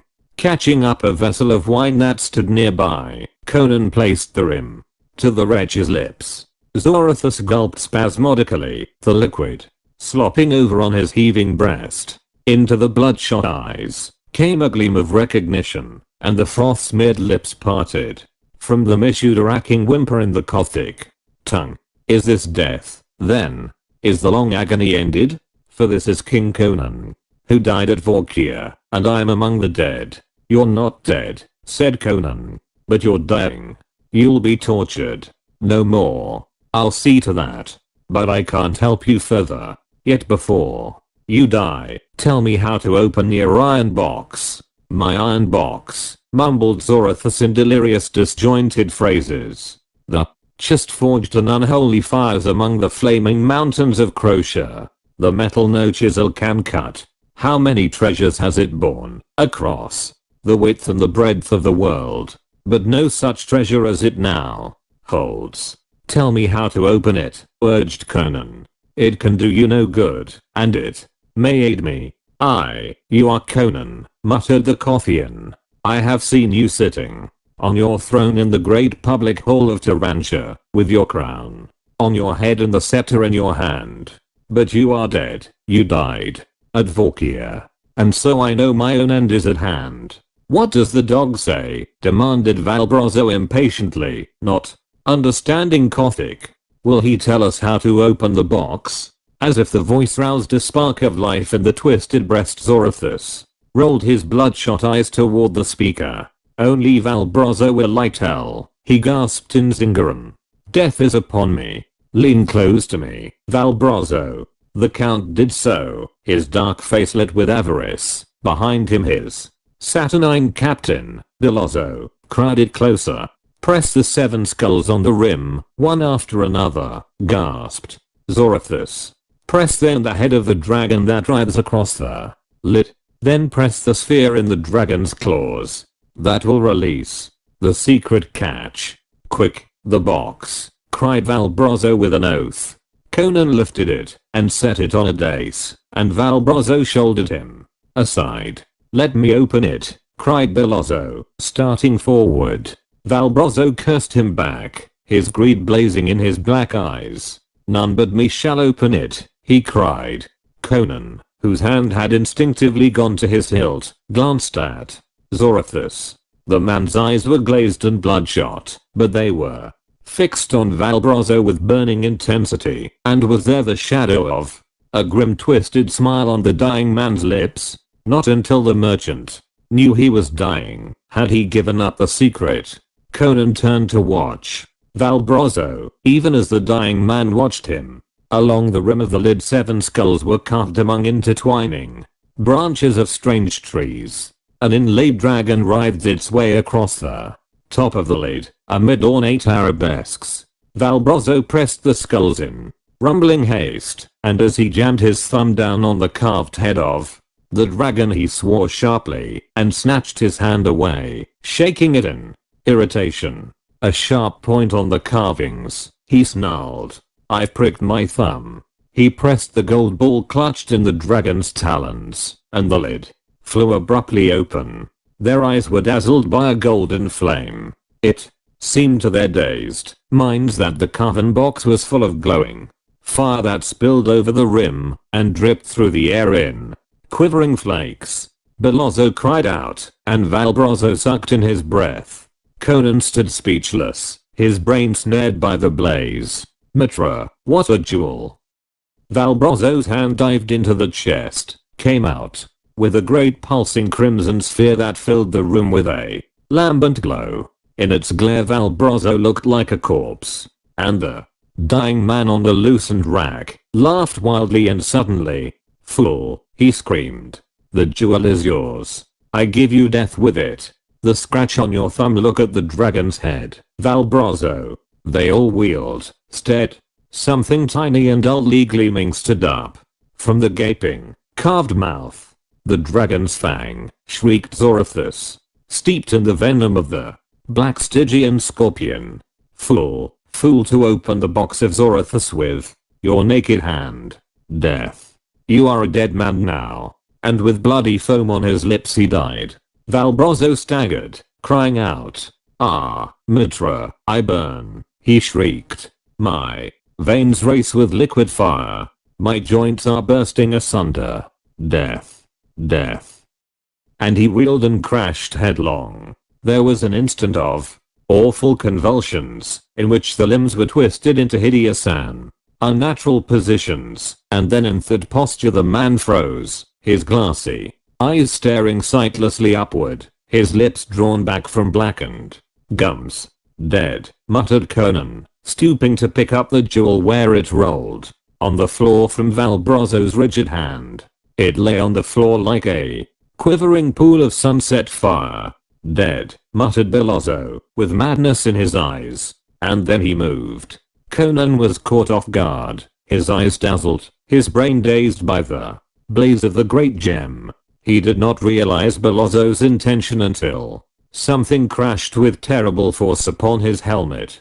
The glow of the jewel was splashed with red aflame, and he went to his knees under the blow. He heard a rush of feet, a bellow of ox-like agony. He was stunned but not wholly senseless, and realized that Belozzo had caught up the iron box and crashed it down on his head as he stooped. Only his bassinet had saved his skull. He staggered up, drawing his sword, trying to shake the dimness out of his eyes. The room swam to his dizzy gaze, but the door was open, and fleet footsteps were dwindling down the winding stair. On the floor the brutish torturer was gasping out his life with a great gash under his breast, and the heart of Ahriman was gone.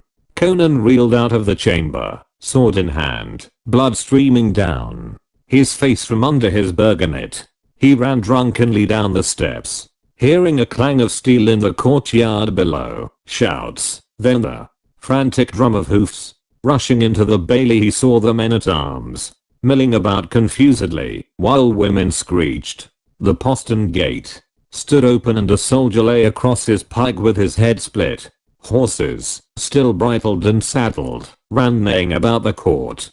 Conan's black stallion among them. "He's mad," howled a woman, wringing her hands as she rushed brainlessly about. He came out of the castle like a mad dog, hewing right and left. "Belozzo's mad. Where's Lord Valbrozzo? Which way did he go?" roared Conan. All turned and stared at the stranger's blood-stained face and naked sword. Through the postern shrilled a woman, pointing eastward, and another bawled, "Who is this? Rogue? Belozzo has killed Valbrozzo," yelled Conan, leaping and seizing the stallion's mane as the men-at-arms advanced and certainly on him. A wild outcry burst forth at his news, but their reaction was exactly as he had anticipated. Instead of closing the gates to take him prisoner, or pursuing the fleeing slayer to avenge their lord, they were thrown into even greater confusion by his words. Wolves bound together only by fear of Valbrozzo, they owed no allegiance to the castle or to each other. Swords began to clash in the courtyard, and women screamed.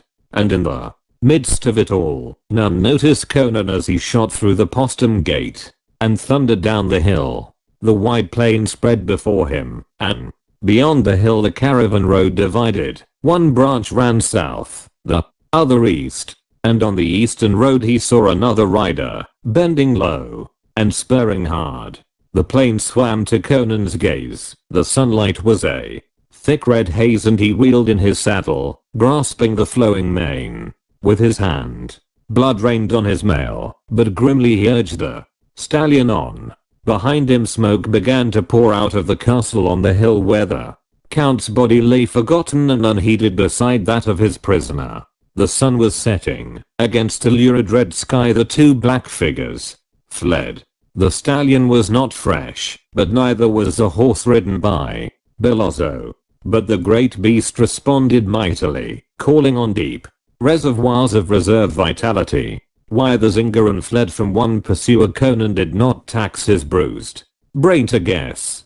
Perhaps unreasoning panic rode Belozzo, born of the madness that lurked in that blazing jewel. The sun was gone. The white road was a dim glimmer through a ghostly twilight fading into purple. Gloomed far ahead of him. The stallion panted, laboring hard. The country was changing. In the gathering dusk, bare plains gave way to clumps of oaks and alders. Low hills mounted up in the distance. Stars began to blink out. The stallion gasped and reeled in his course. But ahead rose a dense wood that stretched to the hills on the horizon, and between it and himself Conan glimpsed the dim form of a fugitive. He urged on the distressed stallion, for he saw that he was overtaking his prey yard by yard.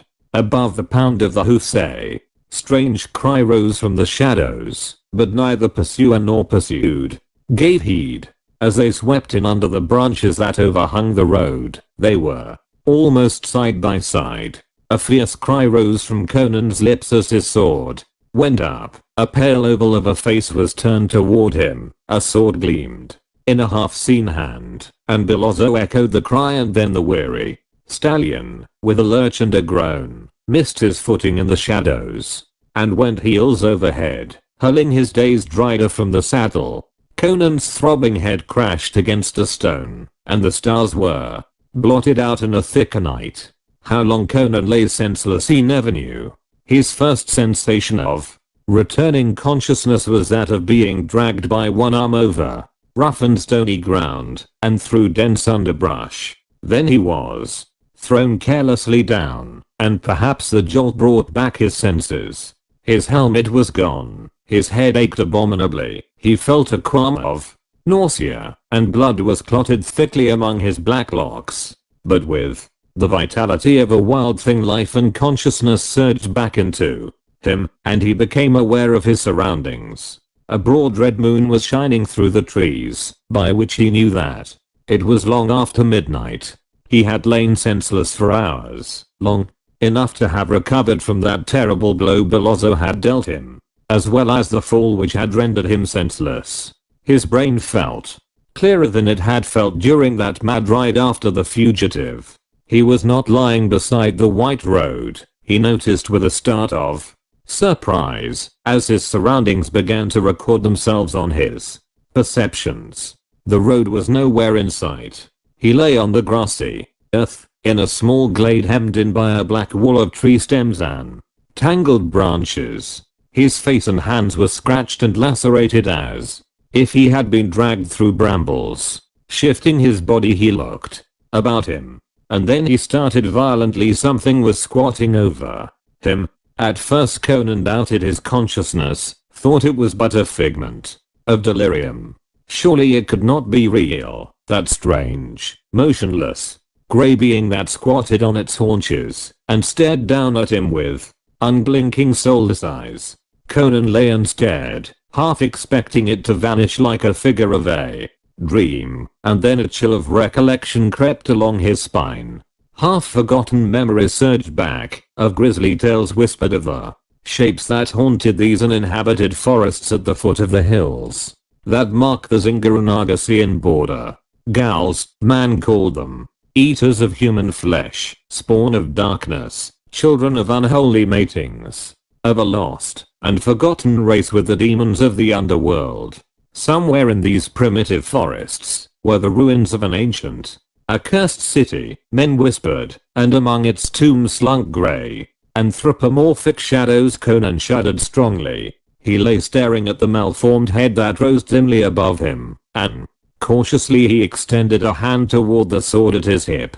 With a horrible cry that the man involuntarily echoed, the monster was at his throat. Conan threw up his right arm, and the dog-like jaws closed on it, driving the male links into the hard flesh. The misshapen yet man-like hands clutched for his throat, but he evaded them with a heave and roll of his whole body, at the same time drawing his dagger with his left hand. They tumbled over and over on the grass, smiting and tearing. The muscles coiling under that grey corpse-like skin were stringy and hard as steel wires, exceeding the strength of a man. But Conan's thews were iron too, and his mail saved him from the gnashing fangs and ripping claws long enough for him to drive home his dagger, again and again. The horrible vitality of the semi-human monstrosity seemed inexhaustible, and the king's skin crawled at the feel of that slick clammy flesh. He put all his loathing and savage revulsion behind the plunging blade, and suddenly the monster heaved up convulsively beneath him as the point found its grisly heart, and then lay still. Conan rose, shaken with nausea. He stood in the center of the glade, uncertainly, sword in one hand and dagger in the other. He had not lost his instinctive sense of direction as far as the points of the compass were concerned, but he did not know in which direction the road lay. He had no way of knowing in which direction the gal had dragged him. Conan glared at the silent, black, moon-dappled woods, which ringed him, and felt cold moisture beat his flesh. He was without a horse, and lost in these haunted woods, and that staring, deformed thing at his feet was a mute evidence of the horrors that lurked in the forest. He stood almost holding his breath in his painful intensity, straining his ears for some crack of twig or rustle of grass. When a sound did come, he started violently. Suddenly out on the night air broke the scream of a terrified horse, his stallion. There were panthers in the wood, or gals ate beasts as well as men. He broke savagely through the brush in the direction of the sound, whistling shrilly as he ran, his fear-drowned in berserk rage. If his horse was killed, there went his last chance of following Billozo and recovering the jewel. Again the stallion screamed with fear and fury. Somewhere nearer, there was a sound of lashing heels, and something that was struck heavily and gave way. Conan burst out into the wide white road without warning, and saw the stallion plunging and rearing in the moonlight, his ears laid back, his eyes and teeth flashing wickedly. He lashed out with his heels at a slinking shadow that ducked and bobbed about him and then about Conan. Other shadows moved, grey furtive shadows that closed in on all sides. A hideous charnel house scent reeked up in the night air. With a curse the king hewed right and left with his broadsword, thrust and ripped with his dagger. Dripping fangs flashed in the moonlight. Foul paws caught at him, but he hacked his way through to the stallion, caught the rein, leaped into the saddle. His sword rose and fell, a frosty arc in the moon, showering blood as it split misshapen heads, clove shambling bodies. The stallion reared, biting and kicking. They burst through and thundered down the road. On either hand, for a short space, flitted grey abhorrent shadows.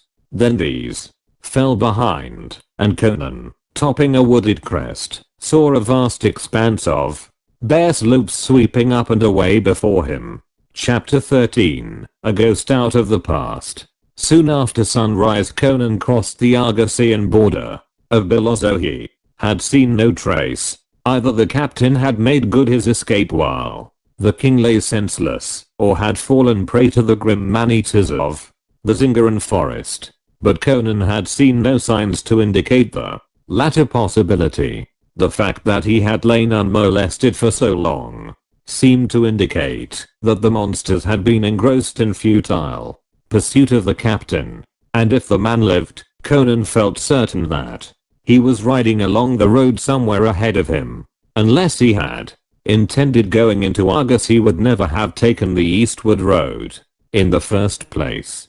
The helmeted guards at the frontier did not question the Cimmerian. A single wandering mercenary required no passport nor safe conduct, especially when his unadorned mail showed him to be in the service of no lord. Through the low grassy hills where streams murmured and oak groves dappled the sward with lights and shadows he rode, following the long road that rose and fell away ahead of him over dales and rises in the blue distance. It was an old road, this highway from Poit into the sea. Argos was at peace. Laden ox wains rumbled along the road, and men with bare brown brawny arms toiled in orchards and fields that smiled away under the branches of the roadside trees. Old men on settles before inns under spreading oak branches called greetings to the wayfarer. From the men that worked the fields, from the garrulous old men in the inns where he slaked his thirst with great leathern jacks of foaming ale, from the sharp-eyed silk-clad merchants he met upon the road, Conan sought for news of Bilozzo. Stories were conflicting, but this much Conan learned, that a lean, wiry Zingaran with the dangerous black eyes and mustaches of the western folk was somewhere on the road ahead of him, and apparently making for Missancha. It was a logical destination. All the seaports of Argos were cosmopolitan, in strong contrast with the inland provinces, and Missancha was the most polyglot of all.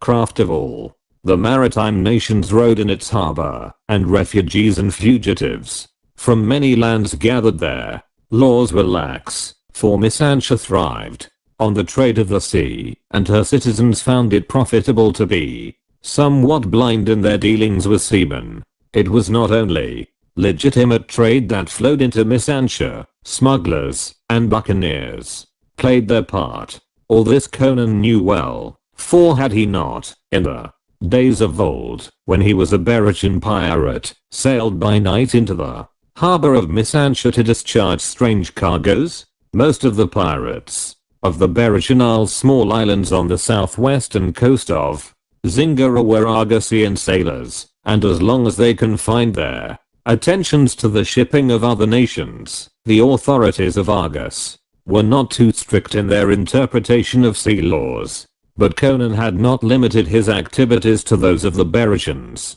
He had also sailed with the Zingaran buccaneers, and even with those wild black corsairs that swept up from the far south to harry the northern coasts, and this put him beyond the pale of any law. If he were recognized in any of the ports of Argos, it would cost him his head. But without hesitation he rode on to Missancha, halting day or night, only to rest the stallion and to snatch a few winks of sleep for himself. He entered the city unquestioned, merging himself with the throngs that poured continually in and out of this great commercial center. No walls surrounded Missancha. The sea and the ships of the sea guarded the great southern trading city. It was evening when Conan rode leisurely through the streets that marched down to the waterfront. At the ends of these streets he saw the wharves and the masts and sails of ships. He smelled salt water for the first time in years, heard the thrum of cordage and the creak of spars in the breeze that was kicking up whitecaps out beyond the headlands. Again the urge of far wandering tugged at his heart, but he did not go on to the wharves.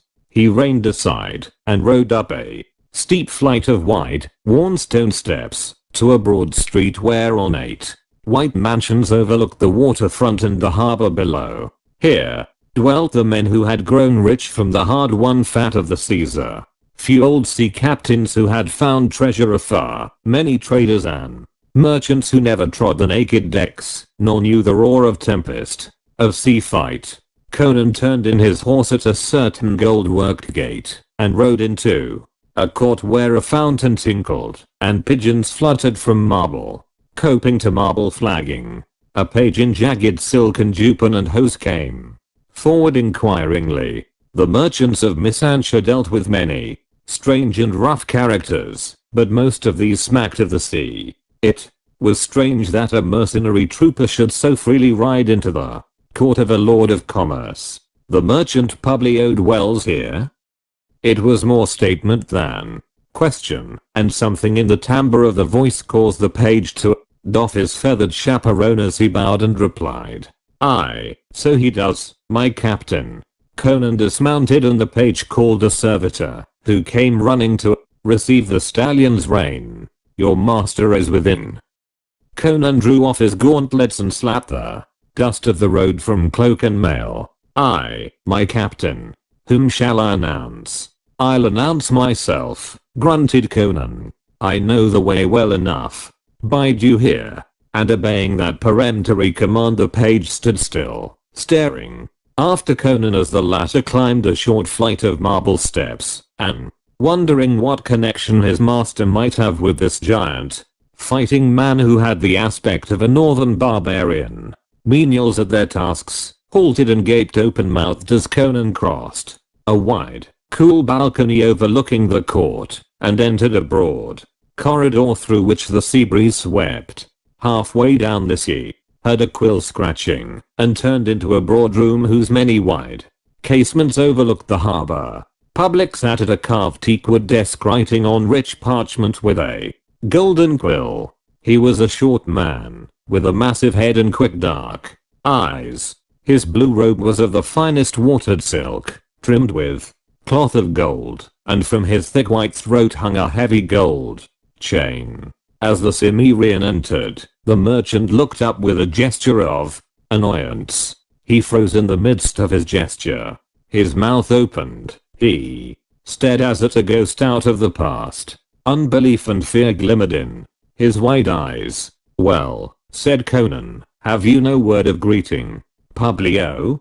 Publio moistened his lips. "Conan," he whispered incredulously. "Mitra." "Conan." "Amra." "Who else?" The Cimmerian unclasped his cloak and threw it with his gauntlets down upon the desk.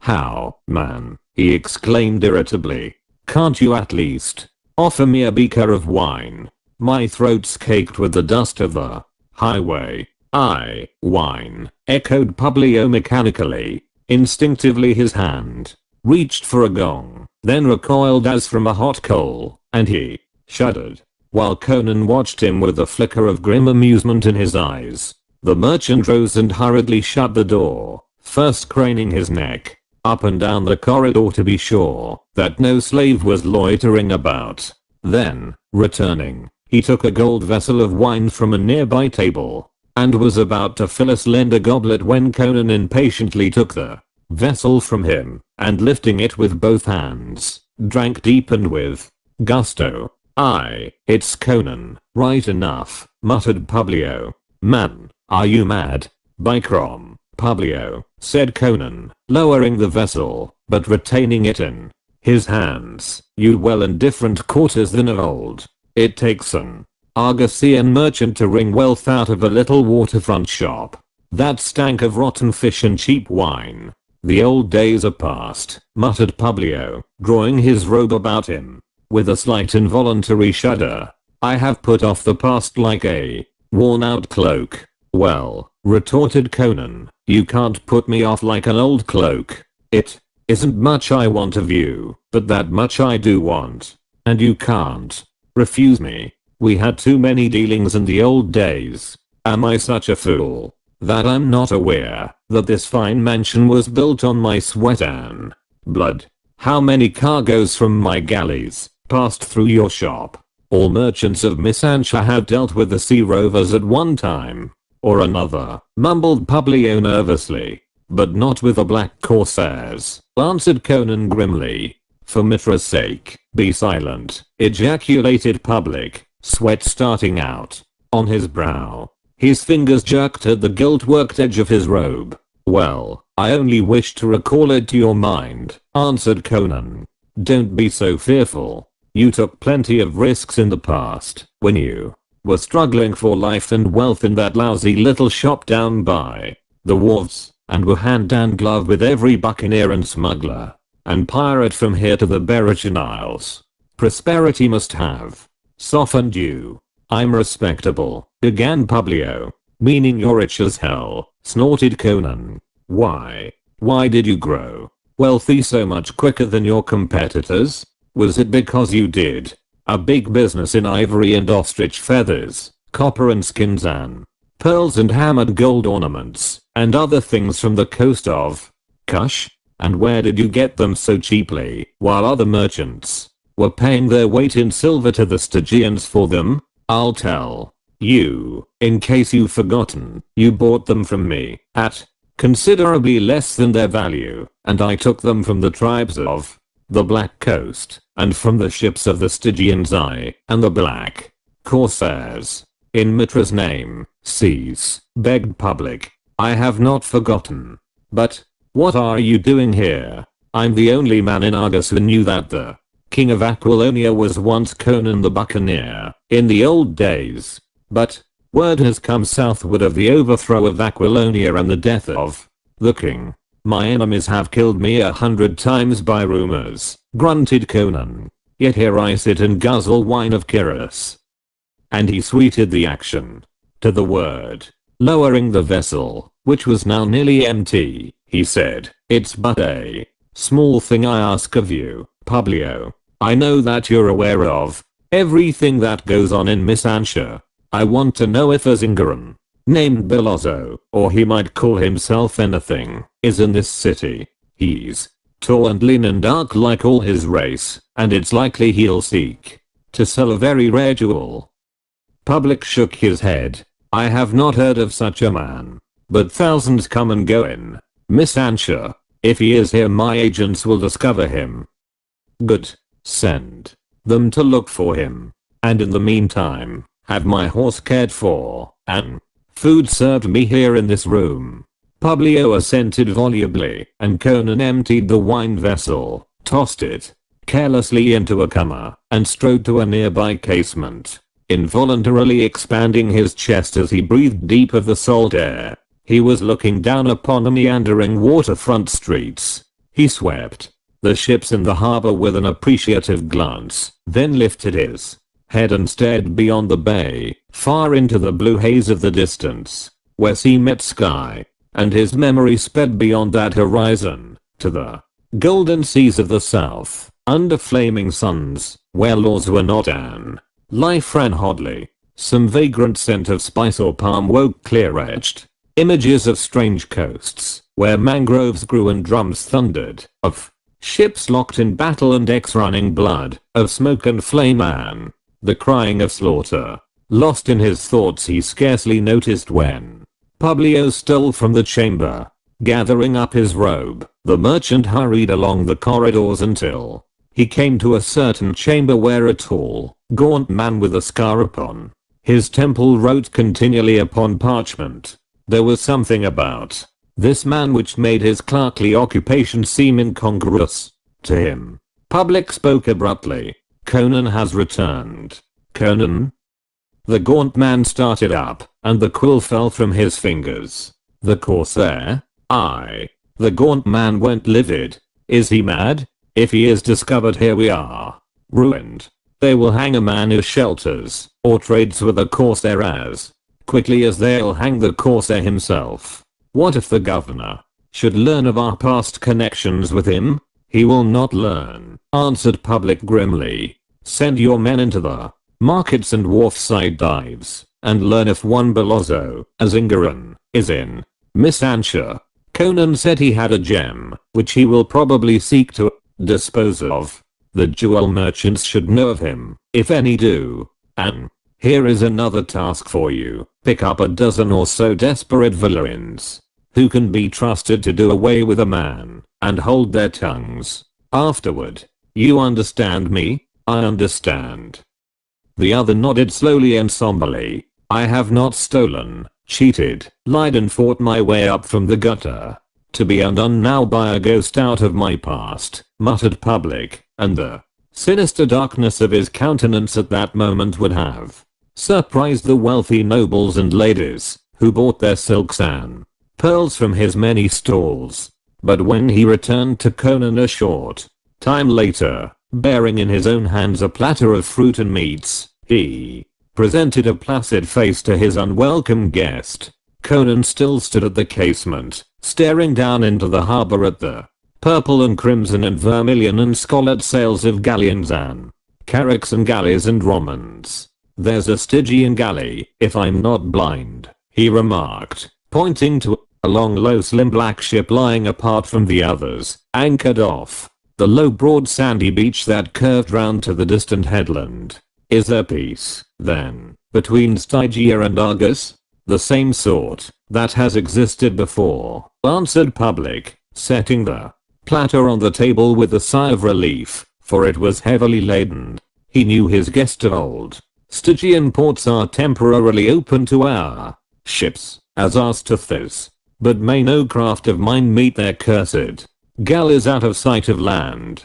That galley crept into the bay last night. What its masters wish I do not know. So far they have neither bought nor sold. I distrust those dark-skinned devils.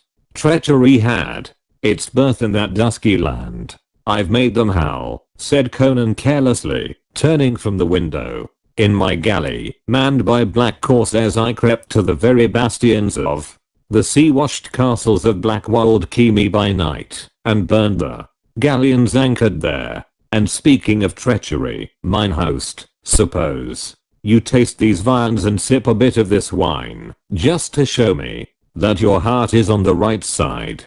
Public complied so readily that Conan's suspicions were lulled, and without further hesitation he sat down and devoured enough for 3 men. And while he ate, men moved through the markets and along the waterfront, searching for Asmgaran, who had a jewel to sell or who sought for a ship to carry him to foreign ports. And a tall gaunt man with a scar on his temple sat with his elbows on a wine-stained table in a squalid cellar with a brass lantern hanging from a smoke-blackened beam overhead, and held converse with the desperate rogues whose sinister countenances and ragged garments proclaimed their profession. And as the first stars blinked out, they shone on a strange band, spurring their mounts along the white road that led to Missancha from the west. There were 4 men, tall, gaunt, dad in black, hooded robes, and they did not speak. They forced their steeds mercilessly onward, and those steeds were gaunt as themselves, and sweat-stained and weary, as if from long travel and far wandering. Chapter 14, The Black Hand of Set. Conan woke from a sound sleep as quickly and instantly as a cat, and, like a cat, he was on his feet with his sword out before the man who had touched him could so much as draw back. What word, Publio? Demanded Conan, recognizing his host. The gold lamp burned low, casting a mellow glow over the thick tapestries and the rich coverings of the couch whereon he had been reposing. Publio, recovering from the start given him by the sudden action of his awakening guest, replied, "The Zingaran has been located. He arrived yesterday, at dawn. Only a few hours ago he sought to sell a huge, strange jewel to a Shemitish merchant, but the Shemite would have naught to do with it. Men say he turned pale beneath his black beard at the sight of it, and closing his stall, fled as from a thing accursed. It must be Belozzo," muttered Conan, feeling the pulse in his temples pounding with impatient eagerness. "Where is he now?" "He sleeps in the house of Servio." "I know that dive of old," grunted Conan. "I'd better hasten before some of these waterfront thieves cut his throat for the jewel." He took up his cloak and flung it over his shoulders, then donned a helmet public had procured for him. "Have my steed saddled and ready in the court," said he. "I may return in haste. I shall not forget this night's work." Publio. A few moments later, Publio, standing at a small outer door, watched the king's tall figure receding down the shadowy street. "Farewell to you, Corsair," muttered the merchant. "This must be a notable jewel to be sought by a man who has just lost a kingdom. I wish I had told my knaves to let him secure it before they did their work. But then, something might have gone awry. Let Argus forget Amra, and let my dealings with him be lost in the dust of the past. In the alley behind the house of Servio, that is where Conan will cease to be a peril to me." Servio's house, a dingy, ill-famed den, was located close to the wharves, facing the waterfront. It was a shambling building of stone and heavy ship beams, and a long narrow alley wandered up alongside it. Conan made his way along the alley, and as he reached the house he had an uneasy feeling that he was being spied upon. He stared hard into the shadows of the squalid buildings, but saw nothing, though. Once he caught the faint rasp of cloth or leather against flesh. But that was nothing unusual. Thieves and beggars prowled these alleys all night, and they were not likely to attack him after one look at his size and harness. But suddenly a door opened in the wall ahead of him, and he slipped into the shadow of an arch. A figure emerged from the open door and moved along the alley, not furtively, but with a natural noiselessness, like that of a jungle beast. Enough starlight filtered into the alley to silhouette the man's profile dimly as he passed the doorway where Conan lurked. The stranger was a Stygian. There was no mistaking that hawk-faced, shaven head, even in the starlight, nor the mantle over the broad shoulders. He passed on down the alley in the direction of the beach, and once Conan thought he must be carrying a lantern among his garments, for he caught a flash of lambent light just as the man vanished. But the Cimmerian forgot the stranger as he noticed that the door through which he had emerged still stood open. Conan had intended entering by the main entrance and forcing Servio to show him the room where the Zingarant slept. But if he could get into the house without attracting anyone's attention, so much the better. A few long strides brought him to the door, and as his hands fell on the lock he stifled an involuntary grunt. His practiced fingers, skilled among the thieves of Zamora long ago, told him that the lock had been forced, apparently by some terrific pressure from the outside, that had twisted and bent the heavy iron bolts, tearing the very sockets loose from the jambs. How such damage could have been wrought so violently without awakening everyone in the neighborhood, Conan could not imagine, but he felt sure that it had been done that night. A broken lock, if discovered, would not go unmended in the house of Servio. In this neighborhood of thieves and cutthroats, Conan entered stealthily, poniard in hand, wondering how he was to find the chamber of the Zingaran. Groping in total darkness, he halted. Suddenly, he sensed death in that room, as a wild beast senses it, not as peril threatening him, but a dead thing, something freshly slain. In the darkness his foot hit, and recoiled from something heavy and yielding. With a sudden premonition he groped along the wall until he found the shelf that supported the brass lamp, with its flint, steel, and tinder beside it. A few seconds later a flickering, uncertain light sprang up, and he stared narrowly about him. A bunk built against the rough stone wall, a bare table and a bench completed the furnishings of the squalid chamber. An inner door stood, closed and bolted, and on the hard-beaten dirt floor lay Belozzo. On his back he lay, with his head drawn back between his shoulders so that he seemed to stare with his wide glassy eyes at the city beams of the cobwebbed ceiling. His lips were drawn back from his teeth in a frozen grin of agony. His sword lay near him, still in its scabbard. His shirt was torn open, and on his brown muscular breast was the print of a black hand, thumb and forefingers plainly distinct. Conan glared in silence, feeling the short hairs bristle at the back of his neck. "Crom," he muttered. "The black hand of Set." He had seen that mark of old, the death mark of the black priests of Set, the grim cult that ruled in dark Stygia. And suddenly he remembered that curious flash he had seen emanating from the mysterious Stygian who had emerged from this chamber. "The heart, by Crom," he muttered. He was carrying it under his mantle. He stole it. He burst that door by his magic and slew Belozzo. He was a priest of Set. A quick investigation confirmed at least part of his suspicions. The jewel was not on the Zingaran's body. An uneasy feeling rose in Conan that this had not happened by chance or without design. A conviction that the mysterious Stygian galley had come into the harbor of Missantia on a definite mission.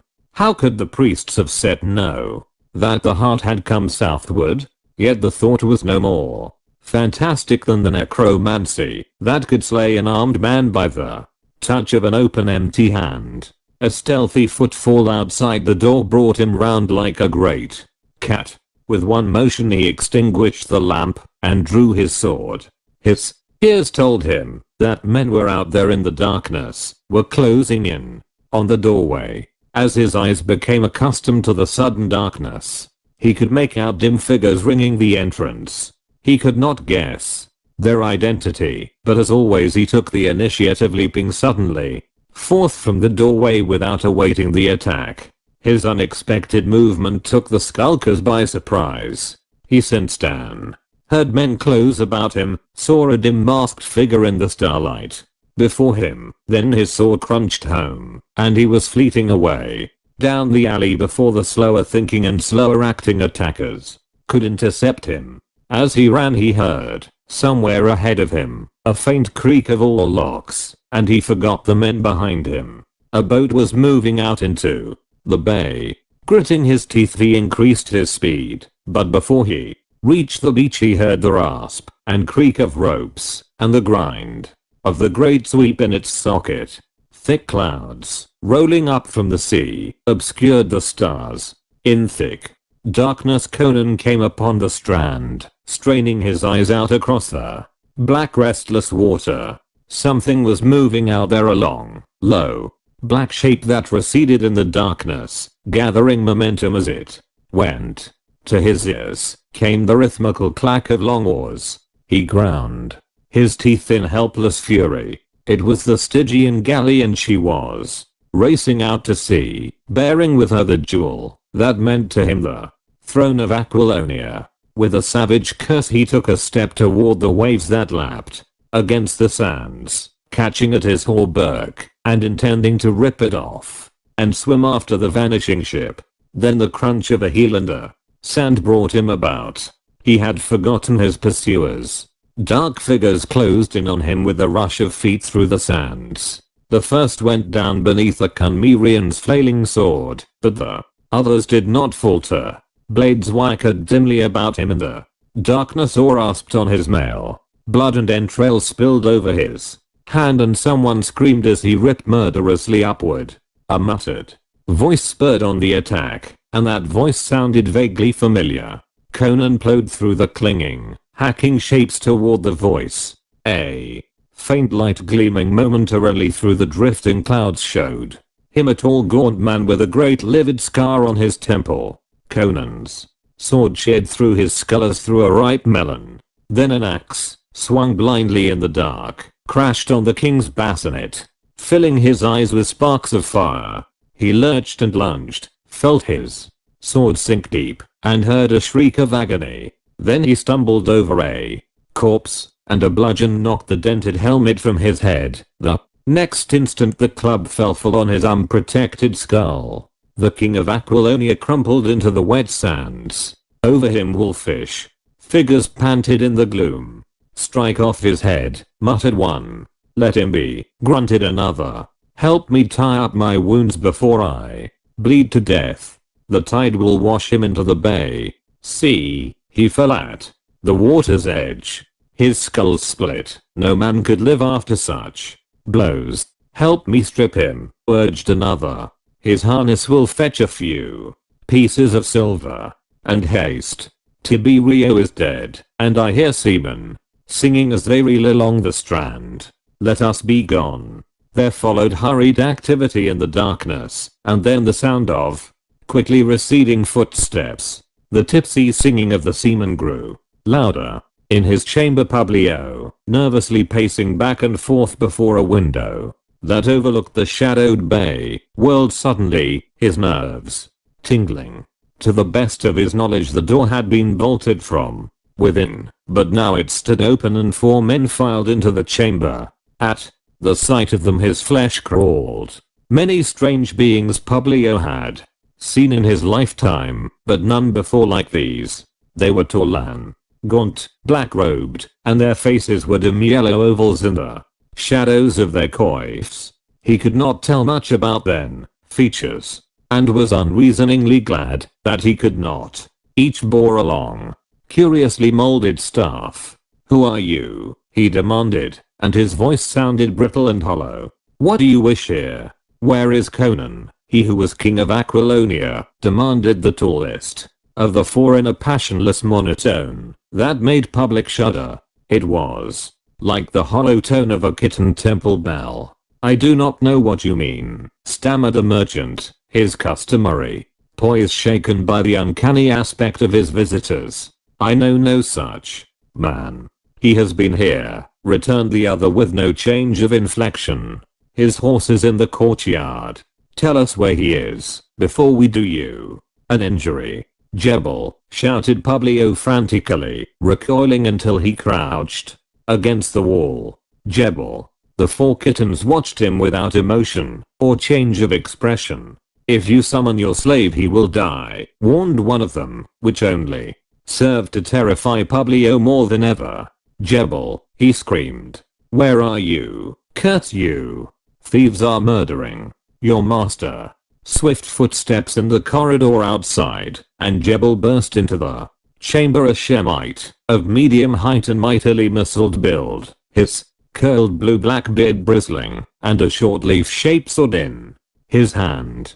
He stared in stupid amazement at the 4 invaders, unable to understand their presence, dimly remembering that he had drowsed unexplainably on the stair he was guarding, and up which they must have come. He had never slept on duty before, but his master was shrieking, with a note of hysteria in his voice, and the Shemite drove like a bull at the strangers, his thickly muscled arm drawing back for the disemboweling thrust. But the stroke was never dealt. A black-sleeved arm shot out, extending the long staff. Its end butt touched the Shemite's brawny breast, and was instantly withdrawn. The stroke was horribly like the dart and recovery of a serpent's head. Jebel halted short in his headlong plunge, as if he had encountered a solid barrier. His bull head toppled forward on his breast, the sword slipped from his fingers, and then he melted slowly to the floor. It was as if all the bones of his frame had suddenly become flabby. Publio turned sick. "Do not shout again," advised the tallest kitten. "Your servants sleep soundly, but if you awaken them they will die, and you with them." "Where is Conan?" "He is gone to the house of Servio, near the waterfront, to search for the Zinger and Bilozzo," gasped Publio, all his power of resistance gone out of him. The merchant did not lack courage, but these uncanny visitants turned his marrow to water. He started convulsively at a sudden noise of footsteps hurrying up the stair outside, loud in the ominous stillness. "Your servant?" asked the kitten. Publio shook his head mutely, his tongue frozen to his palate. He could not speak. One of the kittens caught up a silken cover from a couch and threw it over the corpse. Then they melted behind the tapestry, but before the tallest man disappeared, he murmured, "Talk to this man who comes, and send him away quickly. If you betray us, neither he nor you will live."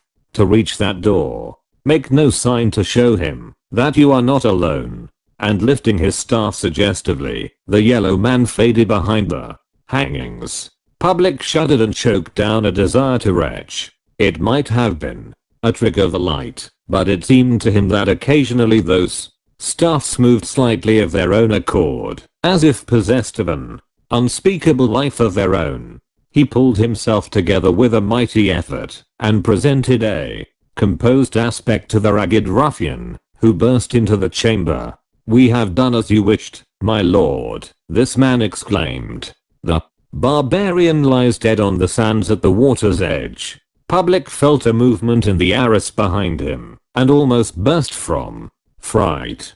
The man swept heedlessly on. "Your secretary, Tiberio, is dead. The barbarian slew him, and 4 of my companions. We bore their bodies to the rendezvous. There was nothing of value on the barbarian except a few silver coins. Are there any further orders?" "None," gasped Publio, white about the lips. "Go." The desperado bowed and hurried out, with a vague feeling that Publio was both a man of weak stomach and few words. The 4 kittens came from behind the arras. "Of whom did this man speak?" the taller demanded. "Of a wandering stranger who did me an injury," panted Public. "You lie," said the kitten calmly. "He spoke of the king of Aquilonia. I read it in your expression. Sit upon that divan, and do not move or speak. I will remain with you, while my 3 companions go search for the body." So Publio sat, and shook with terror of the silent inscrutable figure, which watched him, until the 3 kittens filed back into the room, with the news that Conan's body did not lie upon the sands. Publio did not know whether to be glad or sorry. "We found the spot where the fight was fought," they said. "Blood was on the sand, but the king was gone." The 4th kitten drew imaginary symbols upon the carpet with his staff, which glistened scurrilely in the lamplight. "Did you read naught from the sands?" he asked. "Aye," they answered. "The king lives, and he has gone southward in a ship." The tall kitten lifted his head and gazed at Publio, so that the merchant broke into a profuse sweat. "What do you wish of me?" he stuttered. "A ship," answered the kitten. "A ship well manned for a very long voyage." "For how long a voyage?" stammered Publio, never thinking of refusing. "To the ends of the world, perhaps," answered the kitten, "or to the molten seas of hell that lie beyond the sunrise." Chapter 15. The Return of the Corsair. Conan's first sensation of returning consciousness was that of motion. Under him was no solidity, but a ceaseless heaving and plunging. Then he heard wind humming through cords and spars, and knew he was aboard a ship even before his blurred sight cleared.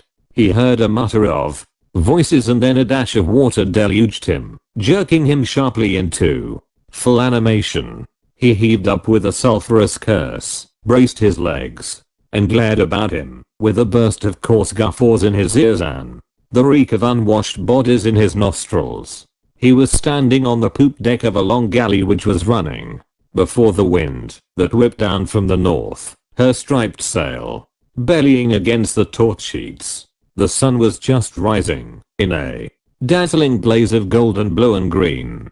To the left of the shoreline was a dim purple shadow.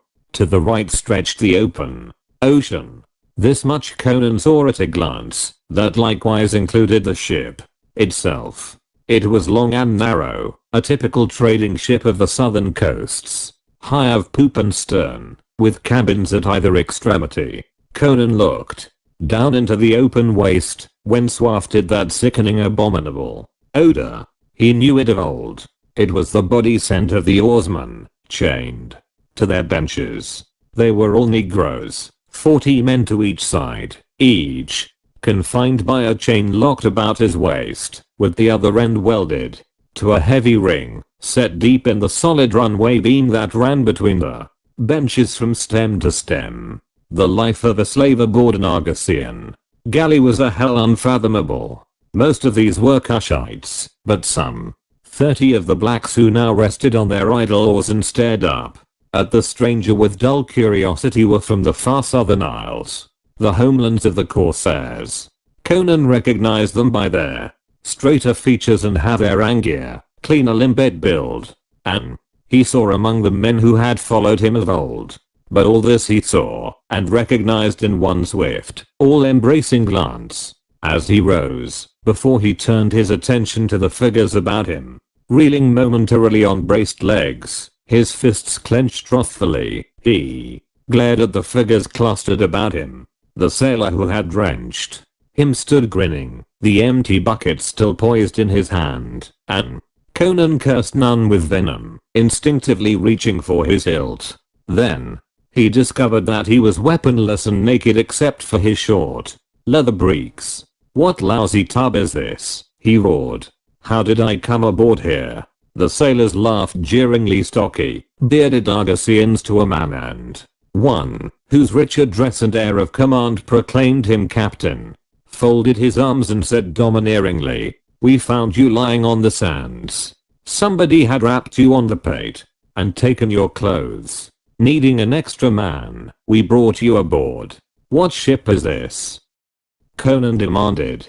"The Venturer, out of Missantia, with a cargo of mirrors, scarlet silk, cloaks, shields, gilded helmets and swords, to trade to the Shemites. For copper and gold ore. I'm Demetrio, captain of this vessel and your master henceforward." "Then I'm headed in the direction I wanted to go, after all," muttered Conan, heedless of that last remark. They were racing southeastward, following the long curve of the Argosian coast. These trading ships never ventured far from the surer line.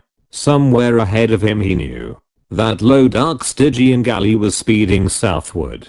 "Have you sighted a Stygian galley?" began Conan, but the beard of the burly brutal-faced captain bristled. He was not in the least interested in any question his prisoner might wish to ask, and felt it high time he reduced this independent wastrel to his proper place. "Get forward," he roared. "TVE wasted time enough with you. I've done you the honor of having you brought to the poop to be revived, and answered enough of your infernal questions. Get off this poop. You'll work your way aboard this galley. I'll buy your ship," began Conan, before he remembered that he was a penniless wanderer. A roar of rough mirth greeted these words, and the captain turned purple, thinking he sensed ridicule. "You mutinous swine," he bellowed, taking a threatening step forward, while he closed on his knife at his belt. "Get forward before I have you flogged. You'll keep a civil tongue in your jaws, or by Mitra, I'll have you chained among the blacks to tug an oar." Conan's volcanic temper, never long at best, burst into explosion. Not in years, even before he was king, had a man spoken to him thus. Don't lift your voice to me, you tar-breech dog," he roared in a voice as gusty as the sea wind, while the sailors gaped dumbfounded. "Draw that toy, and I'll feed you to the fishes." "Who do you think you are?" gasped the captain.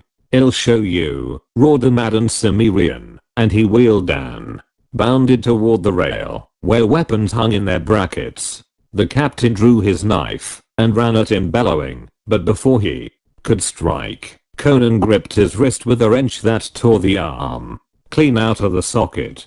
The captain bellowed like an ox in agony, and then rolled clear across the deck as he was hurled contemptuously from his attacker. Conan ripped a heavy axe from the rail and wheeled cat-like to meet the rush of the sailors. They ran in, giving tongue like hounds, clumsy-footed and awkward in comparison to the pantherish Cimmerian. Before they could reach him with their knives he sprang among them, striking right and left so quickly for the eye to follow, and blood and brains spattered as two corpses struck the deck. Knives flailed the air wildly as Conan broke through the stumbling, gasping mob and bounded to the narrow bridge that spanned the waist from poop to forecastle, just out of reach of the slaves below. Behind him the handful of sailors on the poop were floundering after him, daunted by the destruction of their fellows, and the rest of the crew, some 30 in all, came running across the bridge toward him, with weapons in their hands. Conan bounded out on the bridge and stood poised above the upturned Black faces, axe lifted, black mane blown in the wind. Who am I? He yelled. Look, you dogs. Look, Ajanga, Yasunga, Liranga. Who am I? And from the waist rose a shout that swelled to a mighty roar. Amra. It is Amra. The lion has returned. The sailors who caught and understood the burden of that awesome shout paled and shrank back, staring in sudden fear at the wild figure on the bridge. Was this in truth that bloodthirsty ogre of the southern seas who had so mysteriously vanished years ago, but who still lived in glory legends? The blacks were frothing crazy now, shaking and tearing at their chains, and shrieking the name of Amra like an invocation. Kushites who had never seen Conan before took up the yell. The slaves in the pen under the after cabin began to batter at the walls, shrieking like the damned. Demetrio, hitching himself along the deck on one hand and his knees, livid with the agony of his dislocated arm, screamed, "In and kill him, dogs, before the slaves break loose." Fired to desperation on by that word, the most dread to all galleymen, the sailors charged onto the bridge from both ends. But with a lion-like bound, Conan left the bridge and hid like a cat on his feet on the runway between the benches. "Death to the masters," he thundered, and his axe rose and fell, crashingly full on a shackled chain, severing it like matchwood.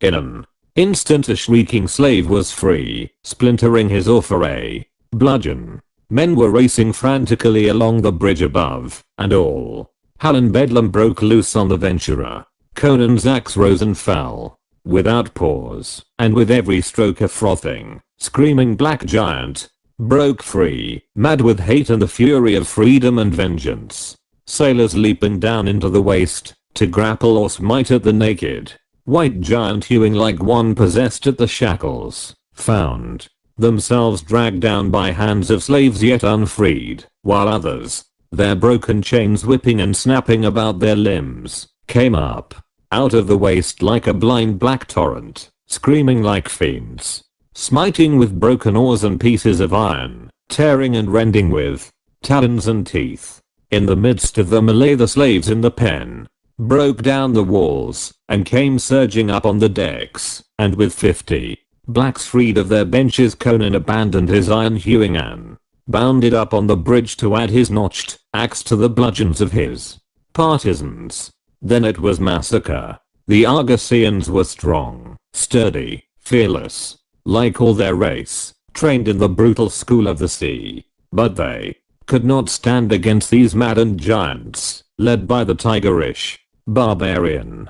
Blows and abuse and hellish suffering were avenged in one red gust of fury that raged like a typhoon from one end of the ship to the other, and when it had blown itself out, but one white man lived aboard the Venturer, and that was the blood-stained giant about whom the chanting blacks thronged to cast themselves prostrate on the bloody deck and beat their heads against the boards in an ecstasy of hero worship. Conan, his mighty chest heaving and glistening with sweat, the red axe gripped in his blood-smeared hand, glared about him as the first of men might have glared in some primordial dawn, and shook back his black mane. In that moment he was not king of Aquilonia, he was again lord of the Black Corsairs, who had hacked his way to lordship through flame and blood.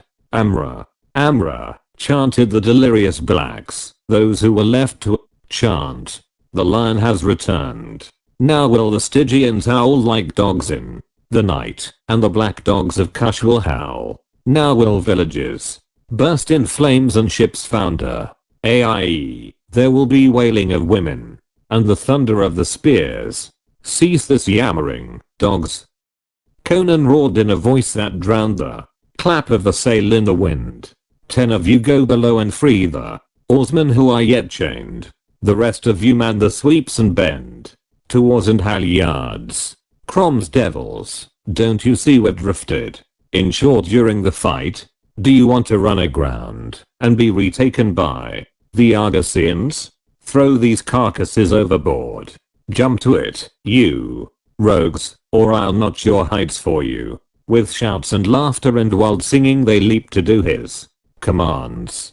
The corpses, white and black, were hurled overboard, where triangular fins were already cutting the water. Conan stood on the poop, frowning down at the black men who watched him expectantly. His heavy brown arms were folded, his black hair, grown long in his wanderings, blew in the wind.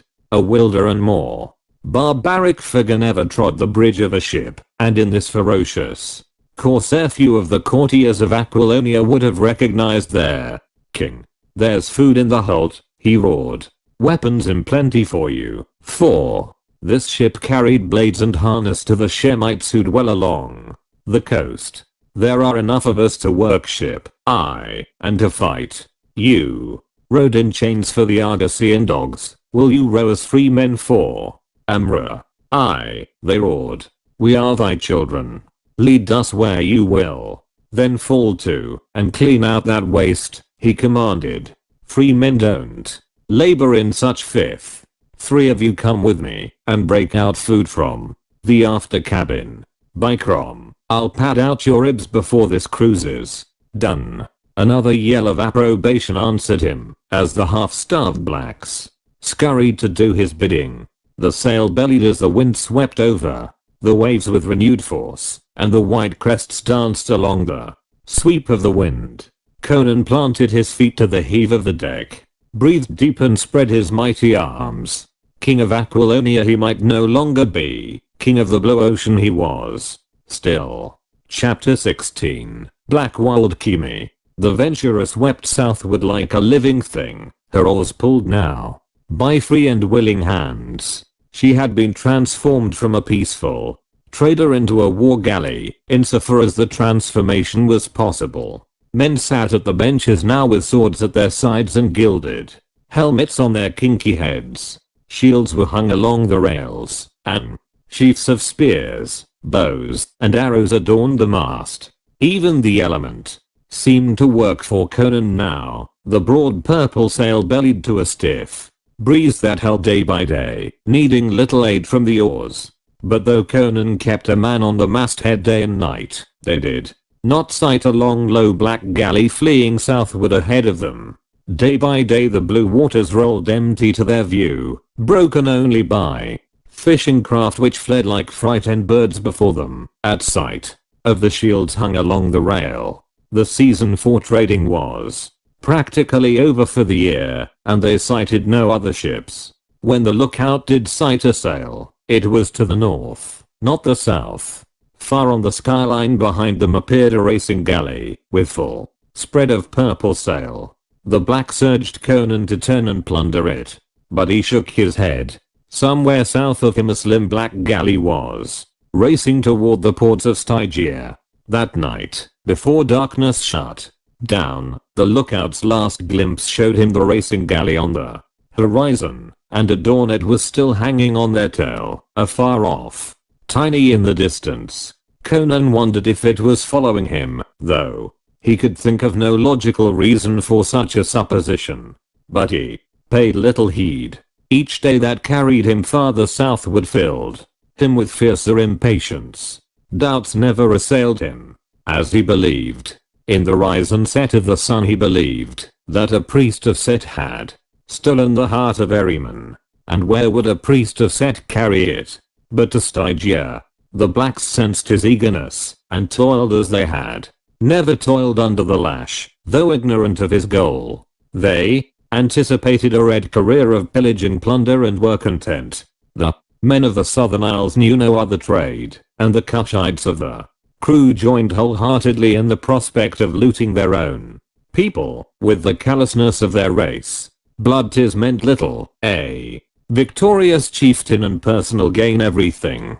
Soon the character of the coastline changed. No longer they sailed past steep cliffs with blue hills marching behind them. Now the shore was the edge of broad meadowlands which barely rose above the water's edge and swept away and away into the hazy distance. Here were few harbors and fewer ports, but the green plain was dotted with the cities of the Shemites, green sea lapping the rim of the green plains, and the ziggurats of the cities gleaming whitely in the sun.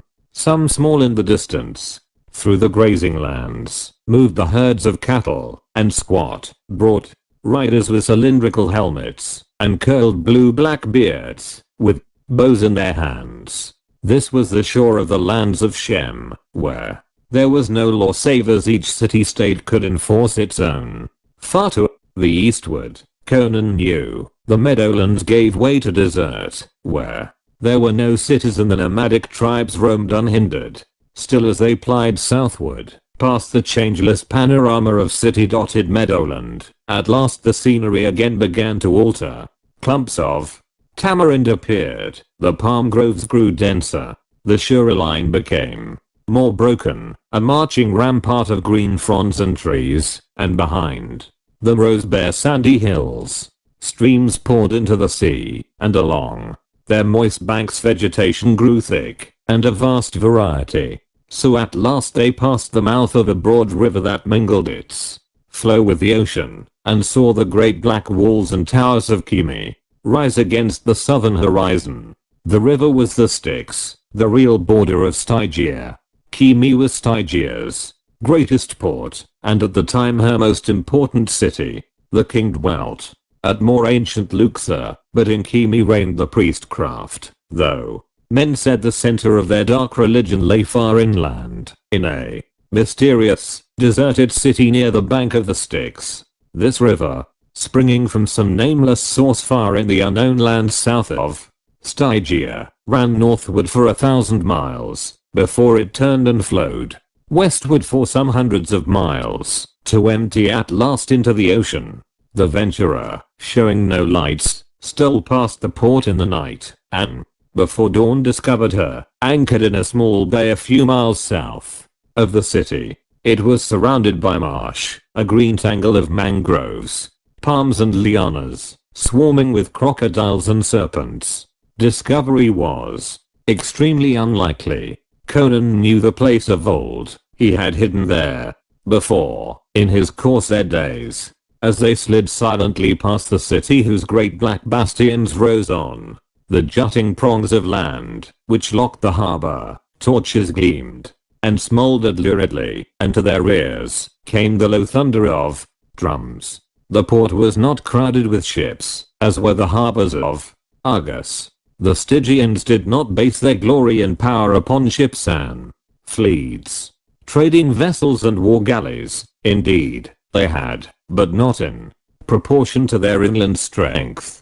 Many of their craft plied up and down the great river, rather than along the sea coasts.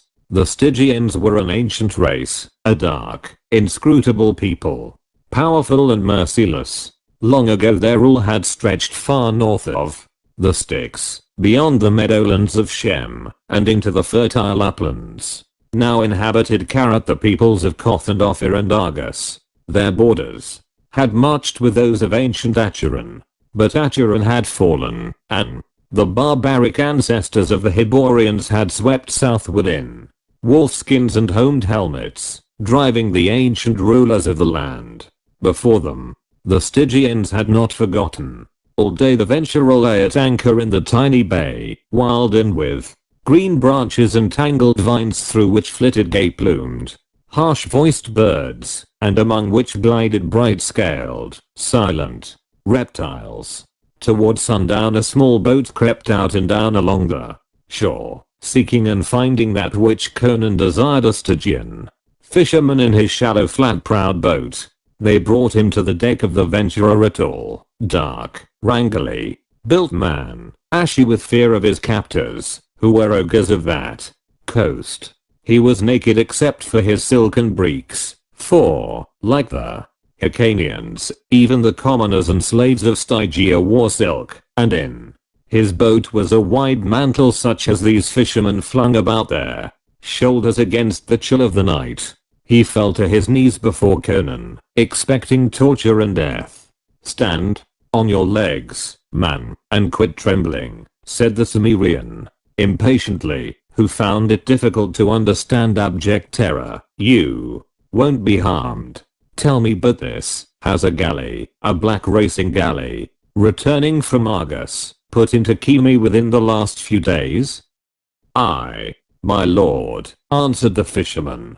Only yesterday at dawn the priest Thuthothmes returned from a voyage far to the north. Men say he has been to Miss Ansha. What did he bring from Miss Ansha? Alas, my lord, I know not.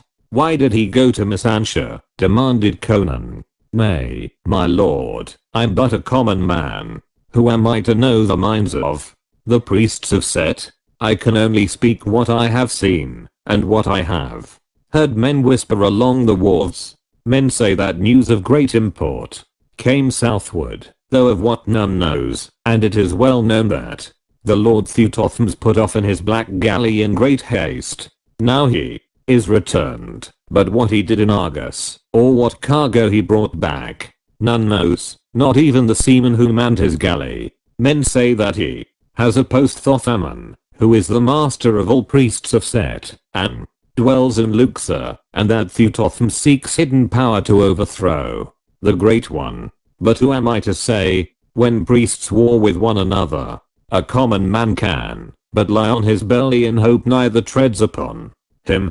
Conan snarled in nervous exasperation at this servile philosophy, and turned to his men. I'm going alone into Kimi to find this thief.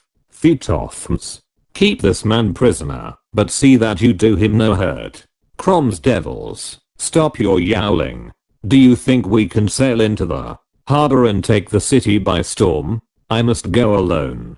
Silencing the clamor of protests, he doffed his own garments and donned the prisoner's silk breeches and sandals, and the band from the man's hair, but scorned the short fisherman's knife. The common men of Stygia were not allowed to wear swords, and the mantle was not voluminous enough to hide the Cimmerian's long blade, but Conan buckled to his hip a Ganda knife, a weapon borne by the fierce desert men who dwelled to the south of the Stygians, a broad, heavy, slightly curved blade of fine steel, edged like a razor and long enough to dismember a man. Then, leaving the Stygian guarded by the corsairs, Conan climbed into the fisherman's boat. Wait for me until dawn, he said.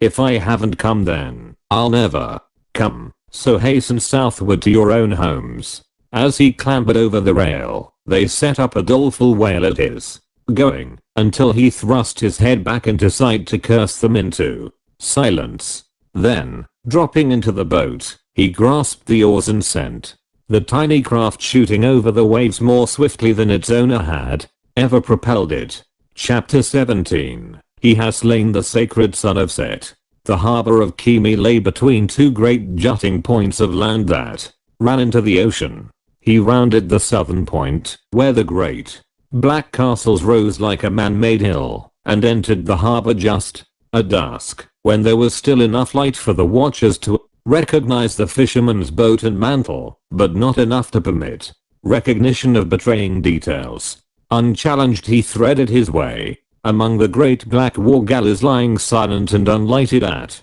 anchor, and drew up to a flight of wide stone steps which mounted up from the water's edge. There he made his boat fast to an iron ring set in the stone, as numerous similar craft were tied. There was nothing strange in a fisherman leaving his boat there. None but a fisherman could find a use for such a craft, and they did not steal from one another. No one cast him more than a casual glance as he mounted the long steps, unobtrusively avoiding the torches that flared at intervals above the lapping black water.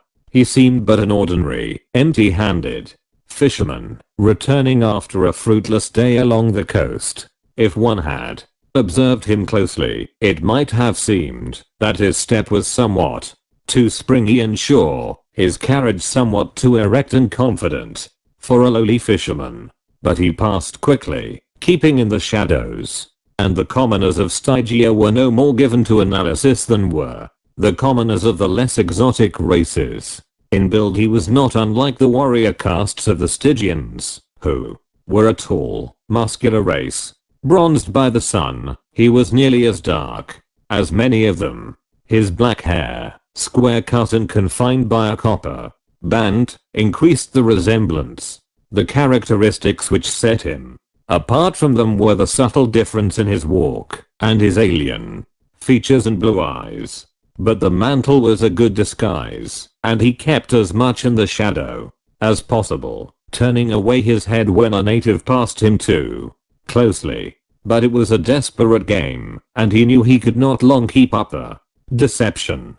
Kimi was not like the seaports of the Hyborians, where types of every race swarmed. The only aliens here were Negroan, Shemite slaves, and he resembled neither even as much as he resembled the Stygians themselves. Strangers were not welcome in the cities of Stygia, tolerated only when they came as ambassadors or licensed traders. But even then the latter were not allowed ashore after dark. And now there were no Hyborian ships in the harbor at all. A strange restlessness ran through the city, a stirring of ancient ambitions, a whispering none could define, except those who whispered. This Conan felt rather than knew, his whetted primitive instincts sensing unrest about him. If he were discovered, his fate would be ghastly. They would slay him merely for being a stranger. If he were recognized as Amra, the Corsair chief who had swept their coasts with steel and flame, an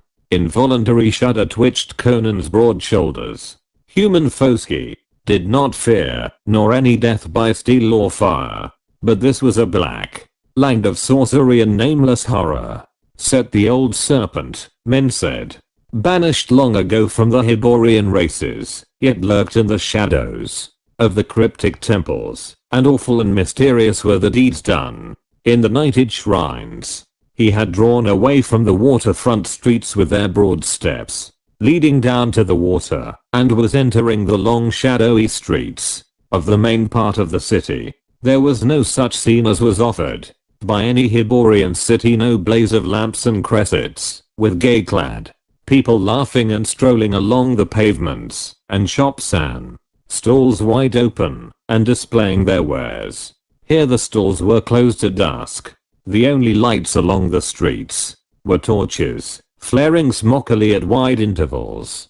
People walking the streets were comparatively few. They went hurriedly and unspeaking, and their numbers decreased with the lateness of the hour.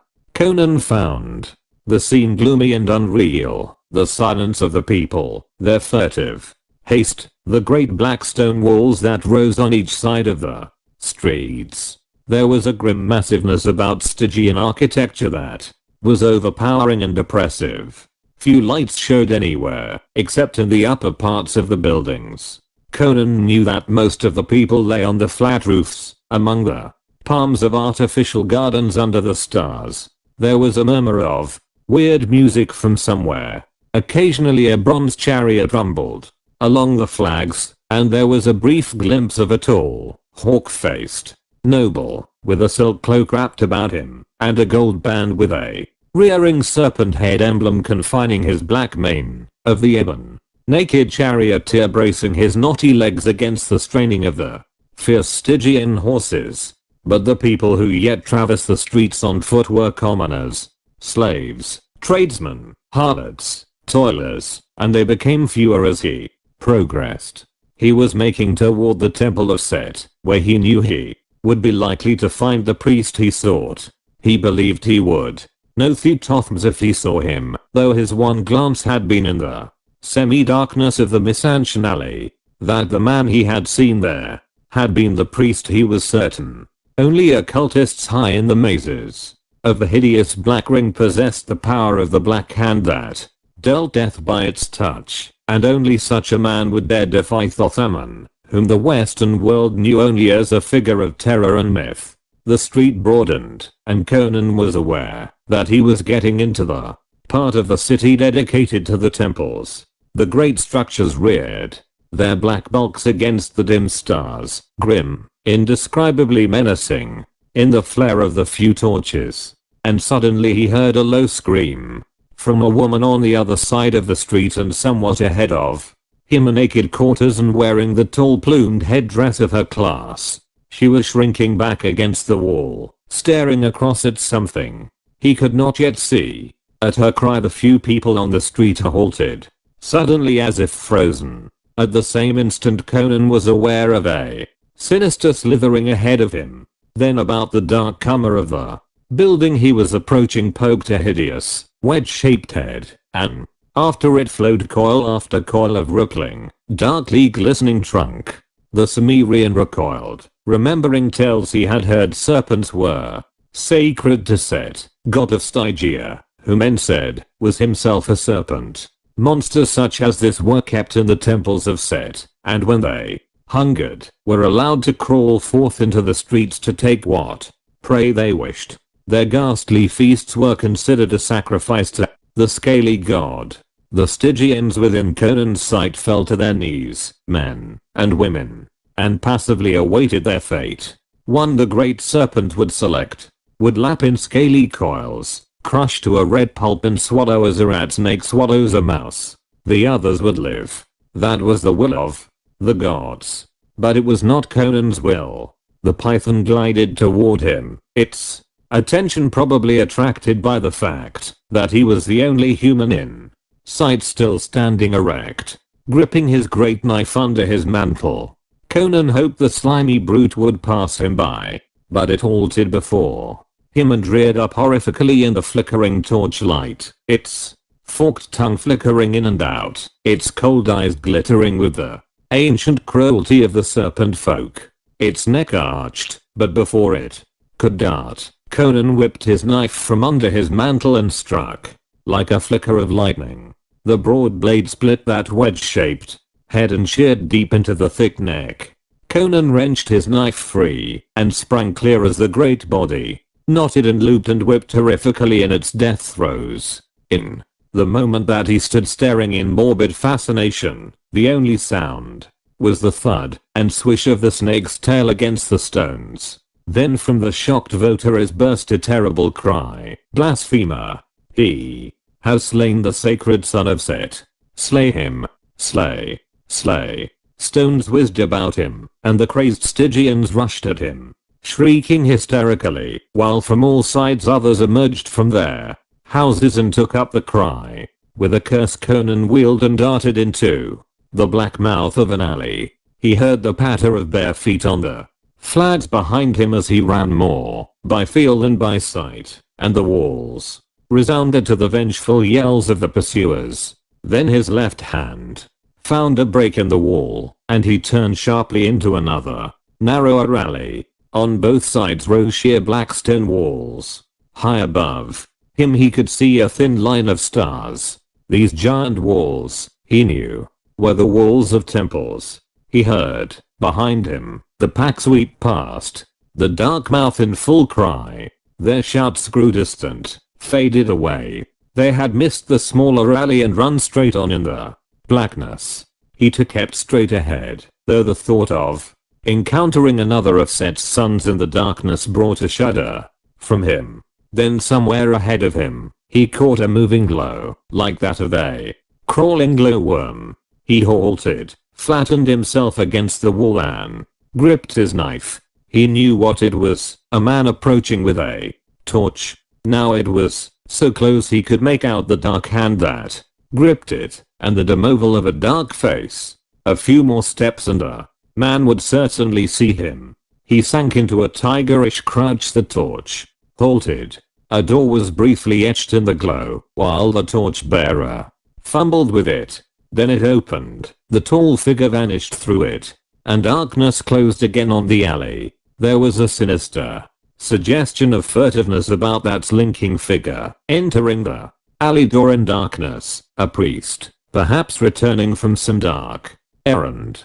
But Conan groped toward the door. If one man came up that alley with a torch, others might come at any time.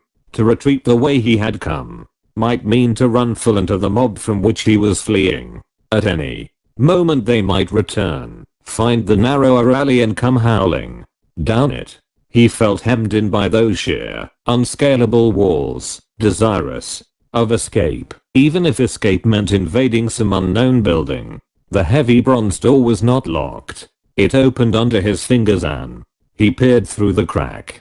He was looking into a great square chamber of massive black stone. A torch smoldered in a niche in the wall. The chamber was empty. He glided through the lacquer door and closed it behind him. His sandaled feet made no sound as he crossed the black marble floor. A teak door stood partly open, and gliding through this, knife in hand, he came out into a great and shadowy place whose lofty ceiling was only a hint of darkness high above him, toward which the black walls swept upward. On all sides black arched doorways opened into the great still hall. It was lit by curious bronze lamps that gave a dim, weird light. On the other side of the great hall a broad black marble stairway, without a railing, marched upward to lose itself in gloom.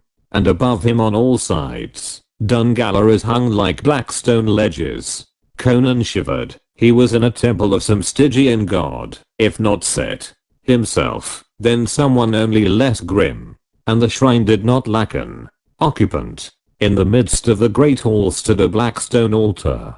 Massive, somber, without carvings or ornament, and upon it coiled one of the great sacred serpents, its iridescent scales shimmering in the lamplight. It did not move, and Conan remembered stories that the priests kept these creatures drugged part of the time. The Cimmerian took an uncertain step out from the door, then shrank back suddenly, not into the room he had just quitted, but into a velvet curtained recess. He had heard a soft step somewhere nearby. From one of the black arches emerged a tall, powerful figure in sandals and silken loincloth, with a wide mantle trailing from his shoulders. But face and head were hidden by a monstrous mask, a half bestial half human countenance, from the crest of which floated a mass of ostrich plumes. In certain ceremonies the Stygian priests went masked. Conan hoped the man would not discover him, but some instinct warned the Stygian. He turned abruptly from his destination, which apparently was the stair, and stepped straight to the recess. As he jerked aside the velvet hanging, a hand darted from the shadows, crushed the cry in his throat, and jerked him headlong into the alcove, and the knife impaled him. Conan's next move was the obvious one suggested by logic. He lifted off the grinning mask and drew it over his own head. The fisherman's mantle he flung over the body of the priest, which he concealed behind the hangings, and drew the priestly mantle about his own brawny shoulders. Fate had given him a disguise. Alchemy might well be searching now for the blasphemer who dared defend himself against a sacred snake, but who would dream of looking for him under the mask of a priest? He strode boldly from the alcove and headed for one of the arched doorways at random, but he had not taken a dozen strides when he wheeled again, all his senses edged for peril. A band of masked figures filed down the stair, apparelled exactly as he was. He hesitated, caught in the open, and stood still, trusting to his disguise, though cold sweat gathered on his forehead and the backs of his hands. No word was spoken. Like phantoms they descended into the great hall, and moved past him toward a black arch. The leader carried an ebon staff which supported a grinning white skull, and Conan knew it was one of the ritualistic processions so inexplicable to a foreigner, but which played a strong and often sinister part in the Stygian religion. The last figure turned his head slightly toward the motionless Cimmerian, as if expecting him to follow. Not to do what was obviously expected of him would rouse instant suspicion. Conan fell in behind the last man, and suited his gait to their measured pace. They traversed a long, dark, vaulted corridor in which, Conan noticed, uneasily, the skull on the staff glowed phosphorescently. He felt a surge of unreasoning, wild animal panic that urged him to rip out his knife and slash right and left at these uncanny figures, to flee madly from this grim, dark temple. But he held himself in check, fighting down the dim monstrous intuitions that rose in the back of his mind, and peopled the gloom with shadowy shapes of horror, and presently he barely stifled a sigh of relief as they filed through a great double-valved door which was 3 times higher than a man, and emerged into the starlight. Conan wondered if he dared fade into some dark alley, but hesitated. uncertain, and down the long dark street they padded silently, while such folk as they met turned their heads away and fled from them. The procession kept far out from the walls to turn and bolt into any of the alleys they passed would be too conspicuous. While he mentally fumed and cursed, they came to a low arched gateway in the southern wall, and through this they filed. Ahead of them and about them lay clusters of low flat-topped mud houses and palm groves, shadowy in the starlight. Now if ever, thought Conan, was his time to escape his silent companions. But the moment the gate was left behind them, those companions were no longer silent. They began to mutter excitedly among themselves. The measured, ritualistic gate was abandoned. The staff with its skull was tucked unceremoniously under the leader's arm, and the whole group broke ranks and hurried onward. And Conan hurried with them. For in the low murmur of speech he had caught a word that galvanized him. The word was Tutothms. Chapter 18. I'm the woman who never died. Conan stared with burning interest at his masked companions. One of them was Tutothms, or else the destination of the band was a rendezvous with the man he sought. And he knew what the destination was when beyond the palms he glimpsed a black triangular bulk looming against the shadowy sky. They passed through the belt of huts and groves, and if any man saw them he was careful not to show himself. The huts were dark. Behind them the black towers of Kimi rose gloomily against the stars that were mirrored in the waters of the harbor. Ahead of them the desert stretched away in dim darkness. Somewhere a jackal yapped. The quick passing sandals of the silent neophytes made no noise in the sand. They might have been ghosts moving toward that colossal pyramid that rose out of the murk of the desert. There was no sound over all the sleeping land. Conan's heart beat quicker as he gazed at the grim black wedge that stood etched against the stars, and his impatience to close with Tutothms in whatever conflict the meeting might mean was not unmixed with a fear of the unknown. No man could approach one of those somber piles of black stone without apprehension. The very name was a symbol of repellent horror among the northern nations, and legends hinted that the Stygians did not build them, that they were in the land at whatever immeasurably ancient date the dark-skinned people came into the land of the great river. As they approached the pyramid he glimpsed a dim glow near the base, which presently resolved itself into a doorway, on either side of which brooded stone lions with the heads of women, cryptic, inscrutable, nightmares crystallized in stone. The leader of the band made straight for the doorway, in the deep well of which Conan saw a shadowy figure. The leader paused an instant beside this dim figure, and then vanished into the dark interior, and one by one the others followed. As each masked priest passed through the gloomy portal he was halted briefly by the mysterious guardian, and something passed between them. Some word or gesture Conan could not make out. Seeing this, the Cimmerian purposely lagged behind, and stooping, pretended to be fumbling with the fastening of his sandal. Not until the last of the masked figures had disappeared did he straighten and approach the portal. He was uneasily wondering if the guardian of the temple were human, remembering some tales he had heard, but his doubts were set at rest. A dim bronze crescent glowing just within the door lighted a long, narrow corridor that ran away into blackness, and a man standing silent in the mouth of it, wrapped in a wide black cloak. No one else was in sight. Obviously the masked priests had disappeared down the corridor. Over the cloak that was drawn about his lower features, the Stygian's piercing eyes regarded Conan sharply. With his left hand he made a curious gesture. On a venture Conan imitated it, but evidently another gesture was expected. The Stygian's right hand came from under his cloak with a gleam of steel, and his murderous stab would have pierced the heart of an ordinary man.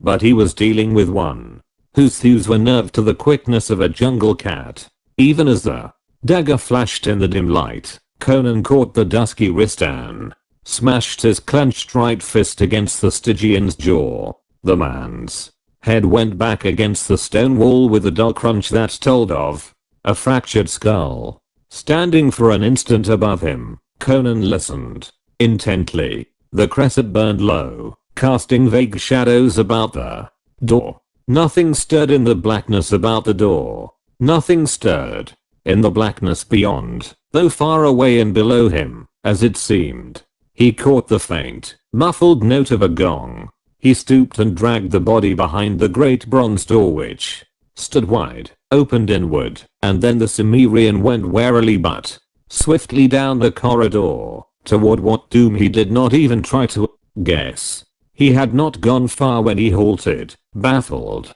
The corridor split in two branches, and he had no way of knowing which the masked priests had taken. At a venture he chose the left. The floor slanted slightly downward and worn smooth as by many feet. Here and there a dim crescent cast a faint nightmarish twilight. Conan wondered uneasily for what purpose these colossal piles had been reared. In what forgotten age? This was an ancient land. No man knew how many ages the black temples of Stygia looked. Against the stars, narrow black arches opened occasionally to right and left, but he kept to the main corridor, although a conviction that he had taken the wrong branch was growing in him. Even with their start on him, he should have overtaken the priests by this time. He was growing nervous. The silence was like a tangible thing, and yet he had a feeling that he was not alone. More than once, passing united, Archie seemed to feel the glare of unseen eyes fixed upon him. He paused, half-minded to turn back to where the corridor had first branched. He wheeled abruptly, knife lifted, every nerve tingling. A girl stood at the mouth of a smaller tunnel, staring fixedly at him. Her ivory skin showed her to be Stygian of some ancient noble family, and like all such women she was tall, lithe, voluptuously figured, her hair a great pile of black foam, among which gleamed a sparkling ruby. But for her velvet sandals and broad jewel-crusted girdle about her supple waist she was quite nude. "What do you hear?" she demanded. To answer would betray his alien origin. He remained motionless, a grim, somber figure in the hideous mask with the plumes floating over him. His alert gaze sought the shadows behind her and found them empty. But there might be hordes of fighting men within her call. She advanced toward him, apparently without apprehension though with suspicion. "You are not a priest," she said. "You are a fighting man. Even with that mask that is plain. There is as much difference between you and a priest as there is between a man and a woman." "By Set," she exclaimed, halting suddenly, her eyes flaring wide. "I do not believe you are even a Stygian." With a movement too quick for the eye to follow, his hand closed about her round throat, lightly as a caress. "Not a sound out of you," he muttered. Her smooth ivory flesh was cold as marble, yet there was no fear in the wide, dark, marvelous eyes which regarded him. "Do not fear," she answered calmly. "I will not betray you. But you are mad to come, a stranger and a foreigner, to the forbidden temple of Set." "I'm looking for the priest Theutothms," he answered. "Is he in this temple?" "Why do you seek him?" she parried. "He has something of mine which was stolen." "I will lead you to him," she volunteered, so promptly that his suspicions were instantly aroused. "Don't play with me, girl," he growled. "I do not play with you. I have no love for Theutothms." He hesitated, then made up his mind. After all, he was in her power as she was in his. "Walk beside me," he commanded, shifting his grasp from her throat to her wrist. "But walk with care. If you make a move." She led him down the slanting corridor, down and down, until there were no more crescents, and he groped his way in darkness, aware less by sight than by feel and sense of the woman at his side. Once when he spoke to her, she turned her head toward him, and he was startled to See her eyes glowing like golden fire in the dark. Dimmed doubts and vague monstrous suspicions haunted his mind, but he followed her through a labyrinthine maze of black corridors that confused even his primitive sense of direction. He mentally cursed himself for a fool, allowing himself to be led into that black abode of mystery, but it was too late to turn back now. Again he felt life and movement in the darkness about him, sensed peril and hunger burning impatiently in the blackness.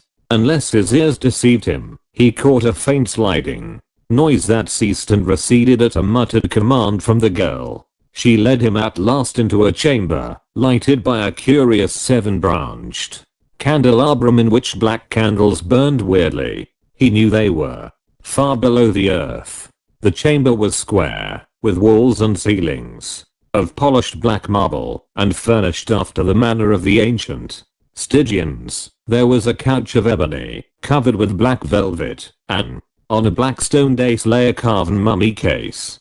Conan stood waiting expectantly, staring at the various black arches which opened into the chamber. But the girl made no move to go farther. Stretching herself on the couch with feline suppleness, she intertwined her fingers behind her sleek head, and I regarded him from under long, drooping lashes. "Well," he demanded impatiently, "what are you doing? Where's Thutatomes?" "There is no haste," she answered lazily. "What is an hour or a day, or a year, or a century, for that matter? Take off your mask. Let me see your features." With a grunt of annoyance Conan dragged on the bulky headpiece, and the girl nodded, as if in approval as she scanned his dark scarred face and blazing eyes. "There is strength in Aya, great strength. You could strangle a bullock." He moved restlessly, his suspicion growing. With his hand on his hilt, he peered into the gloomy arches. "If you've brought me into a trap," he said, "you won't live to enjoy your handiwork. Are you going to get off that couch and do as you promised, or do I have to?" His voice trailed away. He was staring at the mummy case, on which the countenance of the occupant was carved in ivory with the startling vividness of a forgotten art. There was a disquieting familiarity about that carven mask, and with something of a shock he realized what it was. There was a startling resemblance between it and the face of the girl lolling on the ebon couch. She might have been the model from which it was carved, but he knew the portrait was at least centuries old. Archaic hieroglyphics were scrawled across the lacquered lid. And, seeking back into his mind for tag ends of learning, picked up here and there as incidentals of an adventurous life, he spelled them out and said aloud, "Akivisha. You have heard of Princess Akivisha?" inquired the girl on the couch. "Who hasn't?" he grunted. The name of that ancient, evil, beautiful princess still lived the world over in song and legend, though 10,000 years had rolled their cycles since the daughter of Tuthaman had reveled in purple feasts amid the black halls of ancient Luxor. Her only sin was that she loved life and all the meanings of life, said the Stygian girl. To win life she courted death. She could not bear to think of growing old, and shriveled and worn, and dying at last. As hags die. She wooed darkness like a lover, and his gift was life that, not being life as mortals know it, can never grow old and fade. She went into the shadows to cheat age and death. Conan glared at her with eyes that were suddenly burning slits, and he wheeled and tore the lid from the sarcophagus. It was empty. Behind him the girl was laughing, and the sound froze the blood in his veins. He whirled back to her, the short hairs on his neck bristling. "You are Akivisha," he grated. She laughed and shook back her burnished locks, spread her arms sensuously. "I'm Akivisha. I'm the woman who never died, who never grew old, who, fools say, was lifted from the earth by the gods, in the full bloom of her youth and beauty, to queen it forever in some celestial clime. Nay, it is in the shadows that mortals find immortality. 10,000 years ago I died to live forever. Give me your lips, Strong man. Rising lively, she came to him, rose on tiptoe, and flung her arms about his massive neck. Scowling down into her upturned, beautiful countenance, he was aware of a fearful fascination and an icy fear. "Love me," she whispered, her head thrown back, eyes closed and lips parted. "Give me of your blood, to renew my youth and perpetuate my everlasting life. I will make you too immortal. I will teach you the wisdom of all the ages, all the secrets that have lasted out the eons. In the blackness beneath these dark temples, I will make you king of that shadowy horde which revel among the tombs of the ancients when night veils the desert and bats flit across the moon. I'm weary of priests and magicians, and captive girls dragged screaming through the portals of death. I desire a man. Love me, barbarian." She pressed her dark head down against his mighty breast, and he felt a sharp pang at the base of his throat. With a curse he tore her away and flung her sprawling across the couch. Damned vampire. Blood was trickling from a tiny wound in his throat. She reared up on the couch like a serpent poised to strike, all the golden fires of hell blazing in her wide eyes. Her lips drew back, revealing white pointed teeth. "Fool," she shrieked. "Do you think to escape me? You will live and die in darkness. I have brought you far below the temple. You can never find your way out alone. You can never cut your way through those which guard the tunnels. But for my protection the sons of Set would long ago have taken you into their bellies. Fool, I shall yet drink your blood. Keep away from me, or I'll slash you asunder." He grunted, his flesh crawling with revulsion. "You may be immortal, but steel will dismember you." As he backed toward the arch through which he had entered, the light went out suddenly. All the candles were extinguished at once, though he did not know how, for Akivisha had not touched them. But the vampire's laugh rose mockingly behind him, poison sweet as the vials of hell, and he sweated as he groped in the darkness for the arch in a near panic. His fingers encountered an opening and he plunged through it. Whether it was the arch through which he had entered he did not know, nor did he very much care. His one thought was to get out of the haunted chamber which had housed that beautiful, hideous, undead fiend for so many centuries. His wanderings through those black, winding tunnels were a sweating nightmare. Behind him and about him, he heard faint slitherings and glidings, and once the echo of that sweet, hellish laughter he had heard in the chamber of Akivisha. He slashed ferociously at sounds and movements he heard, or imagined he heard in the darkness near him, and once his sword cut through some yielding tenuous substance that might have been cobwebs. He had a desperate feeling that he was being played with, lured deeper and deeper into ultimate night, before being set upon by demoniac talon and fang. And through his fear ran the sickening revulsion of his discovery. The legend of Akivisha was so old, and among the evil tales told of her ran a thread of beauty and idealism, of everlasting youth. To so many dreamers and poets and lovers she was not alone the evil princess of Stygian legend, but the symbol of eternal youth and beauty, shining forever in some far realm of the gods. And this was the hideous reality. This foul perversion was the truth of that everlasting life.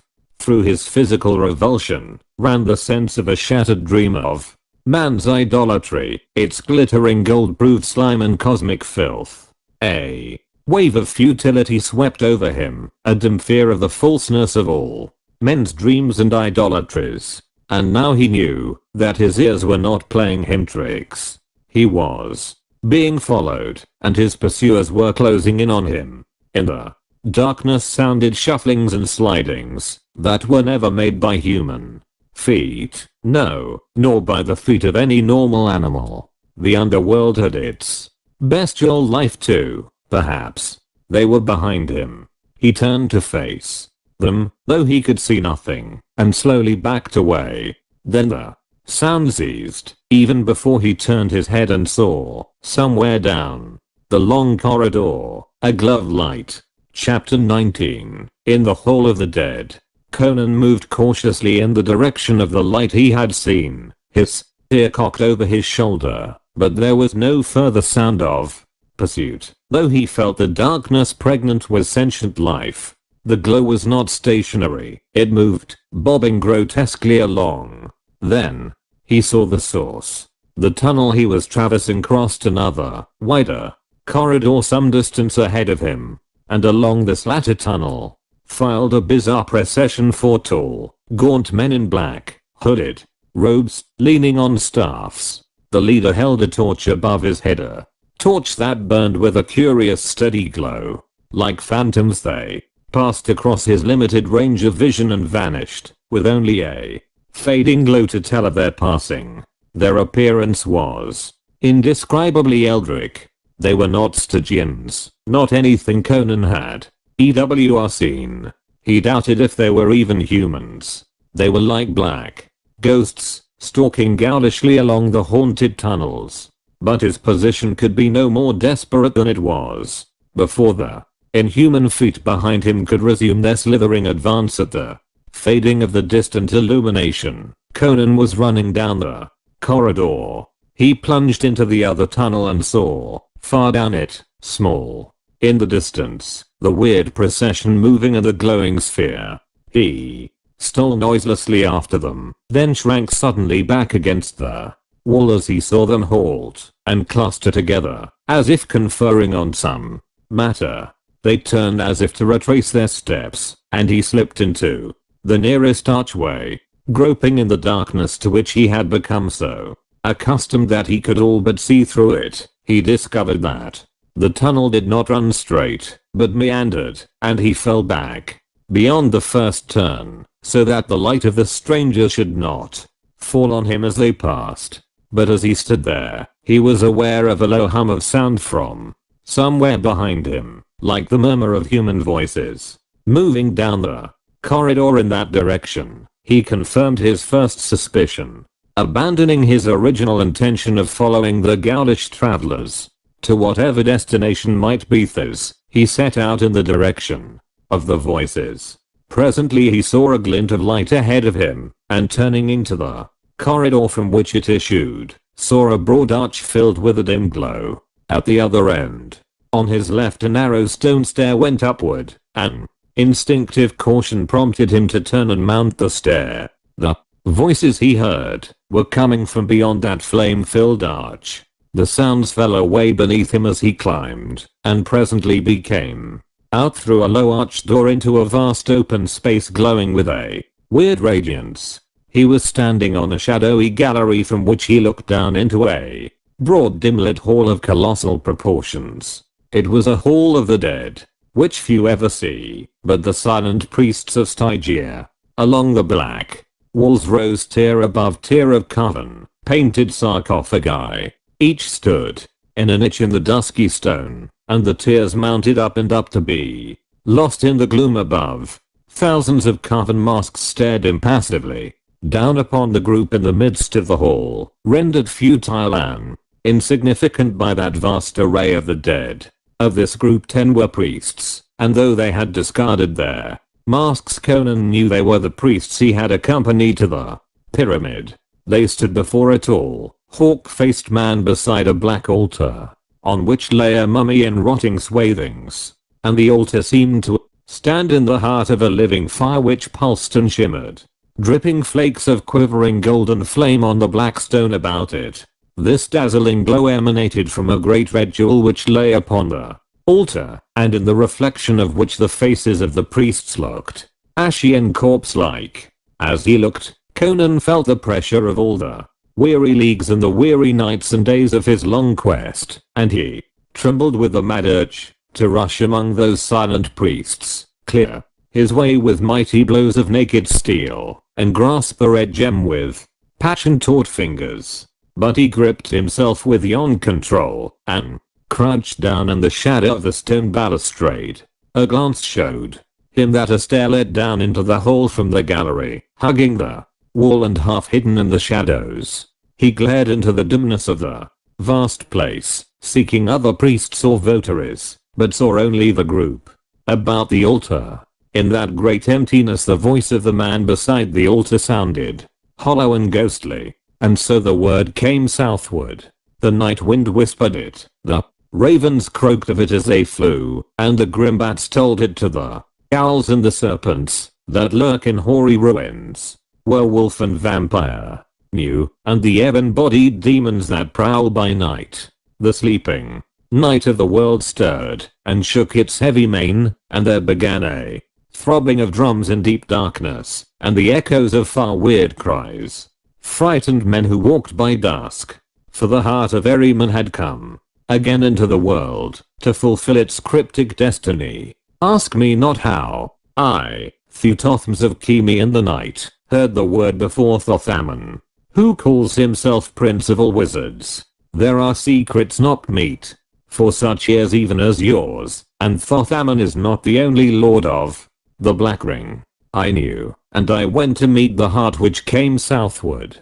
It was like a magnet which drew me, unerringly. From death to death it came, riding on a river of human blood. Blood feeds it, blood draws it. Its power is greatest when there is blood on the hands that grasp it, when it is wrested by slaughter from its holder. Wherever it gleams, blood is spilt and kingdoms totter, and the forces of nature are put in turmoil. And here I stand, the master of the heart, and have summoned you to come secretly, who are faithful to me, to share in the Black Kingdom that shall be. Tonight you shall witness the breaking of Thothaman's chains which enslave us, and the birth of empire. Who am I, even I, Thuthothmes, to know what powers lurk and dream in those crimson deeps? It holds secrets forgotten for 3,000 years. But I shall learn. These shall tell me.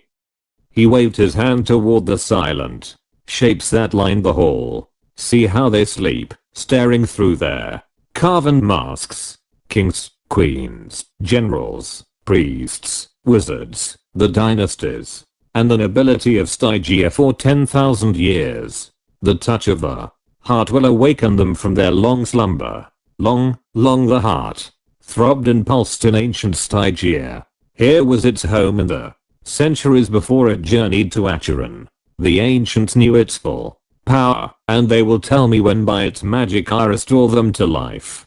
To lay before me, I will rouse them, will waken them, will learn their forgotten wisdom, the knowledge locked in those withered skulls. By the law of the dead we shall enslave the living. I, kings, and generals and wizards of old shall be our helpers and our slaves. Who shall stand before us? Look, this dried, shriveled thing on the altar was once Thothmekri, a high priest of Set, who died 3,000 years ago. He was an adept of the Black Ring. He knew of the heart. He will tell us of its powers. Lifting the great jewel, the speaker laid it on the withered breast of the mummy, and lifted his hand as he began an incantation. But the incantation was never finished. With his hand lilted and his lips parted he froze, glaring past his acolytes, and they wheeled to stare in the direction in which he was looking. Through the black arch of a door four gaunt, black-robed shapes had filed into the great hall. Their faces were dim yellow ovals in the shadows of their hoods. Who are you? Ejaculated Thuthothmes in a voice as pregnant with danger as the hiss of a cobra. Are you mad to invade the holy shrine of Set? The tallest of the strangers spoke, and his voice was toneless as a kitten temple bell. We follow Conan of Aquilonia.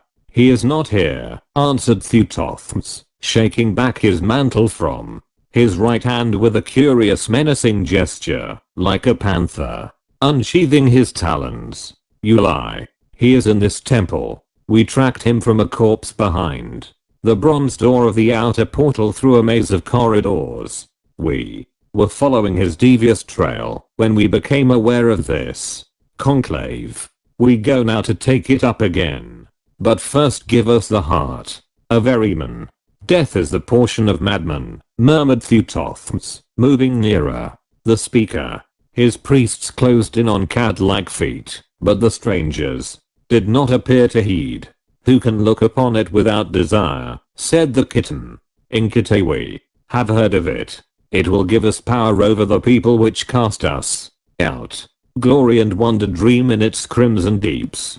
Give it to us before we slay you." A fierce cry rang out as a priest leaped with a flicker of steel. Before he could strike, a scaly staff licked out and touched his breast, and he fell as a dead man falls. In an instant the mummies were staring down on a scene of blood and horror.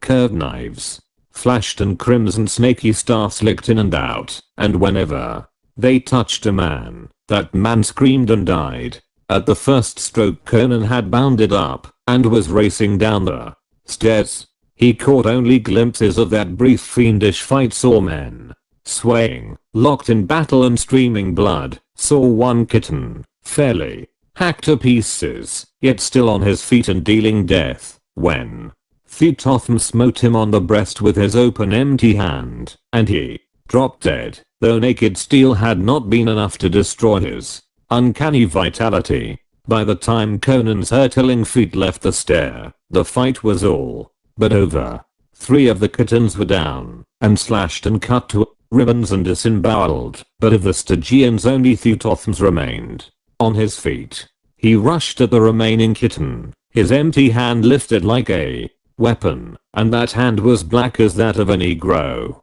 But before he could strike, the staff in the tall kitten's hand licked out, seeming to elongate itself as the yellow man thrust. The point touched the bosom of Thuthothams and he staggered. Again and yet again the staff licked out, and Thuthothams reeled and fell dead, his features blotted out in a rush of blackness that made the whole of him the same hue as his enchanted hand. The kitten turned toward the jewel that burned on the breast of the mummy, but Conan was before him. In a tense stillness the two faced each other, amid that shambles, with the carven mummies staring down upon them.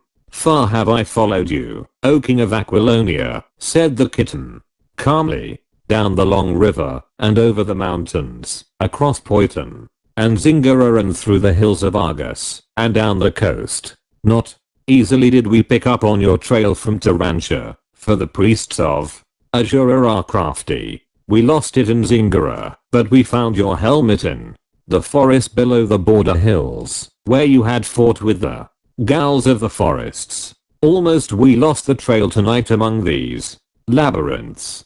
Conan reflected that he had been fortunate in returning from the vampire's chamber by another route than that by which he had been led to it. Otherwise he would have run full into these yellow fiends, instead of sighting them from afar as they smelled out his spore-like human bloodhounds. With whatever uncanny gift was this? The kitten shook his head slightly, as if reading his mind. "That is meaningless. The long trail ends here." "Why have you hounded me?" demanded Conan, poised to move in any direction with the celerity of a hair trigger. "It was a debt to pay," answered the kitten. "To you who are about to die, I will not withhold knowledge. We were vassals of the king of Aquilonia, Valerius. Long we served him, but of that service we are free now, my brothers, by death, and I by the fulfillment of obligation. I shall return to Aquilonia with 2 hearts, for myself the heart of Ahriman, for Valerius the heart of Conan." A kiss of the staff that was cut from the living tree of death.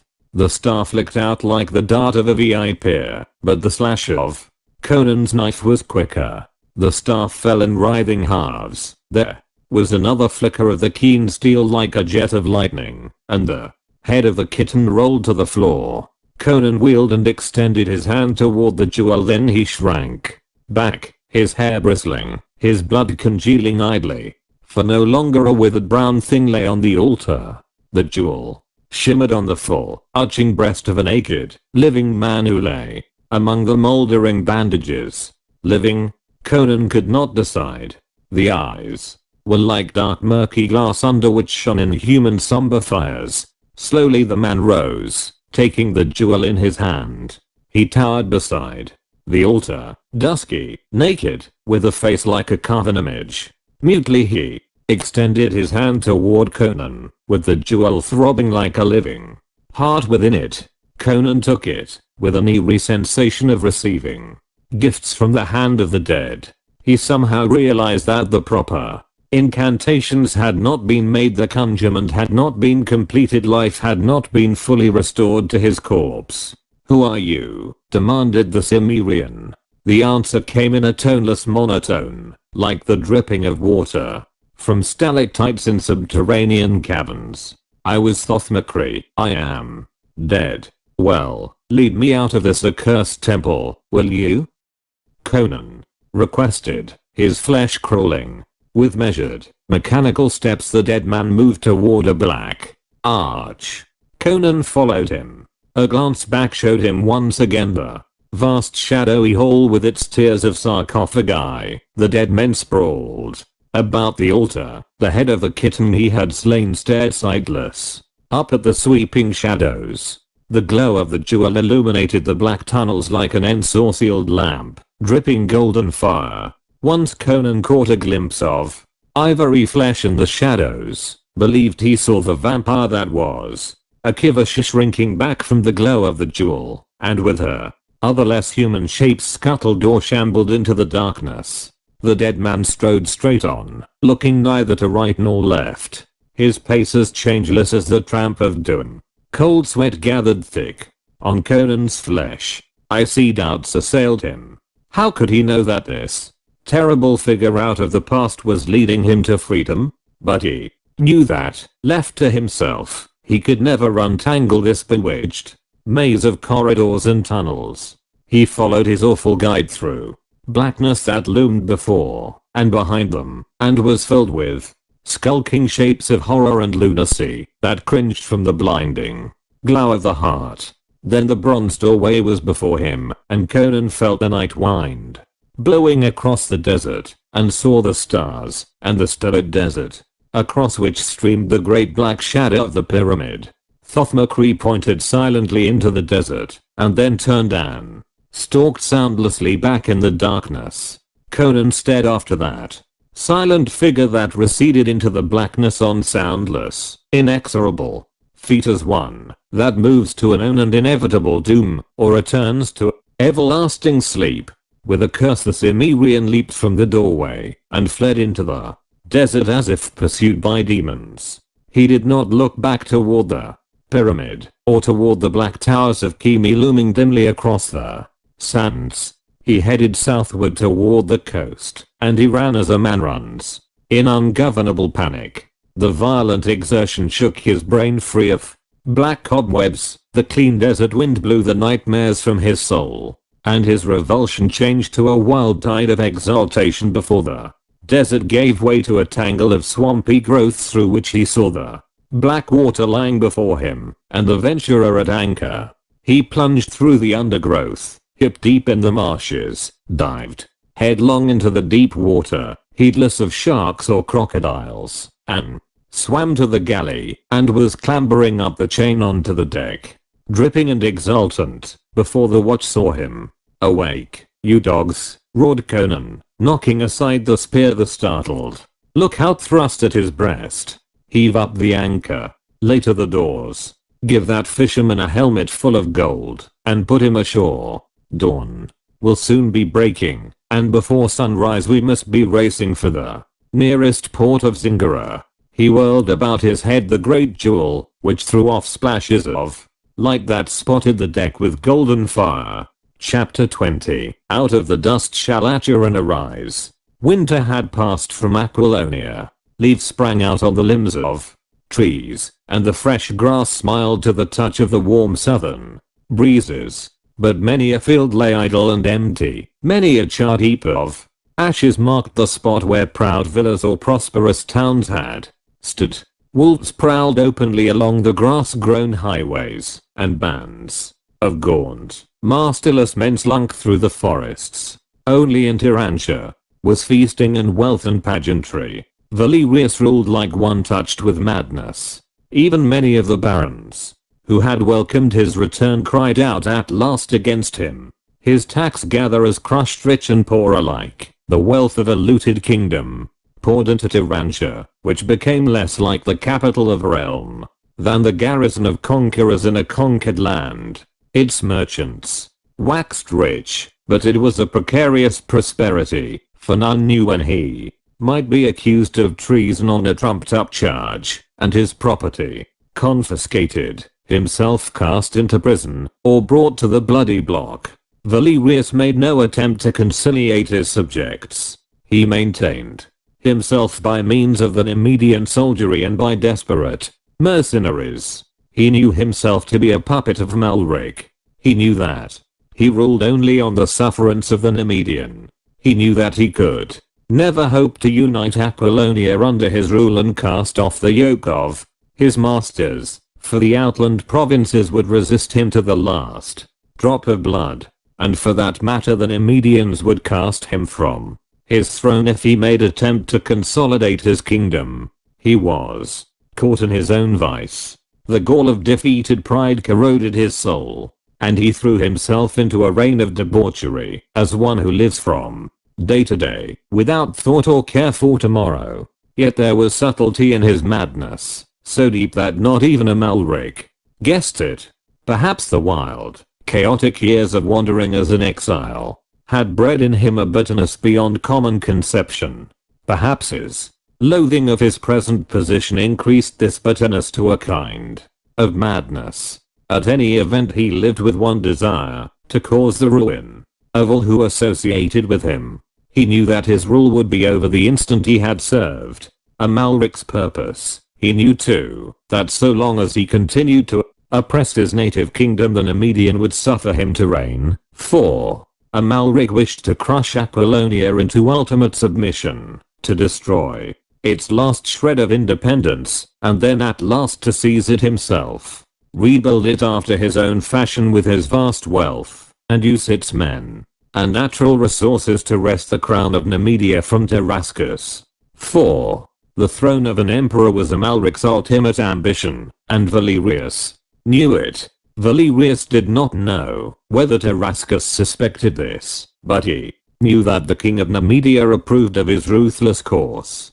Tarascus hated Aquilonia with a hate born of old wars. He desired only the destruction of the Western Kingdom, and Valerius intended to ruin the country so utterly that not even Amalric's wealth could ever rebuild it. He hated the Baron quite as much as he hated the Aquilonians, and hoped only to live to see the day when Aquilonia lay in utter ruin, and Tarascus and Amalric were locked in hopeless civil war that would as completely destroy Nemedia. He believed that the conquest of the still defiant provinces of Gunderiand and Poitin and the Bessonian marches would mark his end as king. He would then have served Amalric's purpose, and could be discarded. So he delayed the conquest of these provinces, confining his activities to objectless raids and forays, meeting Amalric's urges for action with all sorts of plausible objections and postponements. His life was a series of feasts and wild debauches. He filled his palace with the fairest girls of the kingdom, willing or unwilling. He blasphemed the gods, and sprawled drunken on the floor of the banquet hall, wearing the golden crown, and staining his royal purple robes with the wine he spilled. In gusts of bloodlust he festooned the gallows in the market square with dangling corpses, glutted the axes of the headsmen, and sent his Nemedian horsemen thundering through the land, pillaging and burning. Driven to madness, the land was in a constant upheaval of frantic revolt, savagely suppressed. Valerius plundered and raped and looted and destroyed until even Amalric protested, warning him that he would beggar the kingdom beyond repair, not knowing that such was his fixed determination. But while in both Aquilonia and Nemedia men talked of the madness of the king, in Nemedia men talked much of Zoltaton, the masked one.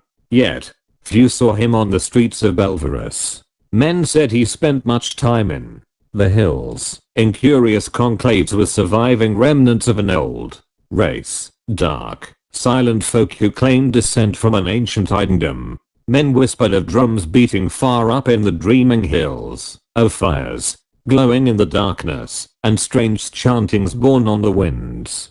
Chantings and rituals forgotten centuries ago except as meaningless. Formulas mumbled beside mountain hearths in villages whose inhabitants differed strangely from the people of the valleys. The reason for these conclaves none knew, unless it was aurists, who frequently accompanied the Pythonian, and on whose countenance a haggard shadow was growing. But in the full flood of spring a sudden whisper passed over the sinking kingdom that woke the land to eager life. It came like a murmurous wind drifting up from the south, waking men sunk in the apathy of despair. Yet how it first came none could truly say. Some spoke of a strange, grim old woman who came down from the mountains, with her hair flowing in the wind, and a great grey wolf following her, like a dog. Others whispered of the priests of Ashura who stole like furtive phantoms from Dundee into the marches of Poitin, and of the forest villages of the Bessonians. However the word came, revolt ran like a flame along the borders. Outlying Numidian garrisons were stormed and put to the sword. Foraging parties were cut to pieces. The West was up in arms, and there was a different air about the rising, a fierce resolution and inspired wrath rather than the frantic despair that had motivated the preceding revolts. It was not only the common people. Barons were fortifying their castles and hurling defiance at the governors of the provinces. Bands of Bessonians were seen moving along the edges of the marches, stocky resolute men in brigandines and steel caps, with longbows in their hands. From the inert stagnation of dissolution and ruin the realm was suddenly alive, vibrant and dangerous. So Amalric sent in haste for Terascus, who came with an army. In the royal palace in Tyrantia the two kings and Amalric discussed the rising. They had not sent for Zoltaton, immersed in his cryptic studies in the Numidian hills. Not since that bloody day in the valley of the Vorkia had they called upon him for aid of his magic, and he had drawn apart, communing but little with them, apparently indifferent to their intrigues. Nor had they sent for aurists, but he came, and he was white as spume, blown before the storm. He stood in the gold-domed chamber where the kings held conclave, and they beheld in amazement his haggard stare, the fear they had never guessed the mind of aurists could hold. You are weary, aurists, said Amalric. Sit upon this divan and I will have a slave fetch you wine. You have ridden hard. Aurists waved aside the invitation. I have killed 3 horses on the road from Belverus.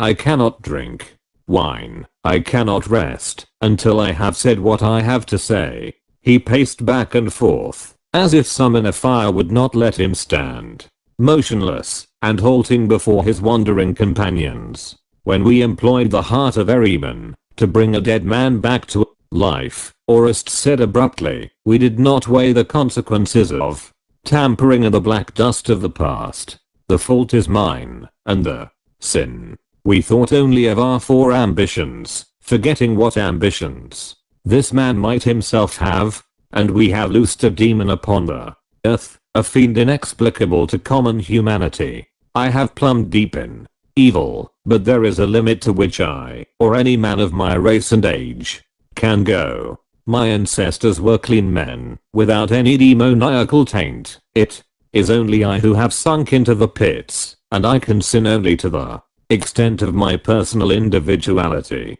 Out behind Zoltaton lie 1,000 centuries of black magic and diabolism, an ancient tradition of evil. He is beyond our conception, not only because he is a wizard himself, but also because he is the son of a race of wizards. I have seen things that have blasted my soul. In the heart of the slumbering hills I have watched Zoltaton commune with the souls of the damned, and invoke the ancient demons of forgotten Acheron. I have seen the accursed descendants of that accursed empire worship him and hail him as their archpriest. I have seen what he plots, and I tell you it is no less than the restoration of the ancient, black, grisly kingdom of Acheron. What do you mean? Demanded Amalric. Acheron is dust. There are not enough survivals to make an empire.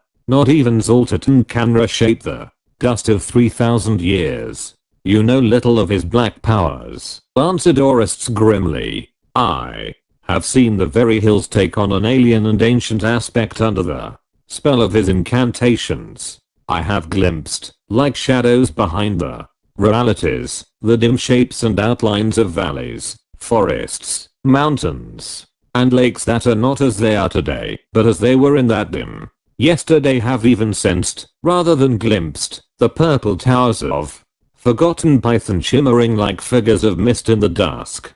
And in the last conclave to which I accompanied him, understanding of his sorcery came to me at last, while the drums beat, and the beast-like worshippers howled with their heads in the dust. I tell you he would restore Acheron by his magic, by the sorcery of a gigantic blood sacrifice such as the world has never seen. He would enslave the world, and with a deluge of blood wash away the present and restore the past. You are mad, exclaimed Damascus. Mad? Orestes turned a haggard stare upon him. Can any man see what I have seen, and remain wholly sane? Yet I speak the truth. He plots the return of Acheron, with its towers and wizards and kings and horrors, as it was in the long ago. The descendants of Acheron will serve him as a nucleus upon which to build, but it is the blood and the bodies of the people of the world today that will furnish the mortar and the stones for the rebuilding. I cannot tell you how. My own brain reels when I try to understand.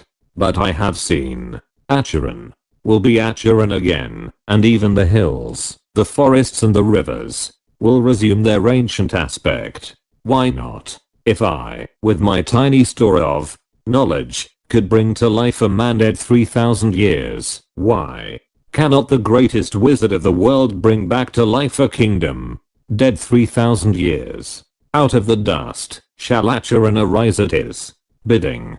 How can we thwart him? Asked Damascus, impressed. There is but one way, answered Orestes. We must steal the heart of Ahriman. But I began Damascus involuntarily, then closed his mouth quickly. None had noticed him, and Orestes was continuing. It is a power that can be used against him. With it in my hands I might defy him. But how shall we steal it? He has it hidden in some secret place, from which not even a Zamorian thief might filch it. I cannot learn its hiding place. If he would only sleep again the sleep of the Black Lotus, but the last time he slept thus was after the Battle of the Vorkia, when he was weary because of the great magic he had performed, and the door was locked and bolted, but it swung silently open and Zoltan stood before them, calm, tranquil, stroking his patriarchal beard, but the lambent lights of hell flickered in his eyes. I have taught you too much, he said calmly, pointing a finger like an index of doom at Orestes, and before any could move, he had cast a handful of dust on the floor near the feet of the priest, who stood like a man turned to marble. It flamed, smoldered, a blue serpentine of smoke rose and swayed upward about Orestes in a slender spiral, and when it had risen above his shoulders it curled about his neck with a whipping suddenness like the stroke of a snake. Orestes' scream was choked to a gurgle. His hands flew to his neck, his eyes were distended, his tongue protruded. The smoke was like a blue rope about his neck, then it faded and was gone, and Orestes slumped to the floor, a dead man. Zoltan smote his hands together, and two men entered, men often observed accompanying him, small, repulsively dark, with red, oblique eyes and pointed, rat-like teeth. They did not speak. Lifting the corpse, they bore it away. Dismissing the matter with a wave of his hand, Zoltan seated himself at the ivory table about which sat the Pale Kings. Why are you in conclave? He demanded. The Aquilonians have risen in the west, answered Amalric, recovering from the grisly jolt the death of Orestes had given him. The fools believe that Conan is alive and coming at the head of a Poitanian army to reclaim his kingdom. If he had reappeared immediately after Vorkia, or if a rumor had been circulated that he lived, the central provinces would not have risen under him. They feared your power so, but they have become so desperate under Valerius's misrule that they are ready to follow any man who can unite them against us, and prefer sudden death to torture and continual misery. Of course the tale has lingered stubbornly in the land that Conan was not really Slam at Vorkia, but not until recently have either masses accepted it.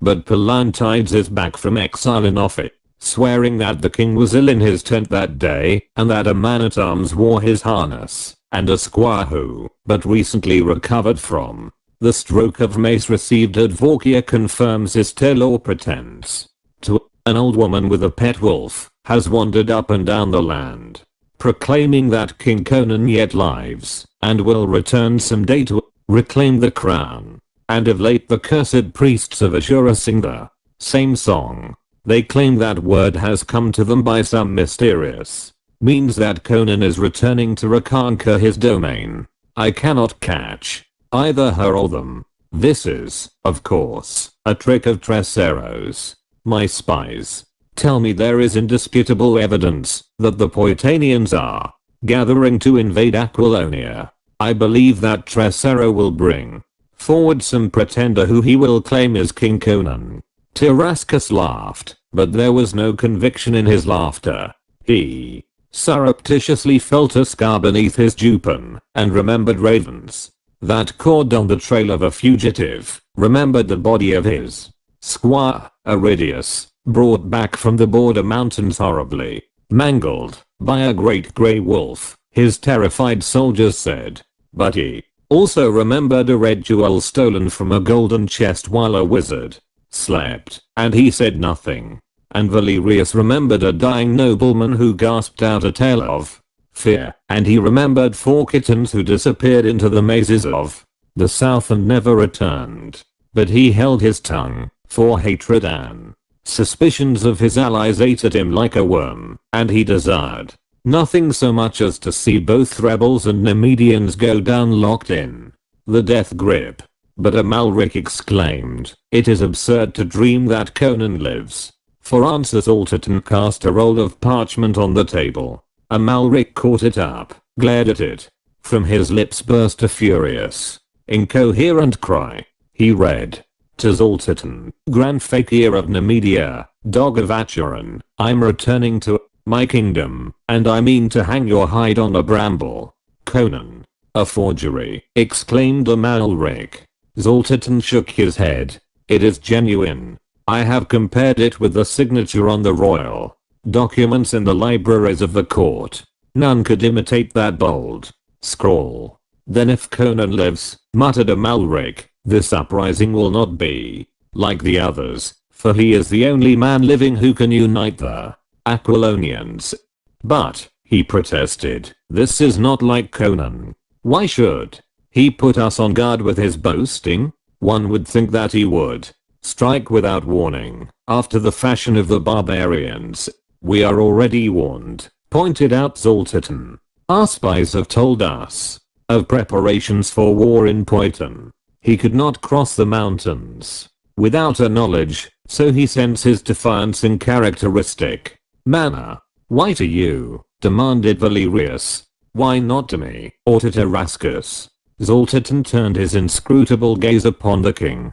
"Conan is wiser than you," he said at last. "He already knows what you kings have yet to learn, that it is not Tarascus, nor Valerius, no, nor Amalric, but Zoltan who is the real master of the western nations." They did not reply. They sat staring at him, assailed by a numbing realization of the truth of his assertion. "There is no road for me but the Imperial Highway," said Zoltan. "But first we must crush Conan. I do not know how he escaped me at Belverus, for knowledge of what happened while I lay in the slumber of the Black Lotus is denied me. But he is in the south, gathering an army. It is his last desperate blow, made possible only by the desperation of the people who have suffered under Valerius. Let them rise. I hold them all in the palm of my hand." We will wait until he moves against us, and then we will crush him once and for all. Then we shall crush Poetin and Gunderland and the stupid Bosonians.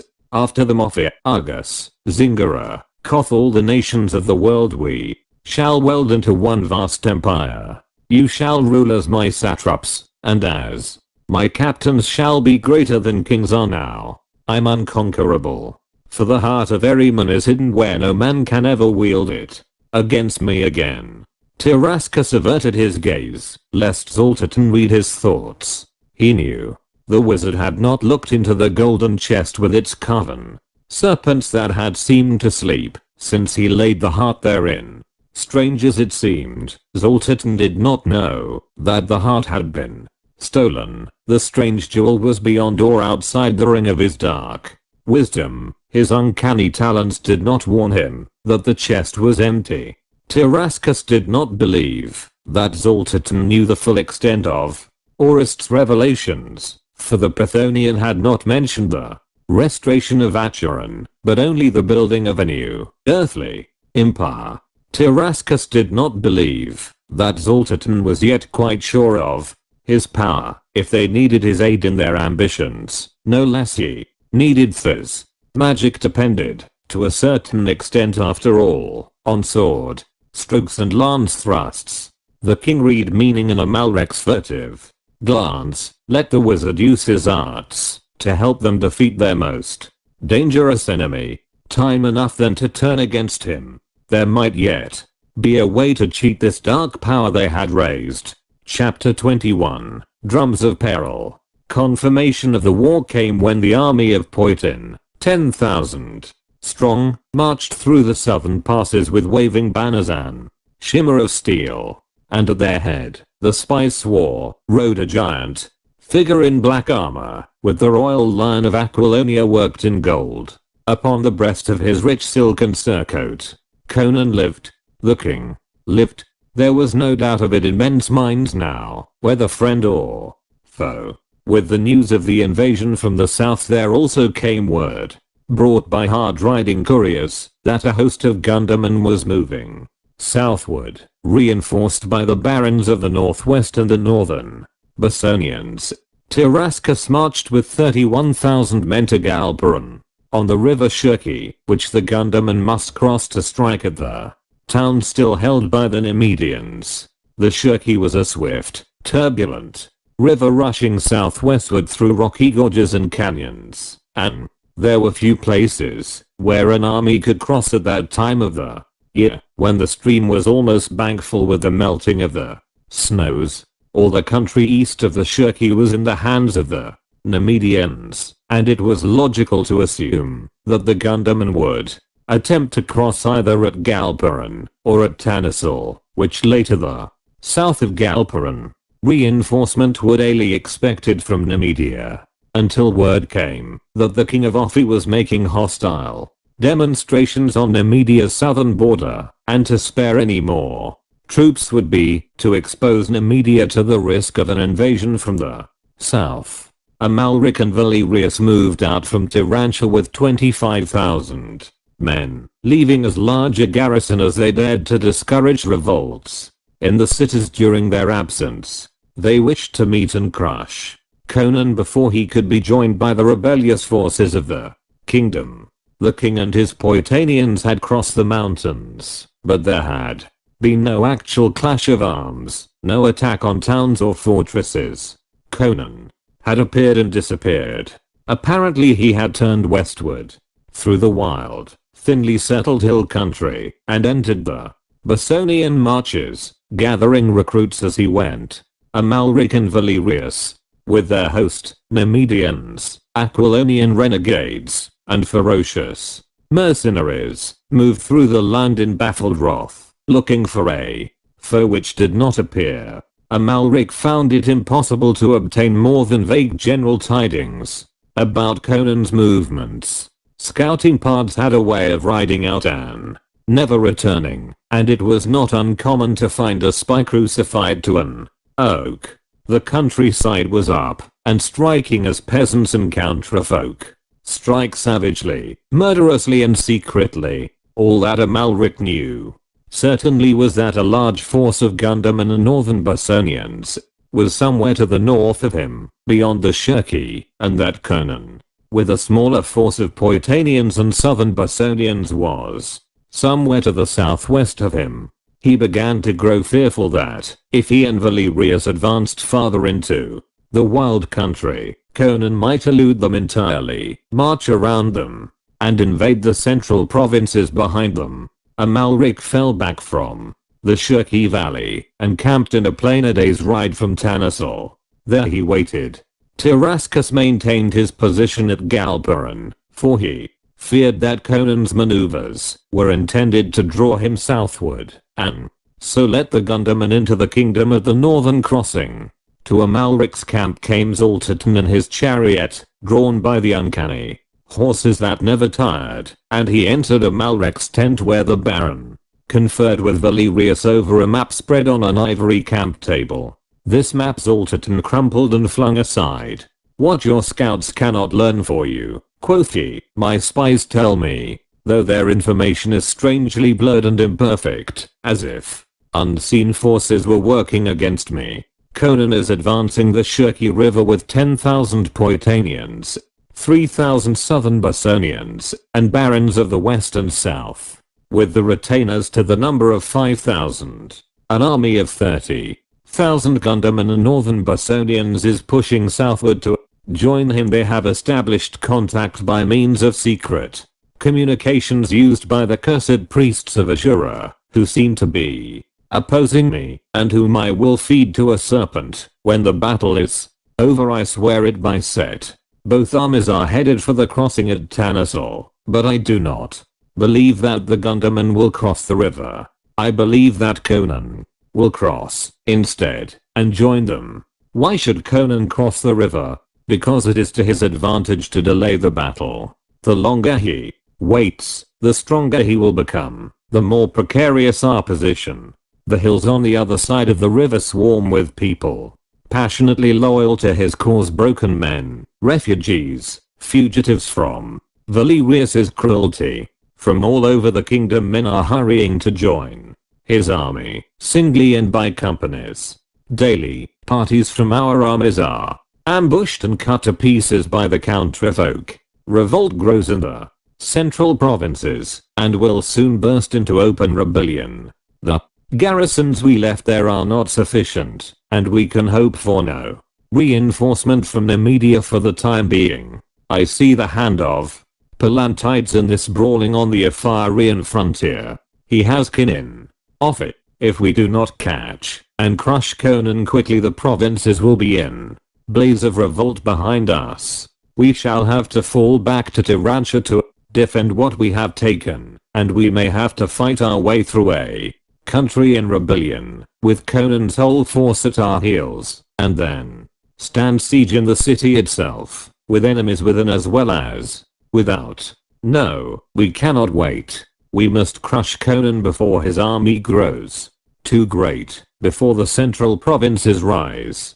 With his head hanging above the gate at Tyrantia, you will see how quickly the rebellion will fall apart. Why do you not put a spell on his army to slay them all? Asked Valerius, half in mockery. Zoltan stared at the Aquilonian, as if he read the full extent of the mocking madness that lurked in those wayward eyes.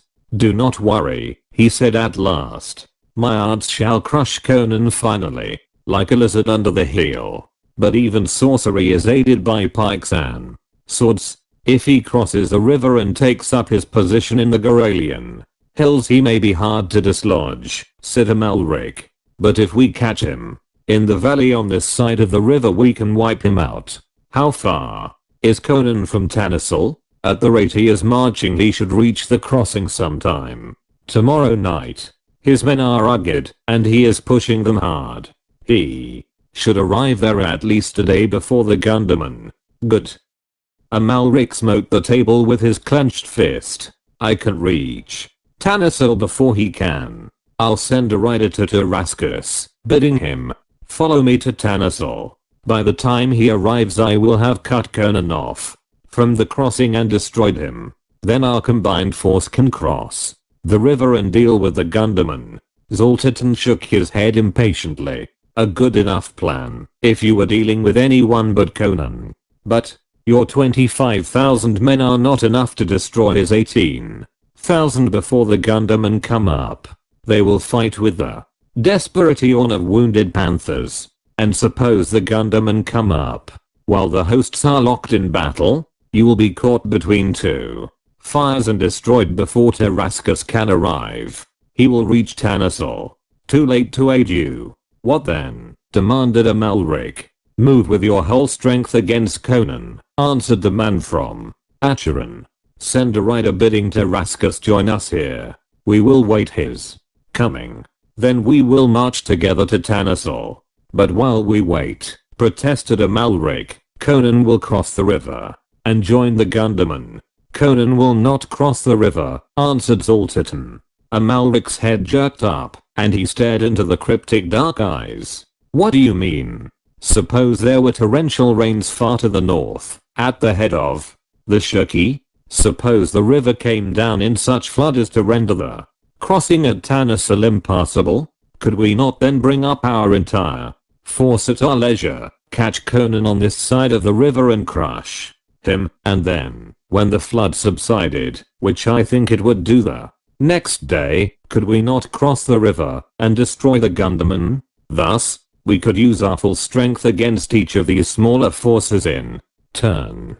Valerius laughed as he always laughed at the prospect of the ruin of either friend or foe, and drew a restless hand jerkily through his unruly yellow locks. Amalric stared at the man from Acheron with mingled fear and admiration. If we caught Conan in Shirki Valley with the hill ridges to his right and the river in flood to his left, he admitted, without whole force, we could annihilate him. Do you think? Are you sure? Do you believe such rains will fall? I go to my tent, answered Zoltan, rising. Necromancy is not accomplished by the waving of a wand. Send a rider to Tarascus and let none approach my tent. That last command was unnecessary. No man in that host could have been bribed to approach that mysterious black silken pavilion, the door flaps of which were always closely drawn. None but Zoltan ever entered it, yet voices were often heard issuing from it. Its walls billowed sometimes without a wind, and weird music came from it. Sometimes, deep in midnight, its silken walls were lit red by flames, flickering within, limning misshapen silhouettes that passed to and fro. Lying in his own tent that night, Amalric heard the steady rumble of a drum in Zoltan's tent. Through the darkness it boomed steadily, and occasionally the Nemedian could have sworn that a deep, croaking voice mingled with the pulse of the drum. And he shuddered, for he knew that voice was not the voice of Zoltan. The drum rustled and muttered on, like deep thunder, heard afar off, and before dawn Amalric, glancing from his tent, caught the red flicker of lightning afar on the northern horizon. In all other parts of the sky the great stars blazed whitely, but the distant lightning flickered incessantly, like the crimson glint of firelight on a tiny, turning blade. At sunset of the next day Tarascus came up with his host, dusty and weary from hard marching, the footmen straggling hours behind the horsemen. They camped in the plain near Amalric's camp, and at dawn, the combined army moved westward. Ahead of him roved a swarm of scouts, and Amalric waited impatiently for them to return and tell of the Poitanians trapped beside a furious flood. But when the scouts met the column it was with the news that Conan had crossed the river. What? Exclaimed Amalric. Did he cross before the flood? There was no flood, answered the scouts, puzzled. Late last night, he came up to Tanasol and flung his army across. No flood, exclaimed Zoltan, taken aback for the first time in Amalric's knowledge. Impossible. There were mighty rains upon the headwaters of the Shirki last night and the night before that. That may be your lordship, answered the scout. It is true the water was muddy, and the people of Tanasol said that the river rose perhaps a foot yesterday, but that was not enough to prevent Conan's crossing. Zoltan's sorcery had failed. The thought hammered in Amalric's brain. His horror of this strange man out of the past had grown steadily since that night in Belverus, when he had seen a brown, shriveled mummy swell and grow into a living man. And the death of Orest had changed lurking horror into active fear. In his heart was a grisly conviction that the man or devil was invincible. Yet now he had undeniable proof of his failure. Yet even the greatest of necromancers might fail occasionally, thought the Baron. At any rate, he dared not oppose the man from Acheron yet. Orest was dead, writhing in Mitra only knew what nameless hell, and Amalric knew his sword would scarcely prevail where the black wisdom of the renegade priest had failed. What grisly abominations Alterton plotted lay in the unpredictable future. Conan and his host were a present menace against which Zoltaton's wizardry might well be needed.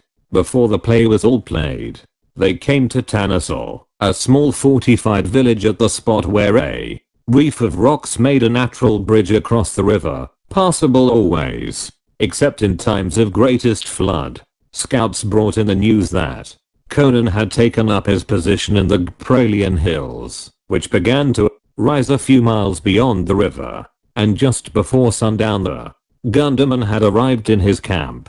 Amalric looked at Zoltaton, inscrutable and alien in the light of the flaring torches. Night had fallen. What now? Your magic has failed. Conan confronts us with an army nearly as strong as our own, and he has the advantage of position. We have a choice of two evils: to camp here and await his attack, or to fall back toward Tyrantia and await reinforcement. We are ruined if we wait, answered Zoltaton. Cross the river and camp on the plain. We will attack at dawn. But his position is too strong, exclaimed Amalric. Fool. A gust of passion broke the veneer of the wizard's calm. Have you forgotten Volkia? Because some obscure elemental principle prevented the flood, do you deem me helpless? I had intended that your spears should exterminate our enemies, but do not fear, it is my arts shall crush their host. Conan is in a trap. He will never see another sunset. Cross the river. They crossed by the flare of torches. The hoofs of the horses clinked on the rocky bridge, splashed through the shallows. The glint of the torches on shields and breastplates was reflected redly in the black water. The rock bridge was broad on which they crossed, but even so it was past midnight before the host was camped in the plain beyond. Above them they could see fires winking redly in the distance. Conan had tamed a bay in the Garolian hills, which had more than once before served as the last stand of an Aquilonian king. Amalric left his pavilion and strode restlessly through the camp. A weird glow flickered in Zoltaton's tent, and from time to time a demoniacal cry slashed the silence, and there was a low sinister muttering of a drum that rustled rather than rumbled. Amalric, his instincts whetted by the night and the circumstances, felt that Zoltaton was opposed by more than physical force. Doubts of the wizard's power assailed him. He glanced at the fires high above him, and his face set in grim lines. He and his army were deep in the midst of a hostile country. Up there among those hills lurked thousands of wolfish figures out of whose hearts and souls all emotion and hope had been scourged, except a frenzied hate for their conquerors, a mad lust for vengeance. Defeat meant annihilation. Retreat through a land swarming with blood-mad enemies. And on the morrow he must hurl his host against the grimmest fighter in the western nations, and his desperate horde. If Zoltaton failed them now, half a dozen men-at-arms strode out of the shadows. The firelight glinted on their breastplates and helmet crests. Among them they half led, half dragged a gaunt figure in tattered rags. Saluting, they spoke. My lord, this man came to the outposts and said he desired word with King Valerius. He is an Aquilonian. He looked more like a wolf the traps had scarred. Old sores that only fetters make showed on his wrists and ankles. A great brand, the mark of hot iron, disfigured his face. His eyes glared through the tangle of his matted hair as he half crouched before the Baron. "Who are you, you filthy dog?" demanded the Nemedian. "Call me Tiberius," answered the man, and his teeth clicked in an involuntary spasm. "I have come to tell you how to trap Conan." "A traitor, eh?" rumbled the Baron. "Men say you have gold," mouthed the man, shivering under his rags. "Give some to me. Give me gold, and I will show you how to defeat the king." His eyes glazed widely, his outstretched, upturned hands were spread like quivering claws. Amalric shrugged his shoulders in distaste, but no tool was too base for his use. "If you speak the truth you shall have more gold than you can carry," he said. "If you are a liar and a spy I will have you crucified head down. Bring him along." In the tent of Valerius, the Baron pointed to the man who crouched, shivering before them, huddling his rags about him. "He says he knows a way to aid us on the morrow. We will need aid if Zoltaton's plan is no better than it has proved so far. Speak on, dog." The man's body writhed in strange convulsions.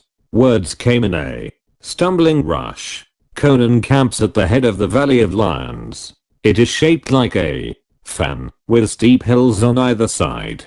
If you attack him tomorrow you will have to march straight up the valley. You cannot climb the hills on either side. But if King Valerius will deign to accept my service, I will guide him through the hills and show him how he can come upon King Conan from behind. But if it is to be done at all, we must start soon. It is many hours riding, for one must go miles to the west, then miles to the north, then turn eastward, and so come into the Valley of Lions from behind." As the gunderman came, Amalric hesitated, tugging his chin. In these chaotic times it was not rare to find men willing to sell their souls for a few gold pieces. "If you lead me astray you will die," said Valerius. "You are aware of that, are you not?" The man shivered, but his wide eyes did not waver. "If I betray you, slay me. Conan will not divide his force," mused Amalric. "He will need all his men to repel our attack. He cannot spare any to lay ambushes in the hills. Besides, this fellow knows his hide depends on his leading you as he promised. Would a dog like him sacrifice himself? Nonsense. No, Valerius, I believe the man is honest, or a greater thief than most, for he would sell his liberator," laughed Valerius. "Very well. I will follow the dog. How many men can you spare me?" 5,000 should be enough, answered Amalric. "A surprise attack on their rear will throw them into confusion, and that will be enough. I shall expect your attack about noon. You will know when I strike," answered Valerius. As Amalric returned to his pavilion he noted with gratification that Zoltaton was still in his tent, to judge from the blood-freezing cries that shuddered forth into the night air from time to time. When presently he heard the clink of steel and the jingle of bridles in the outer darkness, he smiled grimly. Valerius had about served his purpose. The Baron knew that Conan was like a wounded lion that rends and tears even in his death throes. When Valerius struck from the rear, the desperate strokes of the Cimmerian might well wipe his rival out of existence before he himself succumbed. So much the better. Amalric felt he could well dispense with Valerius once he had paved the way for an immediate victory. The 5,000 horsemen who accompanied Valerius were hard-bitten Aquilonian renegades for the most part. In the still starlight they moved out of the sleeping camp, following the westward trend of the great black masses that rose against the stars ahead of them. Valerius rode at their head, and beside him rode Tiberius, a leather thong about his wrist, gripped by a man-at-arms who rode on the other side of him. Others kept close behind with drawn swords. "Claius falls, and you die instantly," Valerius pointed out. "I do not know every sheep path in these hills, but I know enough about the general configuration of the country to know the directions we must take to come in behind the Valley of Lions. See that you do not lead us astray. The man ducked his head and his teeth chattered as he volubly assured his captor of his loyalty, staring up stupidly at the banner that floated over him, the golden serpent of the old dynasty, skirting the extremities of the hills that locked the Valley of Lions. They swung wide to the west, an hour's ride, and they turned north, forging through wild and rugged hills, following dim trails and tortuous paths. Sunrise found them some miles northwest of Conan's position, and here the guide turned eastward and led them through a maze of labyrinths and crags. Valerius nodded, judging their position by various peaks thrusting up above the others. He had kept his bearings in a general way, and he knew they were still headed in the right direction. But now, without warning, a grey fleecy mass came billowing down from the north, veiling the slopes, spreading out through the valleys. It blotted out the sun. The world became a blind grey void in which visibility was limited to a matter of yards. Advance became a stumbling, groping muddle. Valerius cursed. He could no longer see the peaks that had served him as guideposts. He must depend wholly upon the traitorous guide. The golden serpent drooped in the windless air. Presently Tiberius seemed himself confused. He halted, stared about uncertainly. "Are you lost, dog?" demanded Valerius harshly. "Listen." Somewhere ahead of them a faint vibration began, the rhythmic rumble of a drum. "Conan's drum," exclaimed the Aquilonian. "If we are close enough to hear the drum," said Valerius, "why do we not hear the shouts and the clang of arms? Surely battle has joined." "The gorges and the winds play strange tricks," answered Tiberius, his teeth chattering with the ague. "That is frequently the lot of men who have spent much time in damp underground dungeons. Listen. They are fighting down in the valley," cried Tiberius. "The drummies beating on the heights. Let us hasten." He rode straight on toward the sound of the distant drum as one who knows his ground at last. Valerius followed, cursing the fog. Then it occurred to him that it would mask his advance. Conan could not see him coming. He could be at the Cimmerian's back before the noonday sun dispelled the mists. Just now he could not tell what lay on either hand, whether cliffs, thickets or gorges. The drum throbbed unceasingly, growing louder as they advanced, but they heard no more of the battle. Valerius had no idea toward what point of the compass they were headed. He started as he saw grey rock walls looming through the smoky drifts on either hand, and realized that they were riding through a narrow defile. But the guide showed no sign of nervousness, and Valerius hove a sigh of relief when the walls widened out and became invisible in the fog. They were through the defile. If an ambush had been planned, it would have been made in that pass. But now Tiberius halted again. The drum was rumbling louder, and Valerius could not determine from what direction the sound was coming. Now it seemed ahead of him, now behind, now on one hand or the other. Valerius glared about him impatiently, sitting on his warhorse with wisps of mist curling about him, and the moisture gleaming on his armor. Behind him the long lines of steel-clad riders faded away like phantoms into the mist. "Why do you tarry, dog?" he demanded.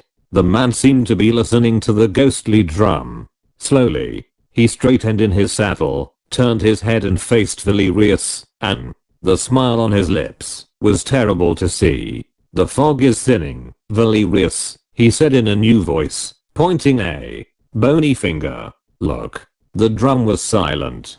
The fog was fading away. First the crests of cliffs came in sight above the grey clouds, tall and spectral. Lower and lower crawled the mists, shrinking, fading. Valerius started up in his stirrups with a cry that the horsemen echoed behind him. On all sides of them the cliffs towered. They were not in a wide, open valley, as he had supposed. They were in a blind gorge walled by sheer cliffs. hundreds of feet high. The only entrance or exit was the narrow defile through which they had ridden. Dog. Valerius struck Tiberius full in the mouth with his clenched, mailed hand. What devil's trick is this? Tiberius spat out a mouthful of blood and shook with fearful laughter. A trick that shall rid the world of a beast. Look, dog. Again, Valerius cried out, more in fury than in fear. The defile was blocked by a wild and terrible band of men who stood silent as images, ragged, shock-headed men with spears in their hands, hundreds of them. And up on the cliffs appeared other faces, thousands of faces, wild, gaunt, ferocious faces, marked by fire and steel and starvation. A trick of Conan's, raged Valerius. Conan knows nothing of it, laughed Tiberius. It was the plot of broken men, of men you ruined and turned to beasts. Amalric was right. Conan has not divided his army. We are the rabble who followed him. The wolves who skulked in these hills. The homeless men. The hopeless men. This was our plan, and the priests of Ashura aided us with their mist. Look at them, Valerius. Each bears the mark of your hand, on his body or on his heart. Look at me. You do not know me, do you? What of this scar your hangman burned upon me? Once you knew me. Once I was Lord of Milius, the man whose sons you murdered, whose daughter your mercenaries ravished and slew. You said I would not sacrifice myself to trap you? Almighty gods, if I had 1,000 lives I would give them all to buy your doom. And I have bought it. Look on the menu broke, dead man who once played the king. Their hour has come. This gorge is your tomb. Try to climb the cliffs. They are steep. They are high. Try to fight your way back through the defile. Spears will block your path. Boulders will crush you from above. Dog. I will be waiting for you in hell. Throwing back his head he laughed until the rocks rang. Valerius leaned from his saddle and slashed down with his great sword, severing shoulder bone and breast. Tiberius sank to the earth, still laughing. Ghastly through a gurgle of gushing blood, the drums had begun again, encircling the gorge with guttural thunder. Boulders came crushing down, above the screams of dying men shrilled. The arrows in blinding clouds from the cliffs. Chapter 22, The Road to Acheron. Dawn was just whitening the east, when Amalric drew up his hosts in the mouth of the Valley of Lions. This valley was flanked by low, rolling, but steep hills, and the floor pitched upward in a series of irregular, natural terraces. On the uppermost of these terraces Conan's army held its position, awaiting the attack. The host that had joined him, marching down from Dundenon, had not been composed exclusively of spearmen. With them had come 7,000 Bessonian archers, and 4,000 barons and their retainers of the north and west. Swelling the ranks of his cavalry, the pikemen were drawn up in a compact wedge-shaped formation at the narrow head of the valley. There were 19,000 of them, mostly Gundermen, though some 4,000 were Aquilonians of the other provinces. They were flanked on either hand by 5,000 Bessonian archers. Behind the ranks of the pikemen the knights sat, their steeds motionless, lances raised, 10,000 knights of Poitin, 9,000 Aquilonians, barons and their retainers. It was a strong position. His flanks could not be turned, for that would mean climbing the steep wooded hills in the teeth of the arrows and swords of the Bessonians. His camp lay directly behind him, in a narrow steep-walled valley which was indeed merely a continuation of the Valley of Lions, pitching up at a higher level. He did not fear a surprise from the rear, because the hills behind him were full of refugees and broken men whose loyalty to him was beyond question. But if his position was hard to shake, it was equally hard to escape from. It was a trap as well as a fortress for the defenders, a desperate last stand of men who did not expect to survive unless they were victorious. The only line of retreat possible was through the narrow valley at their rear. Zoltaton mounted a hill on the left side of the valley, near the wide mouth This hill rose higher than the others and was known as the King's Altar for a reason long forgotten. Only Zoltan knew, and his memory dated back 3,000 years. He was not alone. His two familiars, silent, hairy, furtive and dark, were with him, and they bore a young Aquilonian girl, bound hand and foot. They laid her on an ancient stone, which was curiously like an altar, and which crowned the summit of the hill. For long centuries it had stood there, worn by the element until many doubted that it was anything but a curiously sharpened natural rock. But what it was, and why it stood there, Zoltan remembered from of old. The familiars went away with their bent backs like silent gnomes, and Zoltan stood alone beside the stone altar, his dark beard blown in the wind. Overlooking the valley, he could see clear back to the winding Shirky and up into the hills. Beyond the head of the valley, he could see the gleaming wedge of steel drawn up at the head of the terraces, the burgonets of the archers glinting among the rocks and bushes, the silent knights, motionless on their steeds, their pennons flowing above their helmets, their lances rising in a bristling thicket. Looking in the other direction, he could see the long serried lines of the Nemedians moving in ranks of shining steel into the mouth of the valley. Behind them the gay pavilions of the lords and knights and the drab tents of the common soldiers stretched back almost to the river. Like a river of molten steel, an Nemedian host flowed into the valley, the great scarlet dragon rippling over it. First marched the bowmen, in even ranks, arbalests half raised, bolts knocked, fingers on triggers. After them came the pikemen, and behind them the real strength of the army, the mounted knights, their banners unfurled to the wind, their lances lifted, walking their great steeds forward as if they rode to a banquet. And higher up on the slopes the smaller Aquilonian host stood grimly silent. There were 30,000 Nemedian knights, and, as in most Hyborian nations, it was the chivalry which was the sword of the army. The footmen were used only to clear the way for a charge of the armored knights. There were 21,000 of these, pikemen and archers. The bowmen began loosing as they advanced, without breaking ranks, launching their quarrels with a whir and tang. But the bolts fell short or rattled harmlessly from the overlapping shields of the gundermen, and before the arbalesters could come within killing range, the arching shafts of the Bessonians were wreaking havoc in their ranks. A little of this, a futile attempt at exchanging fire, and the Nemedian bowmen began falling back in disorder. Their armor was light, their weapons no match for the Bessonian longbows. The western archers were sheltered by bushes and rocks. Moreover, the Nemedian footmen lacked something of the morale of the horsemen, knowing as they did that they were being used merely to clear the way for the knights. The crossbowmen fell back, and between their opening lines the pikemen advanced.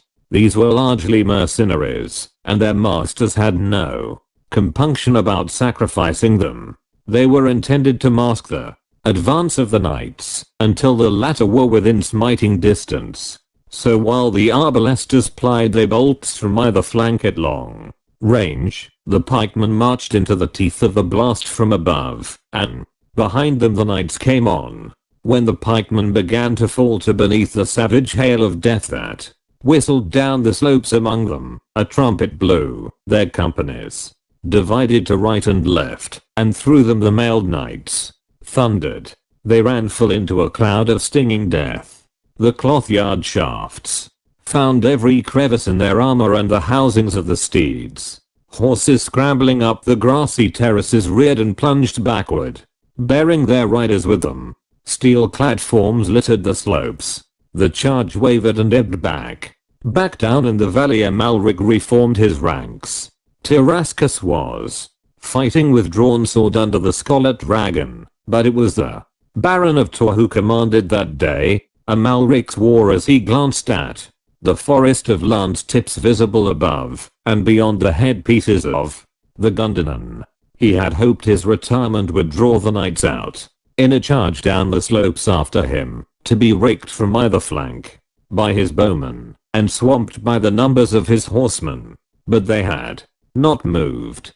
Camp servants brought skins of water from the river. Knights doffed their helmets and drenched their sweating heads. The wounded on the slopes screamed vainly for water. In the upper valley, spring supplied the defenders. They did not thirst that long, hot spring day. On the king's altar, beside the ancient carven stone, Zoltaton watched the steel-tied ebb and flow. On came the knights, with waving plumes and dipping lances.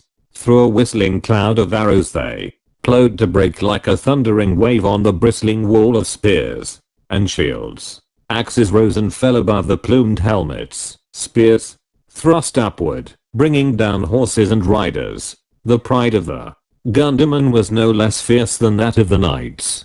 They were not spear fodder, to be sacrificed for the glory of better men. They were the finest infantry in the world, with a tradition that made their morale unshakable. The kings of Aquilonia had long learned the worth of unbreakable infantry. They held their formation unshaken. Over their gleaming ranks flowed the great lion banner, and at the tip of the wedge a giant figure in black armor roared and smote like a hurricane, with a dripping axe that split steel and bone alike. The Nemedians fought as gallantly as their traditions of high courage demanded, but they could not break the iron wedge, and from the wooded knolls on either hand arrows raked their close-packed ranks. Mercilessly, their own bowmen were useless, their pikemen unable to climb the heights and come to grips with the Bosonians. Slowly, stubbornly, sullenly, the grim knights fell back, counting their empty saddles. Above them the Gundermen made no outcry of triumph. They closed their ranks, locking up the gaps made by the fallen. Sweat ran into their eyes from under their steel caps. They gripped their spears and waited, their fierce hearts swelling with pride that a king should fight on foot with them. Behind them the Aquilonian knights had not moved. They sat their steeds, grimly immobile. A knight spurred a sweating horse up the hill, called the king's altar, and glared at Zoltaton with bitter eyes. Amalric bids me say that it is time to use your magic, wizard, he said. We are dying like flies down there in the valley. We cannot break their ranks. Zoltaton seemed to expand, to grow tall and awesome and terrible. Return to Amalric, he said. Tell him to reform his ranks for a charge, but to await my signal. Before that signal is given he will see a sight that he will remember until he lies dying. The knight saluted, as if compelled against his will, and thundered down the hill at breakneck pace. Zoltaton stood beside the dark altar stone and stared across the valley at the dead and wounded men on the terraces, at the grim blood-stained band at the head of the slopes, at the dusty, steel-clad ranks reforming in the vale below. He glanced up at the sky, and he glanced down at the slim white figure on the dark stone, and lifting a dagger inlaid with archaic hieroglyphs, he intoned an immemorial invocation. Set, God of darkness, scaly lord of the shadows, by the blood of a virgin and the sevenfold symbol I call to your sons below the black earth, children of the deeps, below the red earth, under the black earth, awaken and shake your awful manes. Let the hills rock and the stones topple upon my enemies. Let the sky grow dark above them, the earth unstable beneath their feet. Let a wind from the deep black earth curl up beneath their feet, and blacken and shrivel them. He halted short, dagger lifted. In the tense silence the roar of the hosts rose beneath him, borne on the wind. On the other side of the altar stood a man in a black hooded robe, whose coif shadowed pale delicate features and dark eyes. Conan, meditative, dog of Ashura, whispered Zoltaton. His voice was like the hiss of an angered serpent. Are you mad, that you seek your doom? Ho, Baal, Chiron. Call again, dog of Acheron, said the other, and laughed. Summon them loudly. They will not hear, unless your shouts reverberate in hell. From a thicket on the edge of the crest came a somber old woman in a peasant garb, her hair flowing over her shoulders, a great grey wolf following at her heels. Witch, priest and wolf, muttered Zoltan grimly, and laughed. Fools, to pit your charlatan's mummery against my arts. With a wave of my hand I brush you from my path. Your arts are straws in the wind, dog of Python, answered the Azurian. Have you wondered why the Shirky did not come down in flood and trap Conan on the other bank? When I saw the lightning in the night I guessed your plan, and my spells dispersed the clouds you had summoned before they could empty their torrents. You did not even know that your rain-making wizardry had failed. You lie, cried Zoltan, but the confidence in his voice was shaken. I have felt the impact of a powerful sorcery against mine, but no man on earth could undo the rain magic once made, unless he possessed the very heart of sorcery. But the flood you plotted did not come to pass, answered the priest. Look at your allies in the valley, Pythonian. You have led them to the slaughter. They are caught in the fangs of the trap, and you cannot aid them. Look. He pointed out of the narrow gorge of the upper valley, behind the Pythonians. A horseman came flying, whirling something about his head that flashed in the sun. Recklessly he hurled down the slopes, through the ranks of the gundermen, who sent up a deep throw to draw ran. Clashed their spears and shields like thunder in the hills. On the terraces between the hosts the sweat-soaked horse reared and plunged, and his wild rider yelled and brandished the thing in his hands like one demented. It was the torn remnant of a scarlet banner, and the sun struck dazzlingly on the golden scales of a serpent that writhed thereon. Valerius is dead, cried Hadrathus ringingly. A fog and a drum lured him to his doom. I gathered that fog, dog of Python, and I dispersed it. I, with my magic which is greater than your magic. What matters it? Roared Zoltan, a terrible sight, his eyes blazing, his features convulsed. Valerius was a fool. I do not need him. I can crush Conan without human aid. Why have you delayed? Mocked Hadrathus. Why have you allowed so many of your allies to fall pierced by arrows and spitted on spears? Because blood aids great sorcery, thundered Zoltan, in a voice that made the rocks quiver. A lurid nimbus played about his awful head. Because no wizard wastes his strength thoughtlessly. Because I would conserve my powers for the great days to be, rather than employ them in a hill country brawl. But now, by set, I shall loose them to the uttermost. Watch, dog of Ashura, false priest of an outworn god, and see a sight that shall blast your reason forevermore. Hadrathus threw back his head and laughed, and hell was in his laughter. Look, black devil of Python. His hand came from under his robe holding something that flamed and burned in the sun, changing the light to a pulsing golden glow in which the flesh of Zoltan looked like the flesh of a corpse. Zoltan cried out, as if he had been stabbed. The heart of Ahriman. I, the one power that is greater than your power. Zoltan seemed to shrivel, to grow old. Suddenly his beard was shot with snow, his locks flecked with grey. The heart, he mumbled. You stole it, dog. Thief. Not I. It has been on a long journey far to the southward. But now it is in my hands, and your black arts cannot stand against it. As it resurrected you, so shall it hurl you back into the night whence it drew you. You shall go down the dark road to Acheron, which is the road of silence and the night. The Dark Empire, unreborn, shall remain a legend and a black memory. Conan shall reign again, and the heart of Ahriman shall go back into the cavern below the temple of Mitra, to burn as a symbol of the power of Aquilonia for 1,000 years.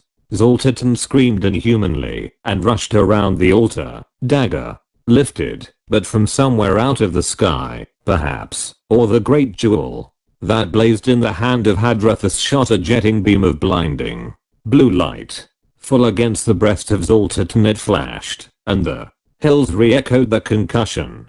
The Wizard of Acheron went down as though struck by a thunderbolt, and before he touched the ground he was fearfully altered. Beside the altar stone lay no fresh slain corpse, but a shriveled mummy, a brown dry unrecognizable carcass, sprawling among moldering swathings. Somberly old Zeeta looked down. He was not a living man, she said. The heart lent him a false aspect of life that deceived even himself. I never saw him as other than a mummy. Hadrathus bent to unbind the swooning girl on the altar, when from among the trees appeared a strange apparition's Alterton's chariot drawn by the weird horses. Silently they advanced to the altar and halted, with the chariot wheel almost touching the brown, withered thing on the grass. Hadrathus lifted the body of the wizard and placed it in the chariot, and without hesitation the uncanny steeds turned and moved off southward, down the hill, and Hadrathus and Zeeta and the grey wolf watched them go down the long road to Acheron, which is beyond the ken of men. Down in the valley Amalric had stiffened in his saddle when he saw that wild horseman curveting and caracoling on the slopes while he brandished that blood-stained serpent banner.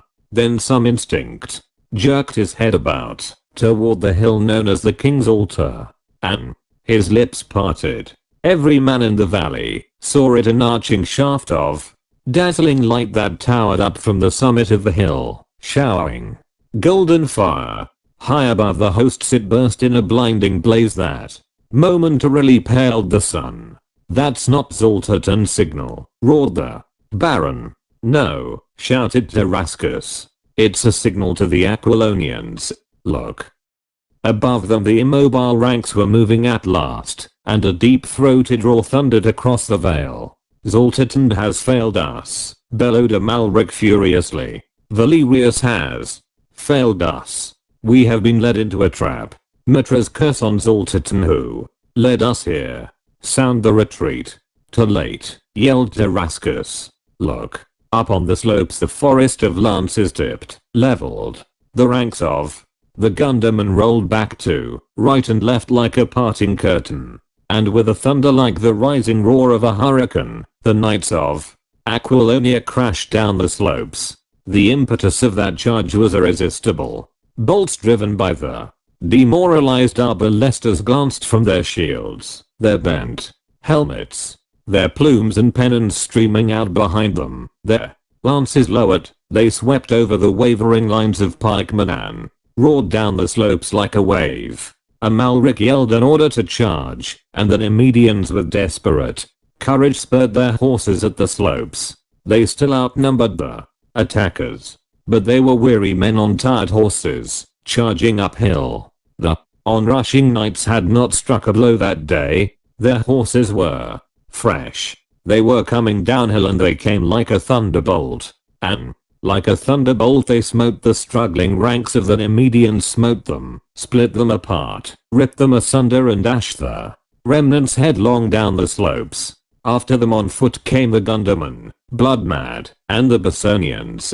were swarming down the hills, loosing as they ran at every foe that still moved. Down the slopes washed the tide of battle. The dazed Nemedians swept on the crest of the wave. Their archers had thrown down their arbalests and were fleeing. Such pikemen as had survived the blasting charge of the knights were cut to pieces by the ruthless gundermen. In a wild confusion the battle swept through the wide mouth of the valley and into the plain beyond. All over the plain swarmed the warriors, fleeing and pursuing, broken into single combat and clumps of smiting, hacking knights on rearing, wheeling horses. But the Nemedians were smashed, broken, unable to reform or make a stand. By the hundreds they broke away, spurring for the river. Many reached it, rushed across and rode eastward. The countryside was up behind them. The people hunted them like wolves. Few ever reached Tarantia. The final break did not come until the fall of Amalric. The Baron, striving in vain to rally his men, rode straight at the clump of knights that followed the giant in black armor whose surcoat bore the royal lion, and over whose head floated the golden lion banner with the scarlet leopard of Poiton beside it. A tall warrior in gleaming armor couched his lance and charged to meet the Lord of Tor. They met like a thunderclap. The Nemedian's lance, striking his foe's helmet, snapped bolts and rivets and tore off the casque, revealing the features of Palantides.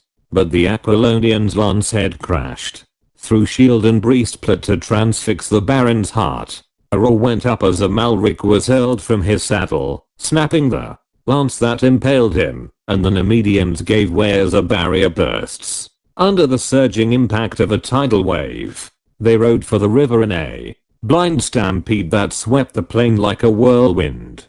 The hour of the dragon had passed. Tyrascus did not flee. Amalric was dead, the color-bearer slain, and the royal Nemedian banner trampled in the blood and dust. Most of his knights were fleeing, and the Aquilonians were riding them down.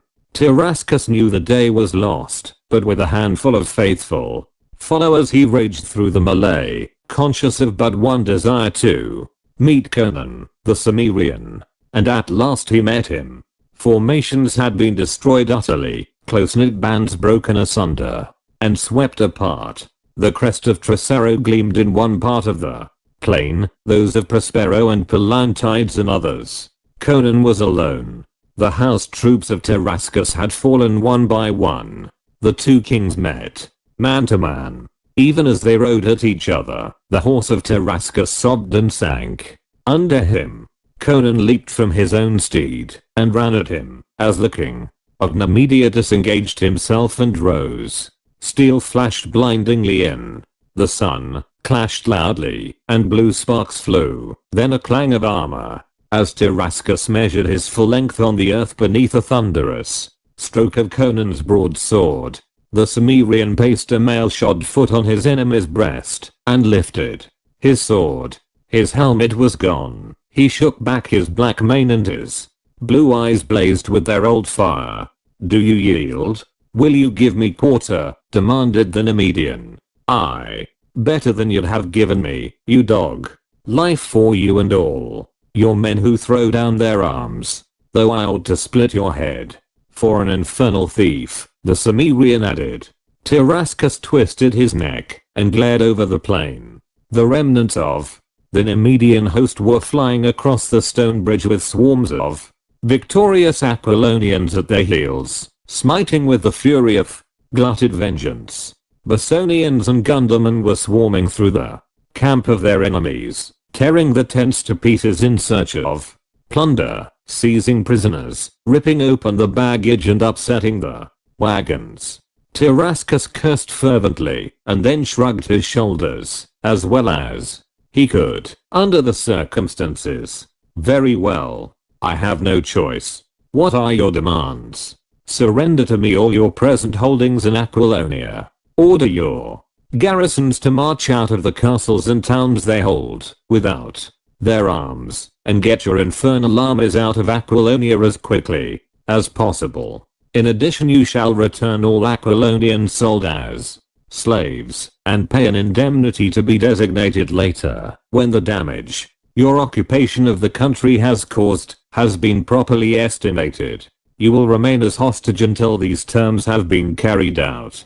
"Very well," surrendered Tyrascus. "I will surrender all the castles and towns now held by my garrisons without resistance, and all the other things shall be done. What ransom for my body?" Conan laughed and removed his foot from his foe's steel-clad breast, grasped his shoulder, and heaved him to his feet. He started to speak, then turned to see Hadrathus approaching him.